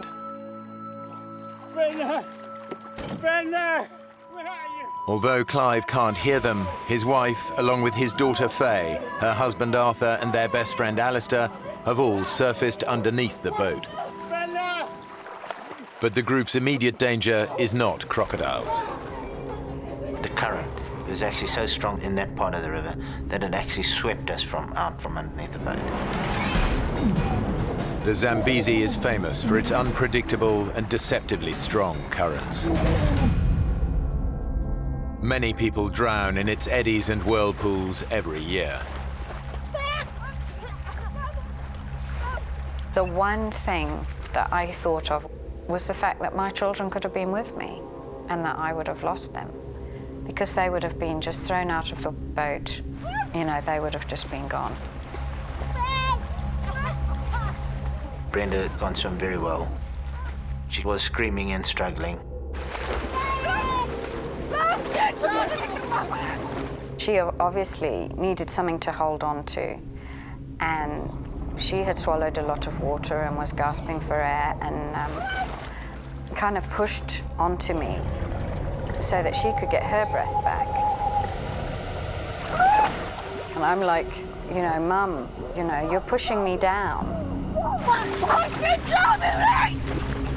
Oh, Brenda, I got you. I got you. It's just so strong, and we were being swept away. It was just incredible that Arthur was there when we needed him. Somehow he managed to keep hold of the two of us. We're all getting washed down together. We basically hung on to each other. It was very hard to swim against a strong current.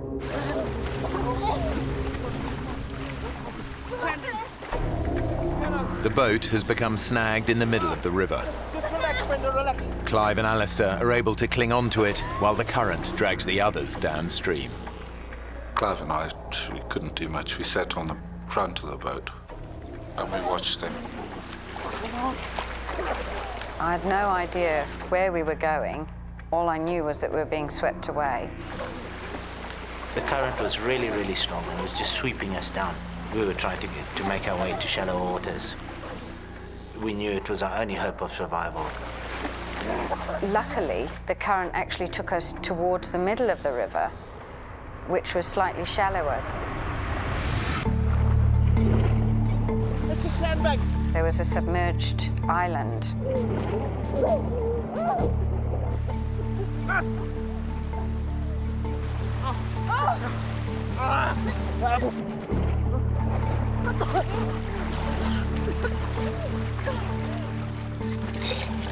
The first thing I did is start vomiting because I swallowed half a Zambesi.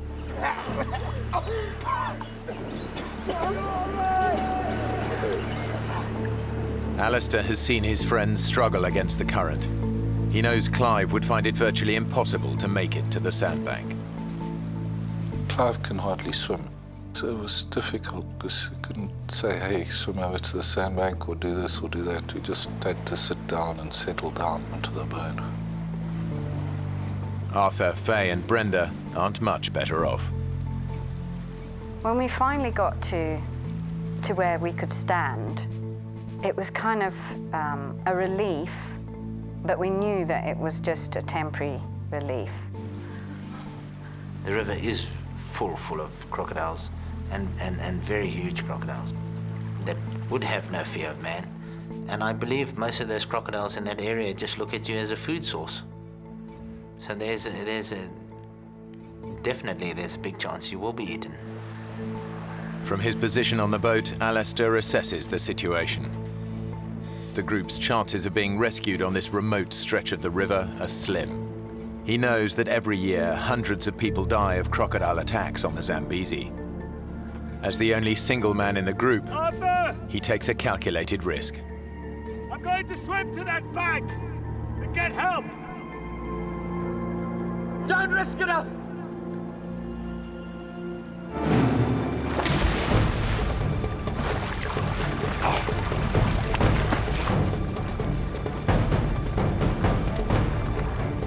He's crazy. It was quite fast water. I started swimming slowly, I was a bit scared that splashing around the crocs I'd attract crocodiles.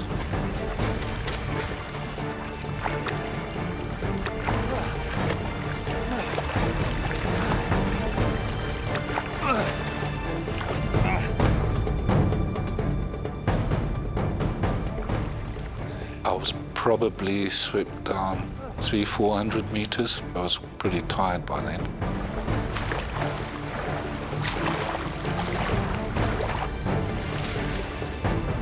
I saw a little inlet up ahead, so I paddled into the inlet. Out of sight from the others, Alistair finally reaches the safety of the riverbank.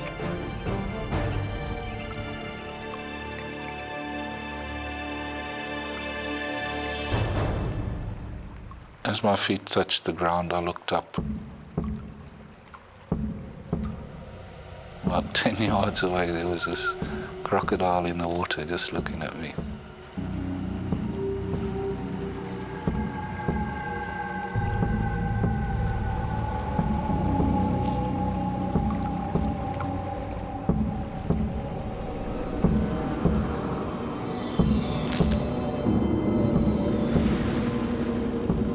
It was scary. I didn't quite know what to do. I think I actually panicked. I decided the best thing to do is try go for the crocodile and maybe chase it.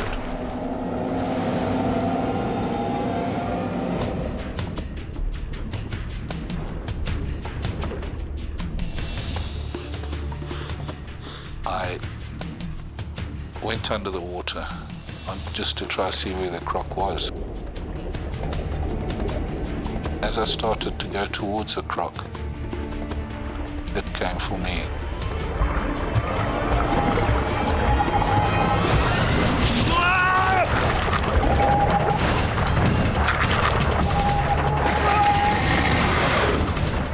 It was going for my legs, and I pushed it away with my left hand.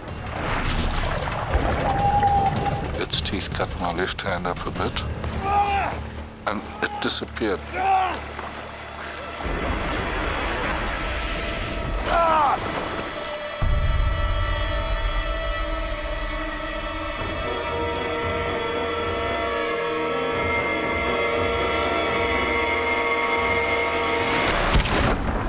It just latched straight onto my arm.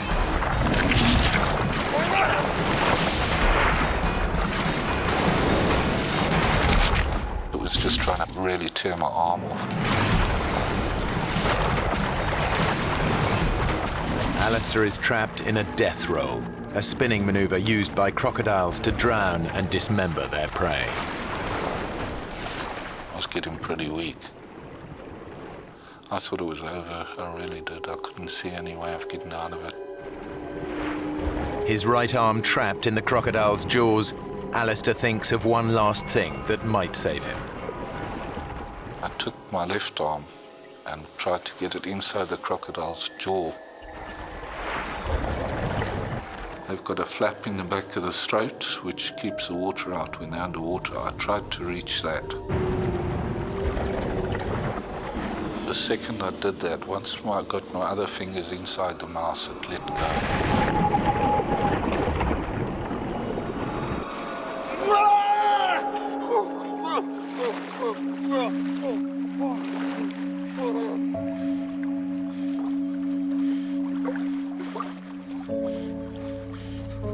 The savage attack has broken Alistair's arm in 3 places. His shoulder joint has been ripped from its socket. I was pretty scared I was going into shock. I was very weak. I lost a lot of blood. All he can do to stem the blood loss is to make a tourniquet.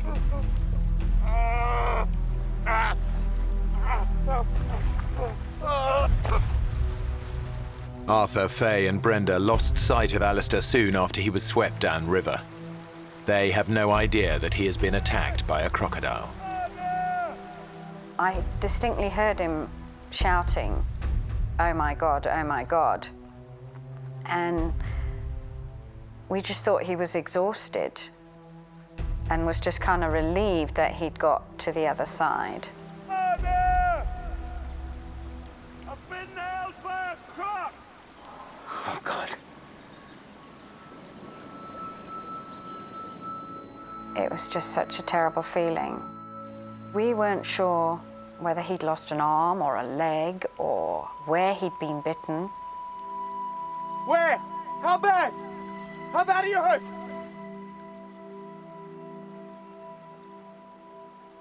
We weren't sure if he was going to make it through even the next hour, let alone the next day. Alistair! Alistair! With their best chance of rescue gone, Arthur decides to take matters into his own hands. Arthur, what the hell are you doing? I'm going for help. I walked towards the Zimbabwe side of the river to see if we could swim across there. He just went deeper and deeper into the water. And I just had these images of him being taken by a crocodile, and I couldn't handle that. Don't go, don't be stupid! Alistair's too hurt, he could die. Well, you're not going to help him if you get yourself eaten, are you?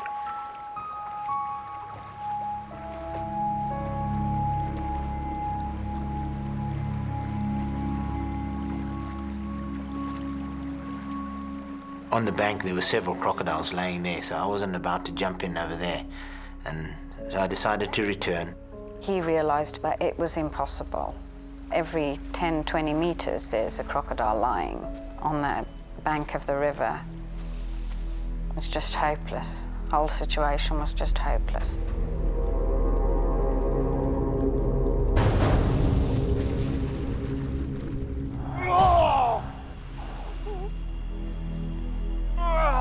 Although Alistair is clear of the water, he is still vulnerable to attack. I was worried about the croc coming back again. I wanted out of there as fast as I could.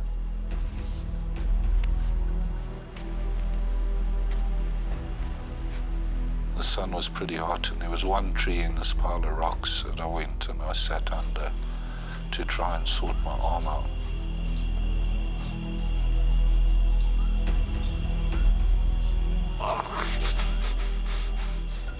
Alistair's natural painkillers are beginning to wear off. He's feeling the full force of his injuries. The slightest movement is agony.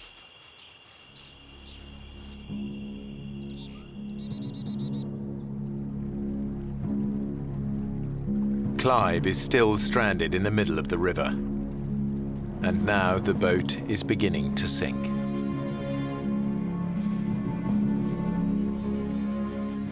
Can't stay there.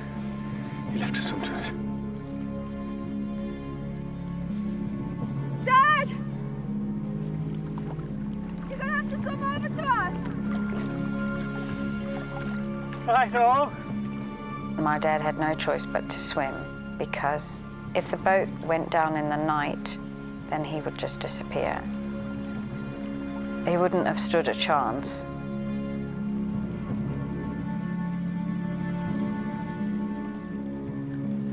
Brenda!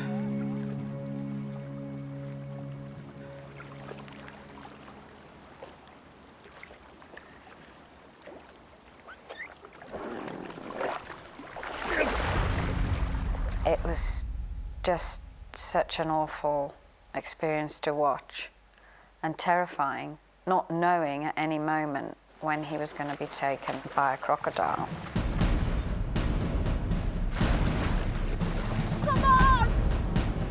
And Clive also has to struggle against the erratic currents of the Zambesi. Although he was swimming as much as he could towards us, That's it, Dad! he was just going further and further away. Oh, God.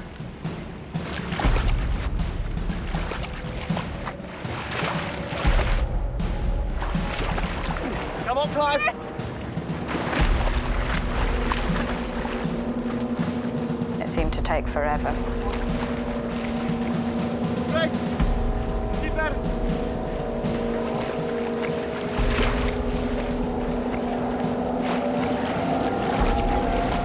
Yeah, okay, I got you.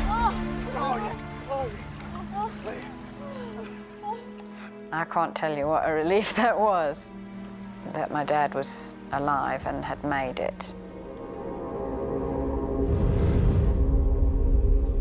On shore, only a few hundred yards away, Alistair's agony is intensifying. His wound is becoming a poisonous time bomb. I had nothing to wash it out with properly. The arm was full of rubbish. Alistair knows that bacteria from the crocodile's bite will have entered his bloodstream. Untreated, he could easily lose his arm to gangrene. Gangrene is pretty serious. A friend of mine, he got chewed by a lion. You know, he got to hospital within 8 hours, but he still lost his leg. Too weak to move. If the gangrene doesn't get Alistair, the predators might.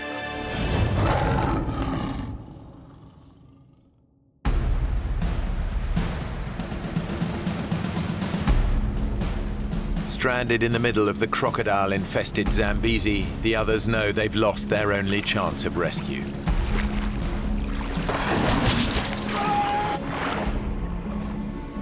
Any hope of being found before sunset is fading fast. What's in your mind? No one's gonna come by. The area is so remote that the chances, I would say, are very, very slim. You're very lucky if help does come your way out there.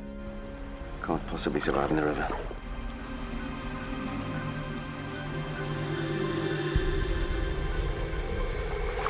What you two whispering about? Arthur wants to swim for it. No way, we've been through this already. We've got to do something. There are too many crocs. Yeah, we can't just sit here. Arthur, wait. Arthur thought that he may try and swim towards the Zambian side so he could see how badly Alistair was injured. But I knew that I couldn't bear him to go. That I would not be able to make it without him. Please. Maybe we could all swim together. There'd be a big mass then, and that might scare anything off. Mum? Mum, do you think you can? I'll try.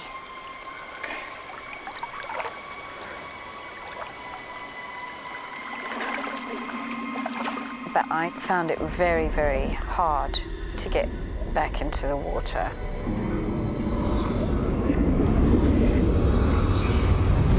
We were all so out of our element. I just freaked. No, it's no use like that. I just started to panic and said, I can't do it. I just cannot go through with this. I can't go across. Sorry. Current. Definitely you get a sense of, well, frustration out of the fact that there's nothing you can really do besides stand there and wait for help. They all face the prospect of a terrifying night with no hope of rescue. It's a terrible feeling knowing that somebody is lying, bleeding to death, and that you are unable to do anything about it. I can't tell you how terrible that makes you feel.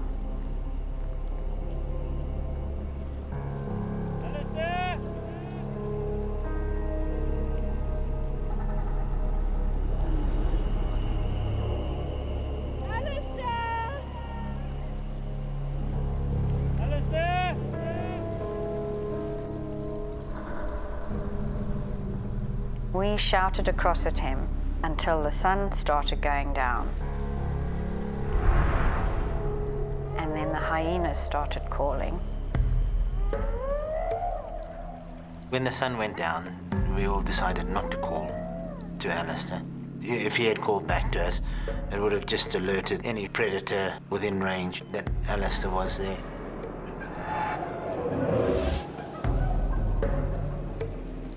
Night is the most dangerous time in the African bush.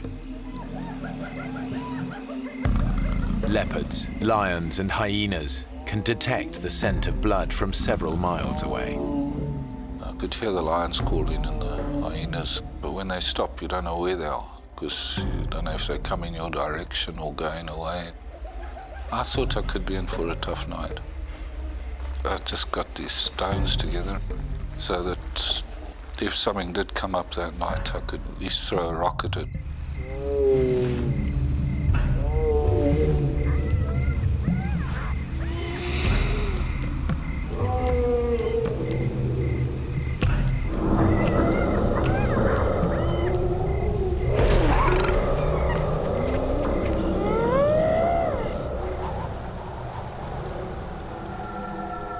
When it got really dark, the wind picked up and it really got cold.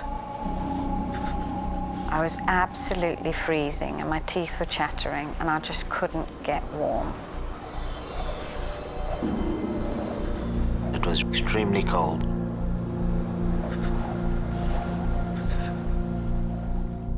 Definitely, you are in extreme danger by standing in the river, because there is a very good chance that a crocodile will come and get you during the night.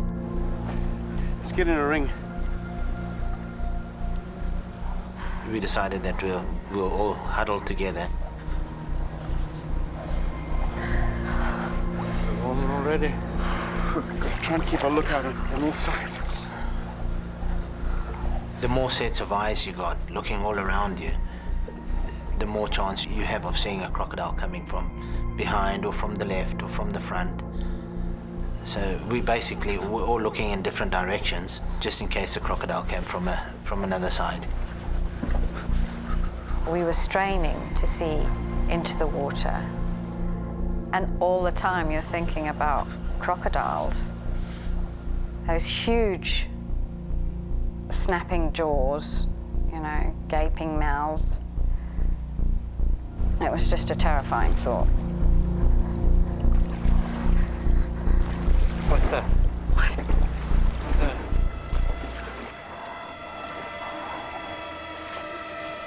Oh my God. It's coming closer. It's still coming.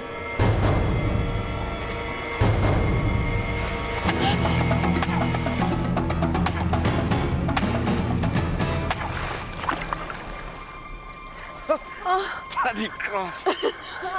In the tiny bit of light that there was, the vegetation that was coming down, branches, clumps of reeds, all of them looked like a potential crocodile.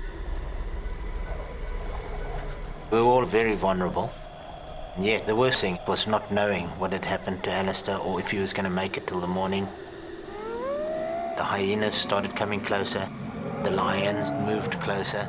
We were just worried that they would pick up the blood trail and by the morning, Alistair would be no more. I was worried I'd left a blood trail when I walked out. And I was worried something had picked that up and come following it. I was worried about the lion and hyena. There's a lot of them around the area. I heard grazing, and I looked up.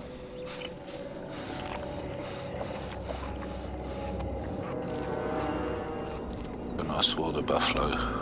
I was looking right at it, it looked at me.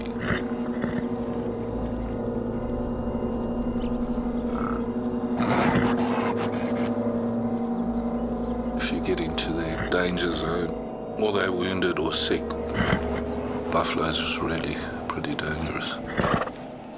Kill a lot of people every year.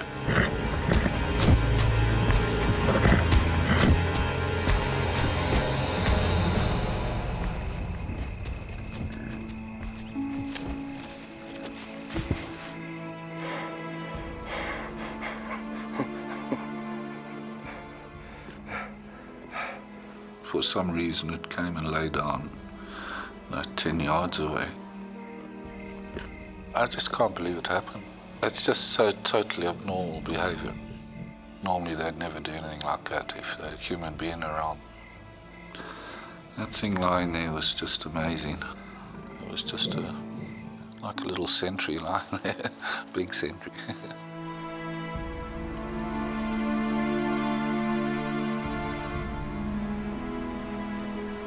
The darkness all around us just seemed to make you realize just how vulnerable you were in that great vastness. You were a nothing, and things were just out of your control.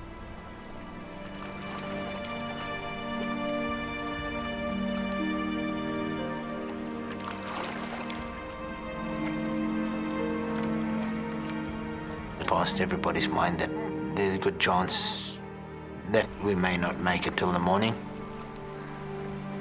especially in Faye's case. She was worried that she may never ever see her kids again.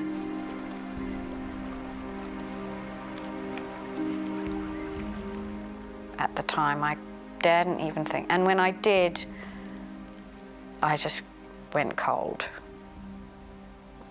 It was just such a terrible experience.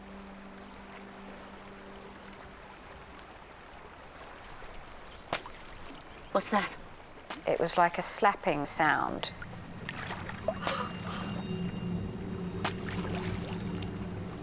Arthur said that is a crocodile slapping its tail, and it's not far from here. You could distinctly see it was a crocodile. We could see the jagged edge of his tail as he came closer and closer.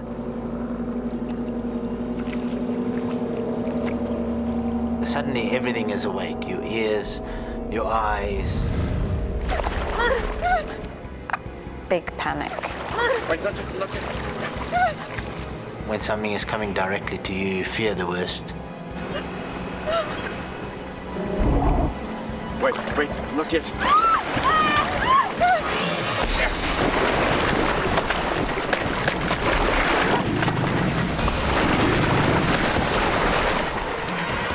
As we hit the water with the paddle, it veered off into the mainstream.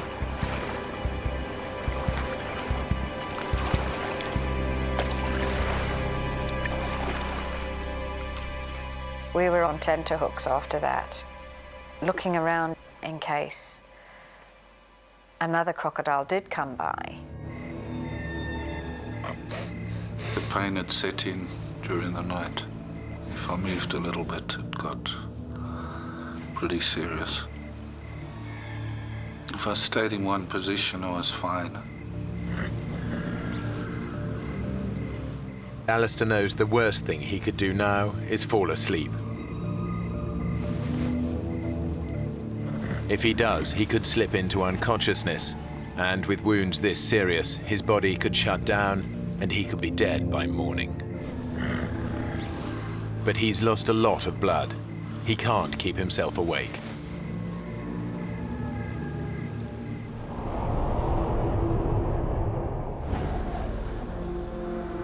On the river, everyone is suffering.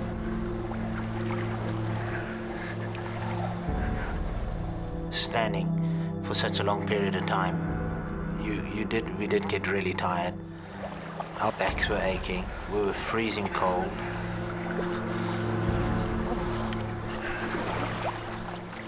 The water's warm. I want to sit down a while. Arthur wanted to sit down. It was warmer in the water than it was out the water. The water was actually warmer. I said to him, you can't sit down because you're going to get wet and then you're going to get cold and then hypothermia.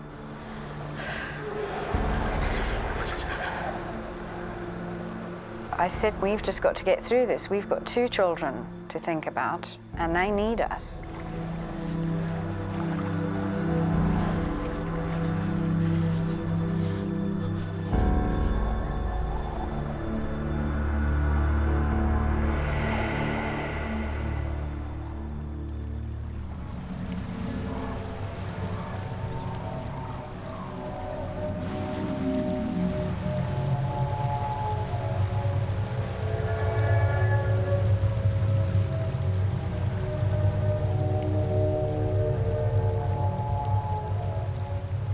When the daylight finally came, it was just such a sense of relief because we had made it through the night.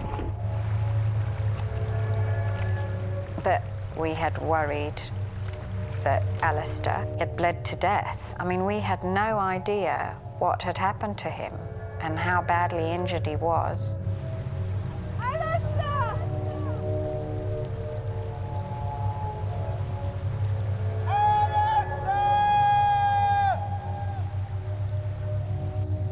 That was such a terrible feeling because you always think of the worst.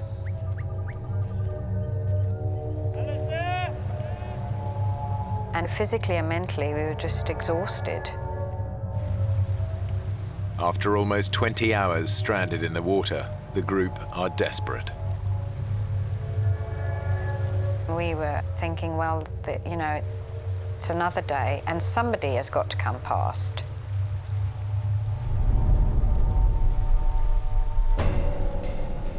What's that? There. There. There. We saw some white dots on the horizon. They're coming this way. It looked like a white boat. and we were just thrilled.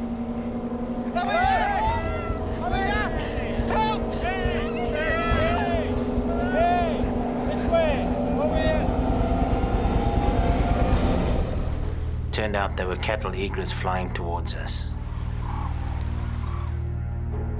And our hopes were shattered.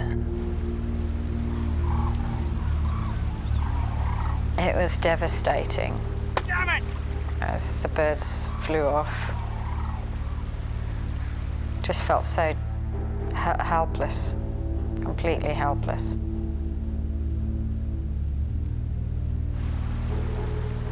On the sandbank, the group are becoming desperate. Clive, Brenda, Faye and Arthur have now been stranded in the middle of the Zambesi River for almost 20 hours. It's over 12 hours since they last heard from Alistair. They have no idea if he's still alive.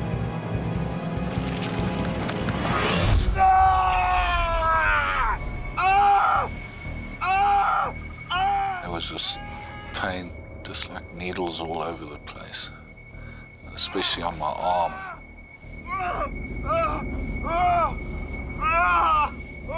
I didn't realize what it was at first until I managed to sit up.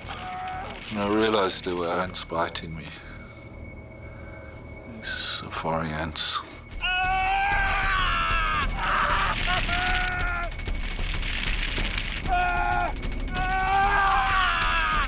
Safari ants are one of the most vicious insects in the world. They've been drawn to Alistair by the scent of his blood.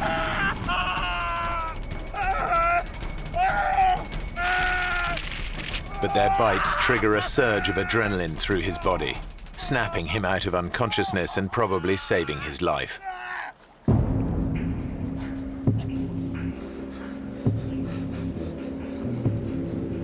Alistair forces himself to move on. It was tough going. I couldn't stand up. I had to sort of bent over, using my left arm on my knee to try and keep support. Alistair realizes he's the only one who can find help for the others. But it's now 24 hours since the crocodile attack. He's lost a lot of blood. He's weak and disorientated.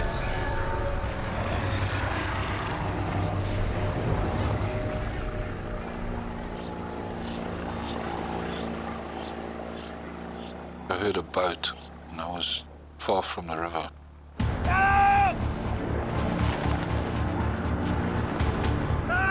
I thought I'd never get down to the river in time.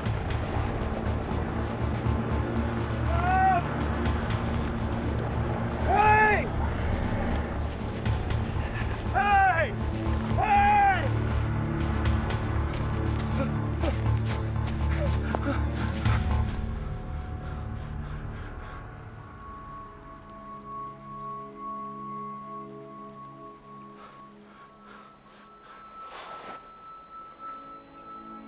There must have been an aeroplane or something, because it definitely wasn't a boat. Despite the threat of crocodiles, Alistair loses consciousness. On the sandbank, the others are beginning to lose hope.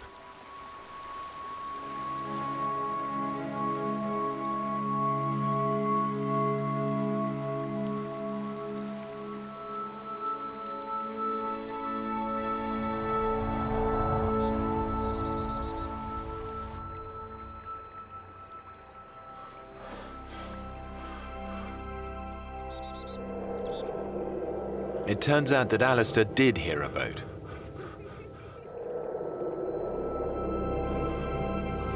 I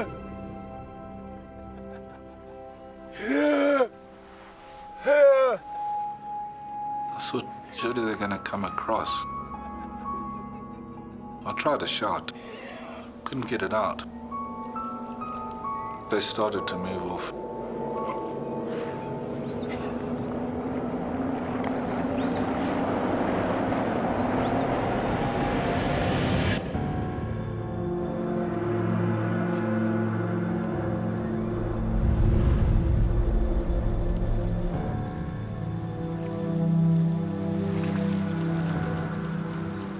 On the river, his friends can do nothing but await their fate.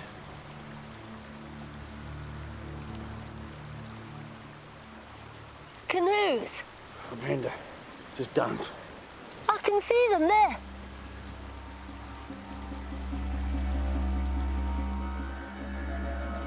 There.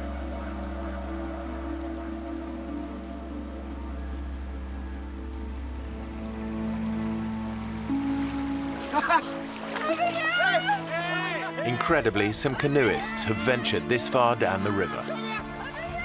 They'd seen us and they thought, well, what strange people fishing in the middle of the river.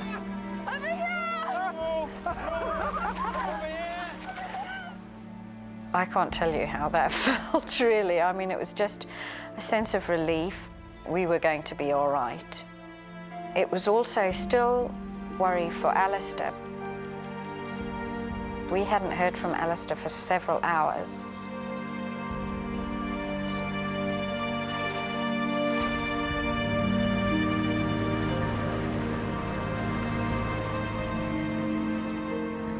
Eventually, the couple across the river spotted Alistair.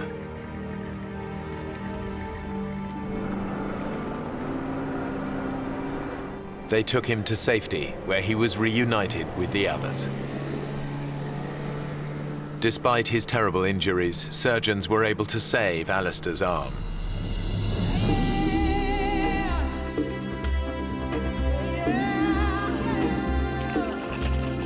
He and Arthur still take regular fishing trips together on that same stretch of the Zambesi. Clive and Brenda still visit Africa regularly. Mr. and Mrs. Carey won't go fishing with us anymore, but...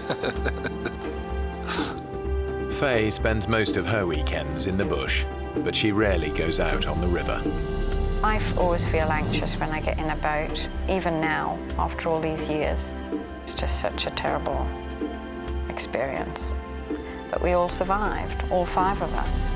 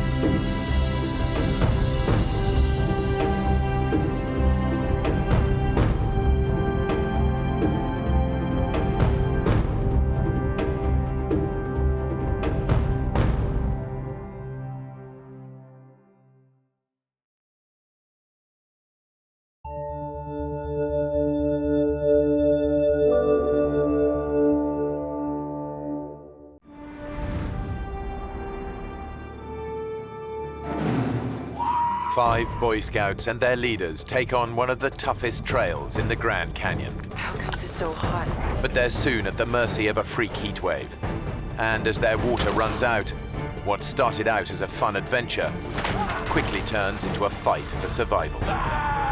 3 15-year-old boys risk their lives in a desperate race to find water.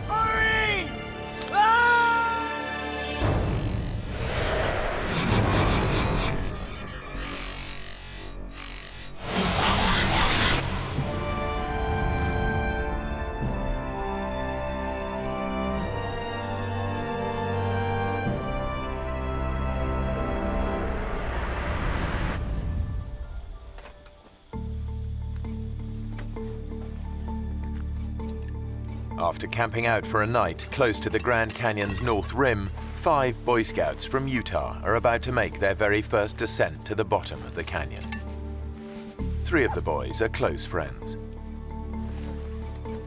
Is that bacon? Yeah. 15-year-old Mark Coons has been a scout for 4 years. Could have done with some of that this morning. I was saving it for a big breakfast tomorrow. Scouting was really a big thing for me. I'm an Eagle Scout, which is the highest rank in the Boy Scouting program, and so it's meant a lot in my life. Mark is friends with Jordan Weiniger, who goes to the same high school in Bountiful, Utah. Every one of us boys, we'd grown up in the same neighborhood, gone to school together, and so we were excited to spend some time to bond and to have fun with each other. It's still kind of heavy with all this water. Nah, it's all that bacon I'm hearing about. First rule of hiking, always be nice to the guy carrying the breakfast. It's a good point, Mark. Maybe I should take that back. Dream on. Making up the trio of friends is David Phillips. Check his roll. He's the most experienced hiker of the three.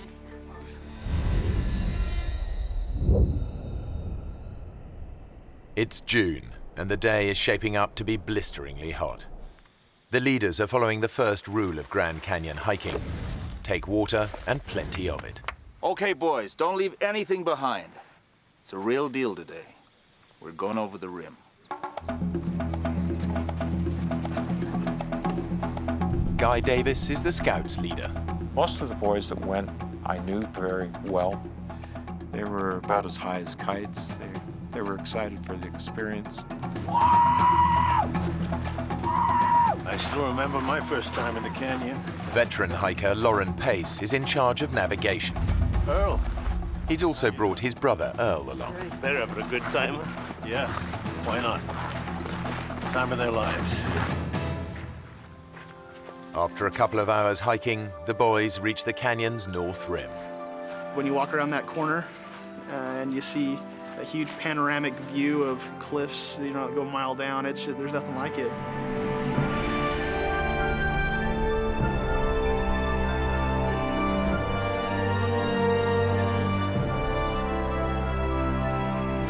It's the biggest canyon on Earth, 18 miles wide and nearly a mile deep in parts.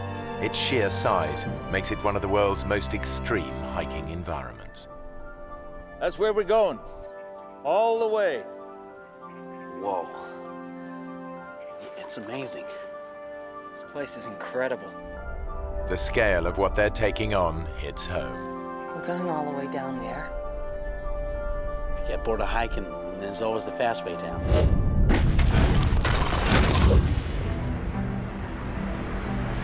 The group have already hiked 3 hours to their first night's camp. Now they'll make their descent, following the unmarked Little Nankoweap Creek bed. It's a tough hike with steep descents that drops 4,000 feet down to the Colorado River. There they'll fill up on water and take an easier route back up. The whole trip should take around 7 days.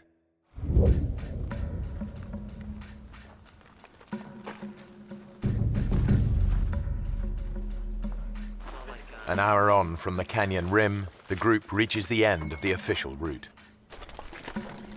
From here on, they'll be off trail all the way down. The trail ended, and then it got very rocky. That's when we saw the difficulty of what the hike was going to be. Jordan is right to be wary. Every year, some 300 hikers get into trouble here, and about 200 of them have to be airlifted out by rescue services. Around 10 more aren't so lucky and die here.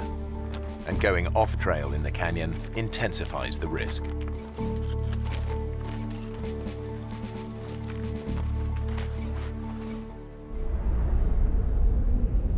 Yep, this is it, fellas.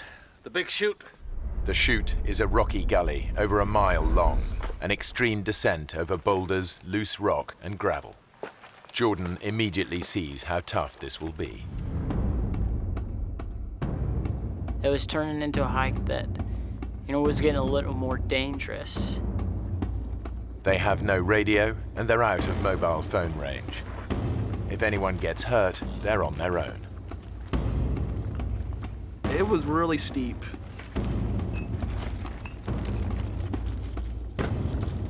As the most experienced hiker, David takes it in his stride. Pack's off, guys. Mark is a little more cautious. You'd have to climb down a big rock and hand packs down to other people. I got it.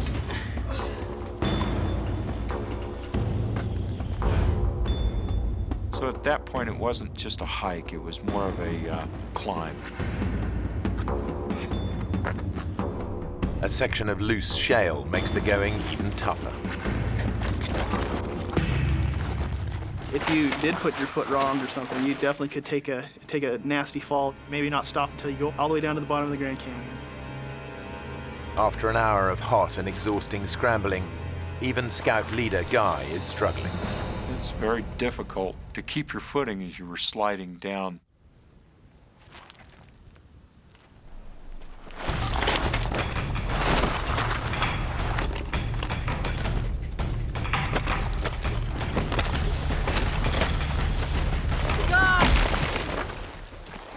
God, you okay? I hit a log straight on, and it just, I managed to catch it with the part of the body you should never hit a log with, and literally knocked the wind out of me considerably. You okay to stand? Come on, let me take this pack. On through. Come on, 2, 3. Oh. Careful. It's a lucky escape. It could have been much worse. 2 hours after starting down the chute, the exhausted group reaches the bottom. They've descended over 1,000 feet. Now, there's no going back.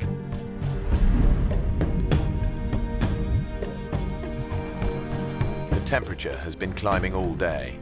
It's touching 100 degrees Fahrenheit.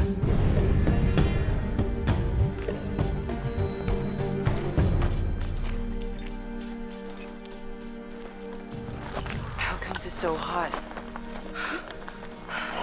It's gotta be a freak thing. It'll be colder tomorrow. In fact, a freak heat wave has hit the canyon. The temperature's heading for 108 degrees, much hotter than anyone expected. Lauren had been the year before, and it was hot, but not 110 degrees hot, you know, not cook you alive hot. We had anticipated that the temperature would be in the 90s. 90-degree weather would have been bad enough. And the route down offers no protection from the ferocious sun. This is when we realized that we don't have any shade. We're not going to have any shade from now on. There's nowhere to hide. It's constantly beating down on you. That's just draining us and dehydrating us. Just a day into the hike, things are beginning to go badly wrong. We were alarmed that we were going through the water as fast as we were. In the searing heat, they've already gone through 3/4 of their water. The only place they're going to get more is the Colorado River. But it's over 2,000 feet down, and they're still a day and a half's hard hiking away. In this heat, they'll run out long before they get there.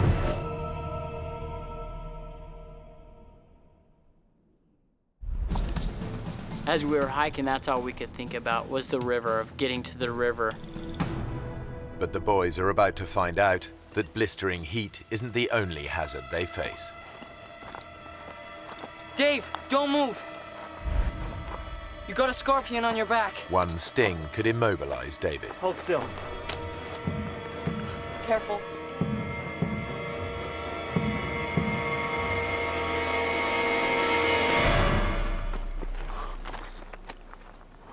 Think it could kill you? I don't know.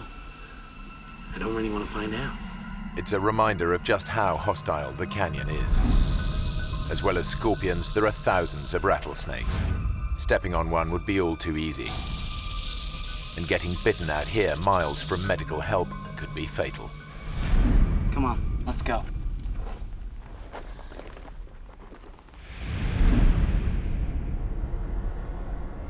That afternoon, the temperature tops 108 degrees. By 7 that evening, they've had enough. Okay, guys, this is it for the night. We were really exhausted. We were just grateful to be off of our feet. We were grateful to have the sun down off of us. David does his best to keep his friends' morale up. Hey, guys! Guys, come here. You can see the river. It's miles away, Dave. When I first saw the river, all I could think was, that is still very, very far away. So it was really worrisome to me that it was so hot and that I was running low on water. Just think about running in that river and drinking pints of icy water. A couple of hours in the morning and we'll be there.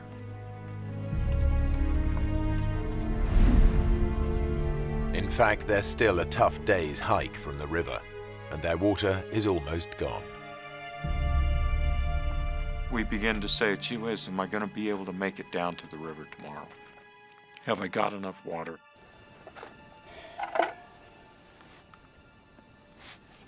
Their obsession with every drop of water is becoming overwhelming. Hey, Jordan, don't let it boil. It's a waste. Just gonna heat it a little. Hey, George, they're much better dry. They're nutritious and delicious. It's like having loads of little worms in your mouth, just wriggling about. I'm not hungry. Come on, Mark. You gotta eat something. I thought it was odd that I wasn't hungry after all that work all day. I don't know if that's some kind of side effect of dehydration or not.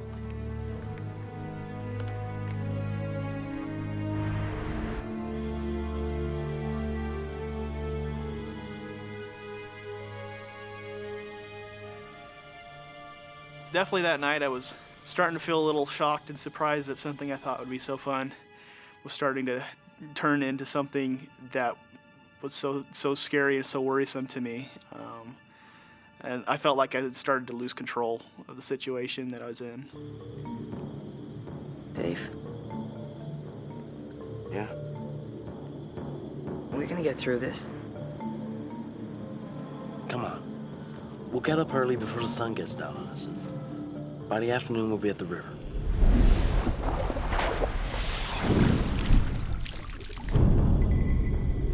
I'm gonna stay there all afternoon. Before sunup. That's when we need to get going. Like David, Jordan is convinced there's only one way to avoid being cooked by the sun again. We knew that we had to get up early. We knew that we had to beat the sun, that if we didn't, we knew that we would be in trouble.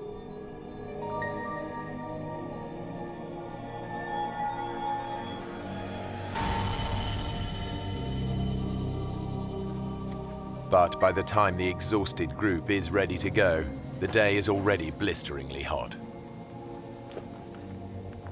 I know that when we did begin hiking, I don't remember what time it was, but the sun was on us. It was hot.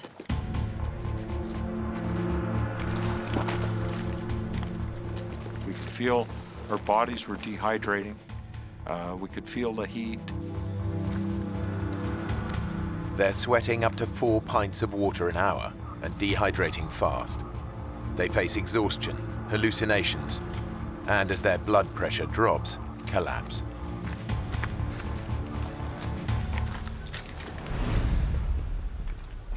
Just before noon, they face yet another ordeal. A grueling descent down a steep, rocky chute.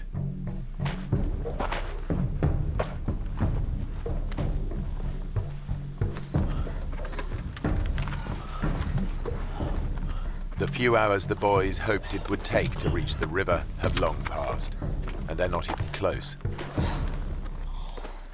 And now, the water situation is critical.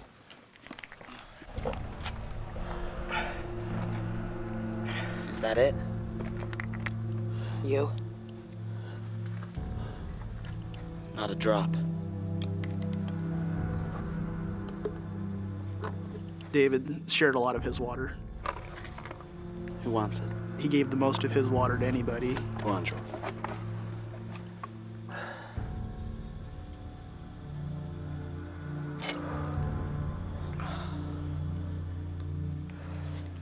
Thanks.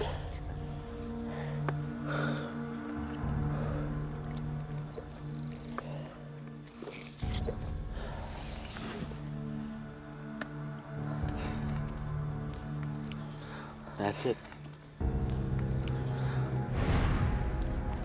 Their life-saving water has gone, and they're still a good half day from the river. I knew that we were out of water. I knew that, if we fooled around or wasted our time, I knew that we would run into trouble. Come on. Let's Let's get to the river.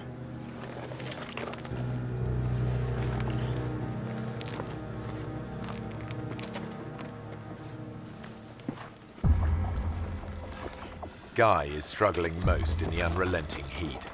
He's fallen behind the rest of the group. It was like being in an oven. I was physically exhausted.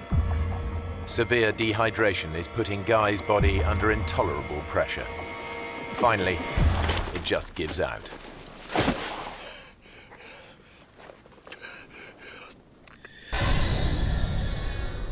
If you take a deep breath, you know, that sensation that you have where you can feel the oxygen going through your body, I couldn't do that.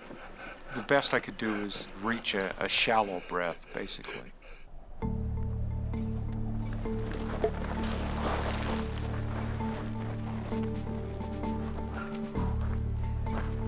Hey, where's Guy? By the time the group realize he's not with them, they're hundreds of feet further down the chute. Guy! I need some help up here! Can't you get down? I can't! I gotta take a break! At that point, I began to really question whether I'd ever make it down to the river. We need to keep going. Look, we can't just leave him. There's some shade here. We'll sit in the shade and wait for him to catch up. We can't leave him behind. But Jordan thinks that waiting for Guy could be a fatal mistake. If we don't go now, we're all gonna die. I'm not just gonna sit here and wait and die. When Lauren said we needed to wait for Guy, I was mad. I knew that if we didn't leave, that we would die. What he needs is water. Let's get down to the river and get him some. Come on. It's a tough call. If they leave Guy behind, he could die. But waiting for him to catch up could kill them all.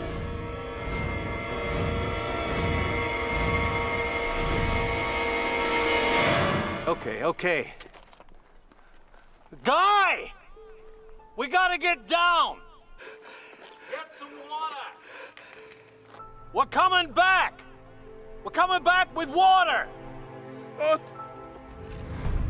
Laura, look after the boys! I had never heard a tone like that in anyone's voice before. That kind of fear or anything like that ever in my life. Just, it changes you when you hear something like that. It's difficult to leave somebody behind, but when it's your own life, you need to do what you need to do.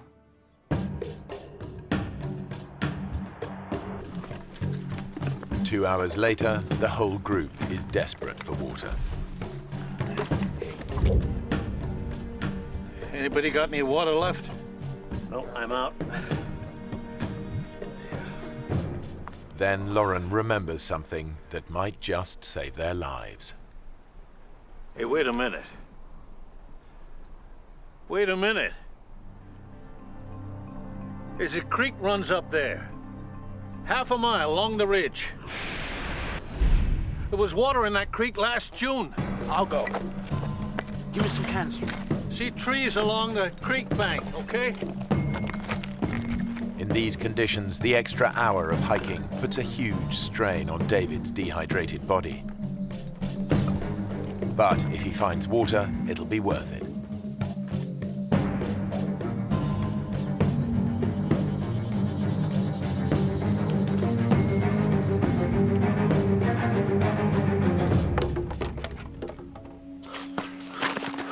The creek is dry as dust.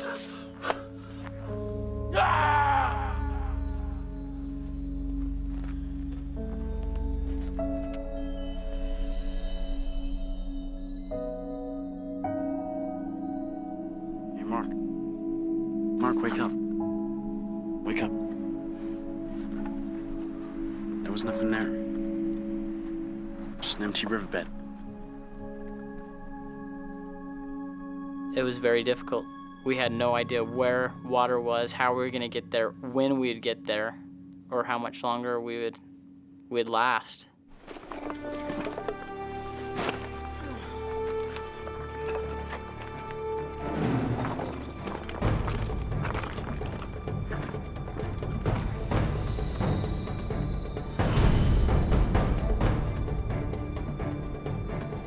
After 6 hours tough hiking, they're still a long way from the river. The temperature has climbed to a searing 112 degrees Fahrenheit. Dehydration and exhaustion are taking their toll. Our bodies became weak very fast. Our pace that we were walking slowed down extremely.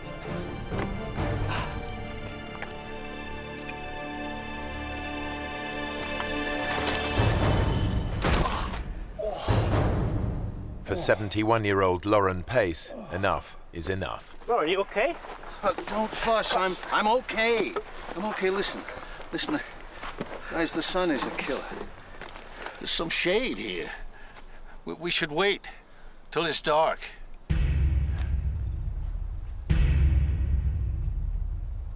Lauren reckons that hiking at night will be less strain on their dehydrated bodies. But the boys think that if they stay here, it could be the last thing they ever do. There's no easy answer. There was a feeling among the boys that if we stayed there, that we would die, and it was urgent, not something that we could just sit around and wait for. It's hours till sunset. We stay here till night, we're all dead. Well, Lauren knows where to go. Right, so he can tell us where to go. Come on. You want to just sit here, or do you want to do something? Let's do it. Mark? Okay. Going against their leader's advice is a big decision for the boys. Lauren, we need to go on. You shouldn't travel in this heat. We're going. When we left Lauren and Earl under that rock in the shade, it didn't feel like even a decision at all. It was more like, we have to.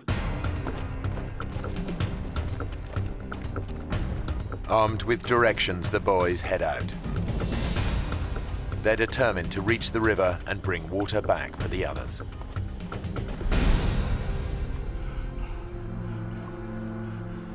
Back up the canyon, Guy is deteriorating.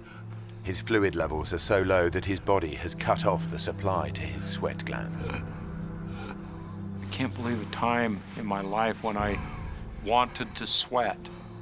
I knew that if I could sweat, that it would cool down my body. And I physically tried to will myself to do that, and I couldn't do it. Without cooling sweat, any physical exertion could send his temperature spiraling out of control. If it reaches 108 degrees Fahrenheit, his brain will begin to die. Guy is trapped. If he tries to hike out, it could kill him. Come on, guys. Let's go. Further down the canyon, Lauren is worried about the 3 boys hiking alone and sends his brother and the other scouts after them. But the 3 boys are making good progress, and they're now way ahead. They're less than a mile from the river. They just need to make the final descent.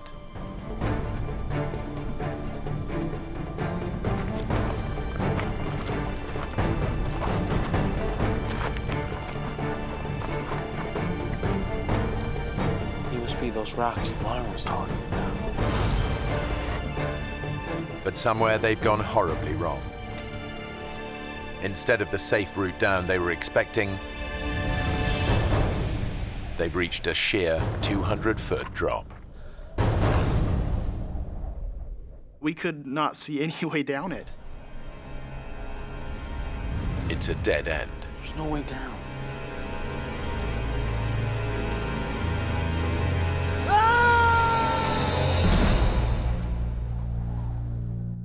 Their water has run out, their leader has collapsed, and the 3 15-year-old boys are on their own. Their desperate bid to reach the Colorado River is over. It's the final straw. They've run into a dead end, a sheer 200-foot drop. What do we do? I don't know, Mark. Nothing, I guess.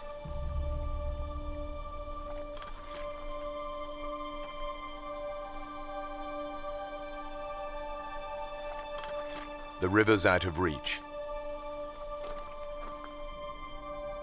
And with the group not expected back for 6 more days, there's no hope of anyone sending out a search party in time. Now, all they can think of is getting out of the sun.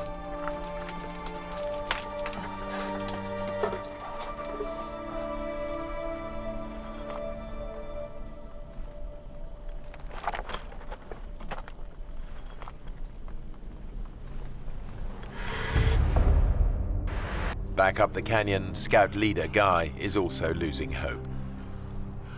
Out of sheer desperation, he comes up with a plan to make himself visible to any passing planes. As I laid there, I knew that it would be hard for someone to see me because I was down below the level. I took out a emergency blanket.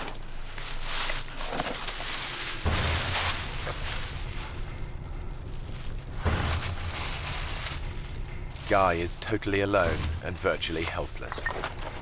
It's his darkest hour. When I realized how much of my strength it took just to do that, I was absolutely certain that there was no way out without help from somebody else. Sheltering under cliff-top boulders, the boys realize they face a slow and painful death from dehydration. In my mind, I knew we were gonna die.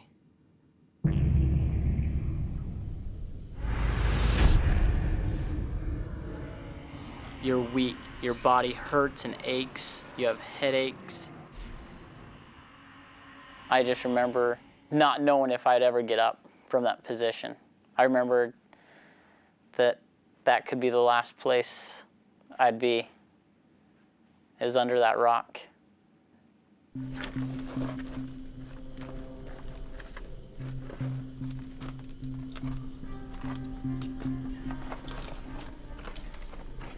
It was a pretty sad situation there, you know. And I was almost turned 16. I wasn't gonna get to drive or anything. You know, you think about your family, that you're not gonna see your mom again or your dad, and it's really sad.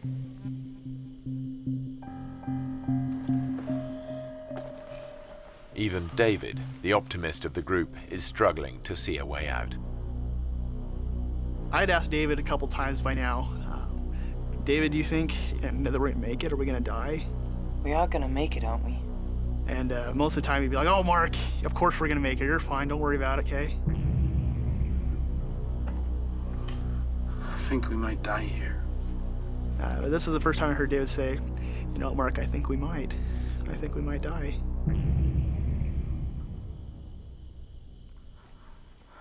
Hey, George, can you get me a pen?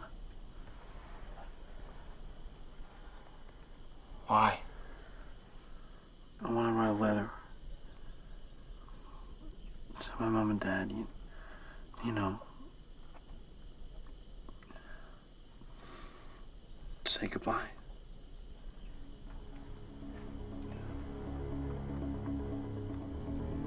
Don't be stupid, Dave. We're not gonna die.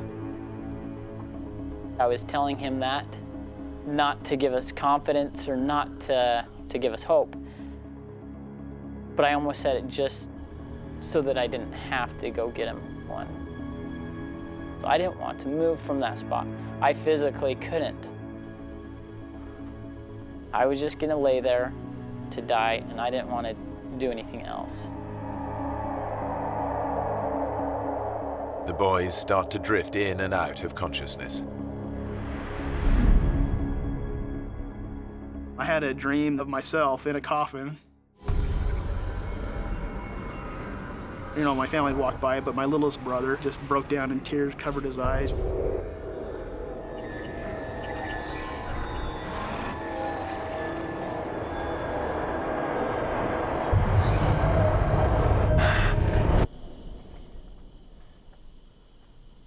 I woke up, and I was like, I don't want to die.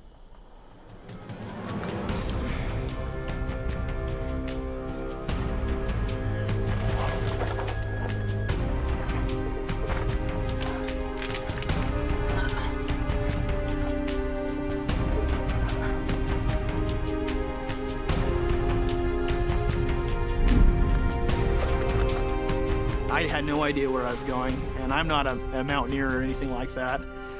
But I decided we can't stay here.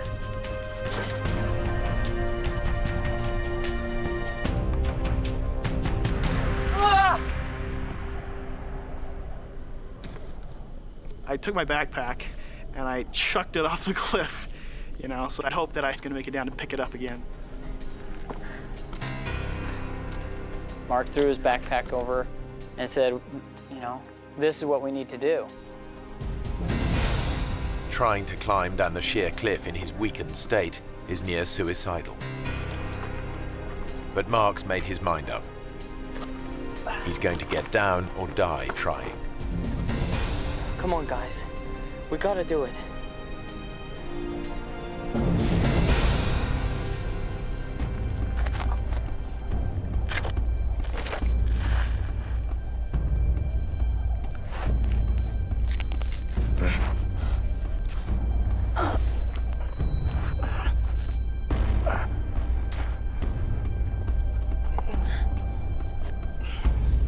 Even for experienced climbers, this would be a dangerous descent. But Mark has no ropes and has never rock climbed in his life.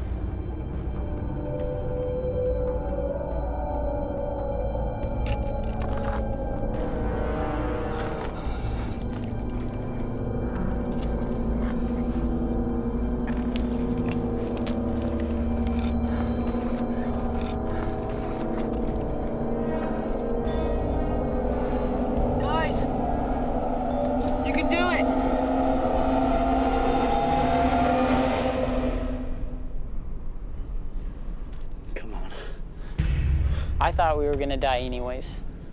To me, death was gonna happen. And so it seemed like anything would be better, even if it was a ridiculous plan.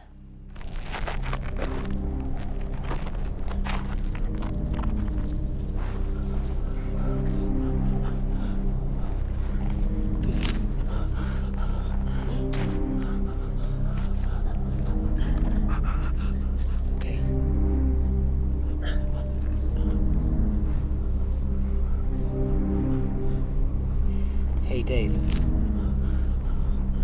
How are we gonna get back up this? To the others.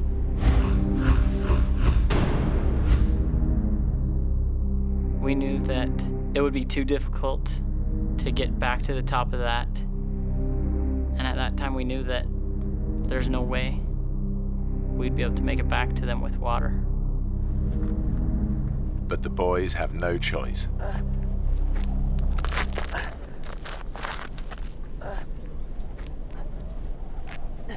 We climbed down that cliff, which was very frightening to me, because I knew that if any of us fell, we would die.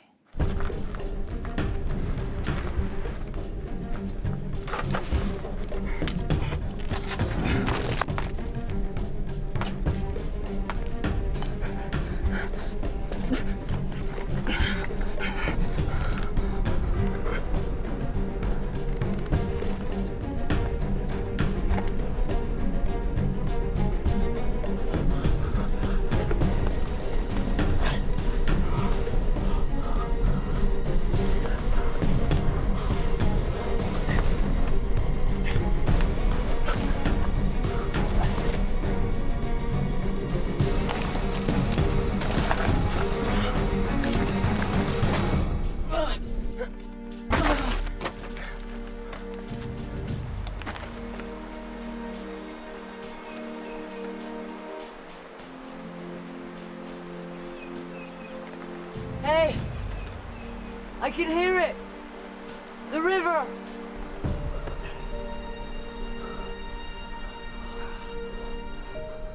You okay, Dave? My eyes are going funny.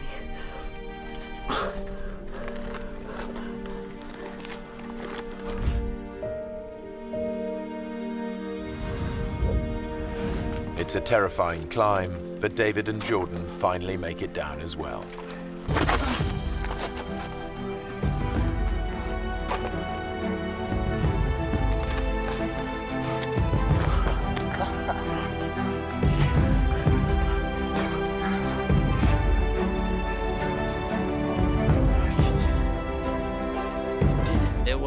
a sheer cliff that I couldn't do again. I think we were all amazed that we were still alive, I guess. But David is in trouble. You okay, Dave? He's showing early symptoms of heat stroke. He needs water fast. I'm cool. Come on. Back up the chute, Guy is so dehydrated he can barely move. He's now at the mercy of the canyon and its inhabitants. There was a rather large rattlesnake that was a few feet away from me. The western diamondback rattlesnake is one of the most aggressive snakes in the US. A bite from an adult can deliver enough venom to kill in as little as 6 hours. I remember experiencing the fear that that snake would turn and sense my body heat. Guy is so weak he can't move out of striking range. And that experience lasted for about an hour while that snake was there.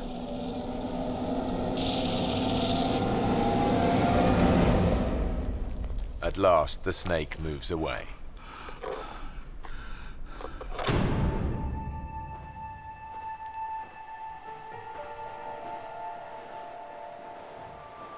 Since making it down the cliff, the boys have walked for over an hour, but they still hadn't reached the river. We could hear the water, and it seemed so close. But as we go around one corner, and then the next corner, and then the next corner, you know, each corner we thought it was the next one, and it wasn't.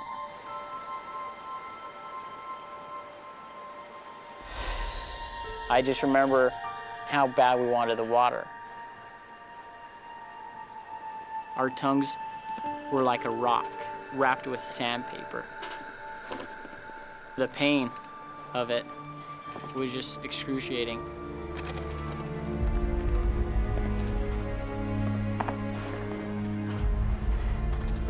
I remember Dave complaining about his vision. Come on, Dave. You're nearly there. And he was shaking. All of us were.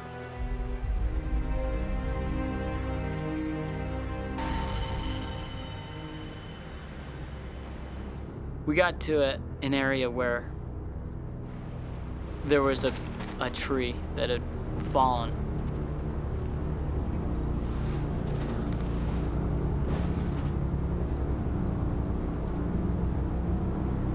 David was leaning against a tree, and I was like, hey, we're almost there, guys. And at that point, David collapsed. David? Dave? You okay? Me and Mark went over to him. Dave. And I remember seeing Dave's eyes roll back in his head, and his breathing is really jumpy. Hear us.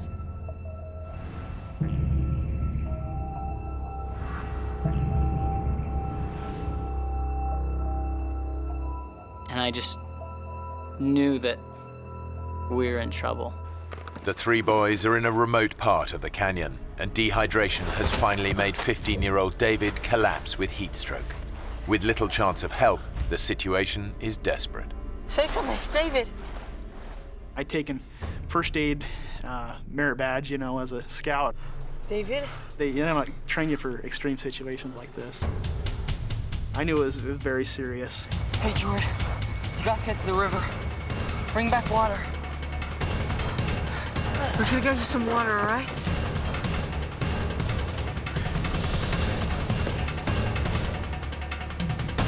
And as I went around the first corner, I could see the water, and it was about 100 yards away.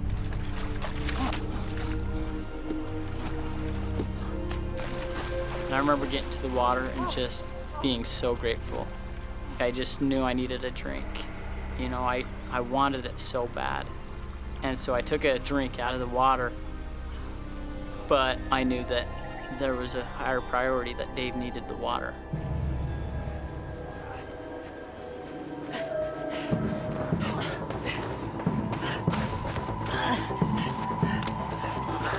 Why isn't he swallowing it? Pour it on him. So the next thing we could think to do was to pour it on him to cool him off. Come on, man. I'm out. I'll go. Hurry, okay? Hurry! I got to the river. And I took my bottles and I was filling them up and drinking a little bit. And when I pulled up the water bottle,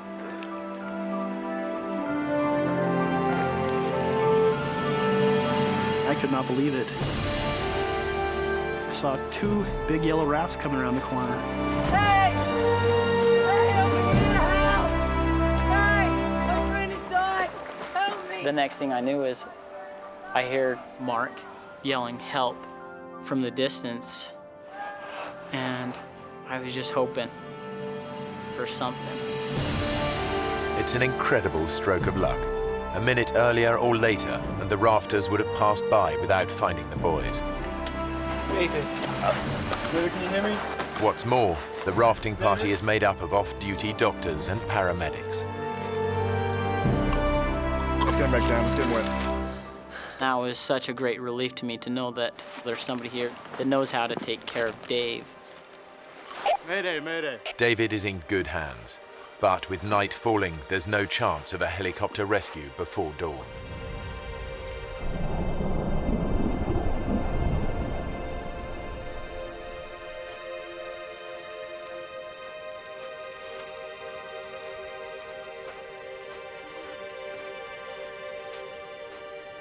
Seemed forever that they were working on him, not knowing if he's gonna make it, not knowing if he'll die. He's still hypothermic.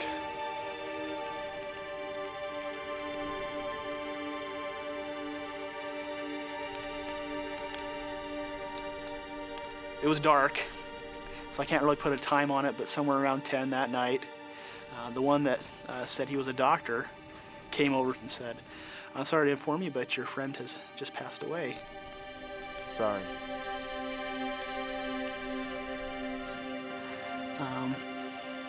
And it was a hard experience.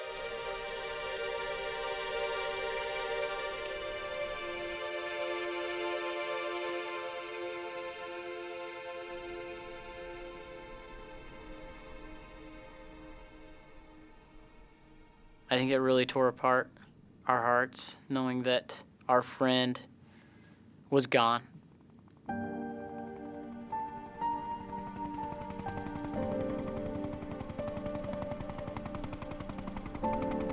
By the time rescue helicopters arrive the next morning, Earl and the other boys have made it down to the river. Thanks to his emergency blanket, Guy was quickly located, while Lauren was finally found wandering alone in the canyon. They're all devastated by the news of David's death.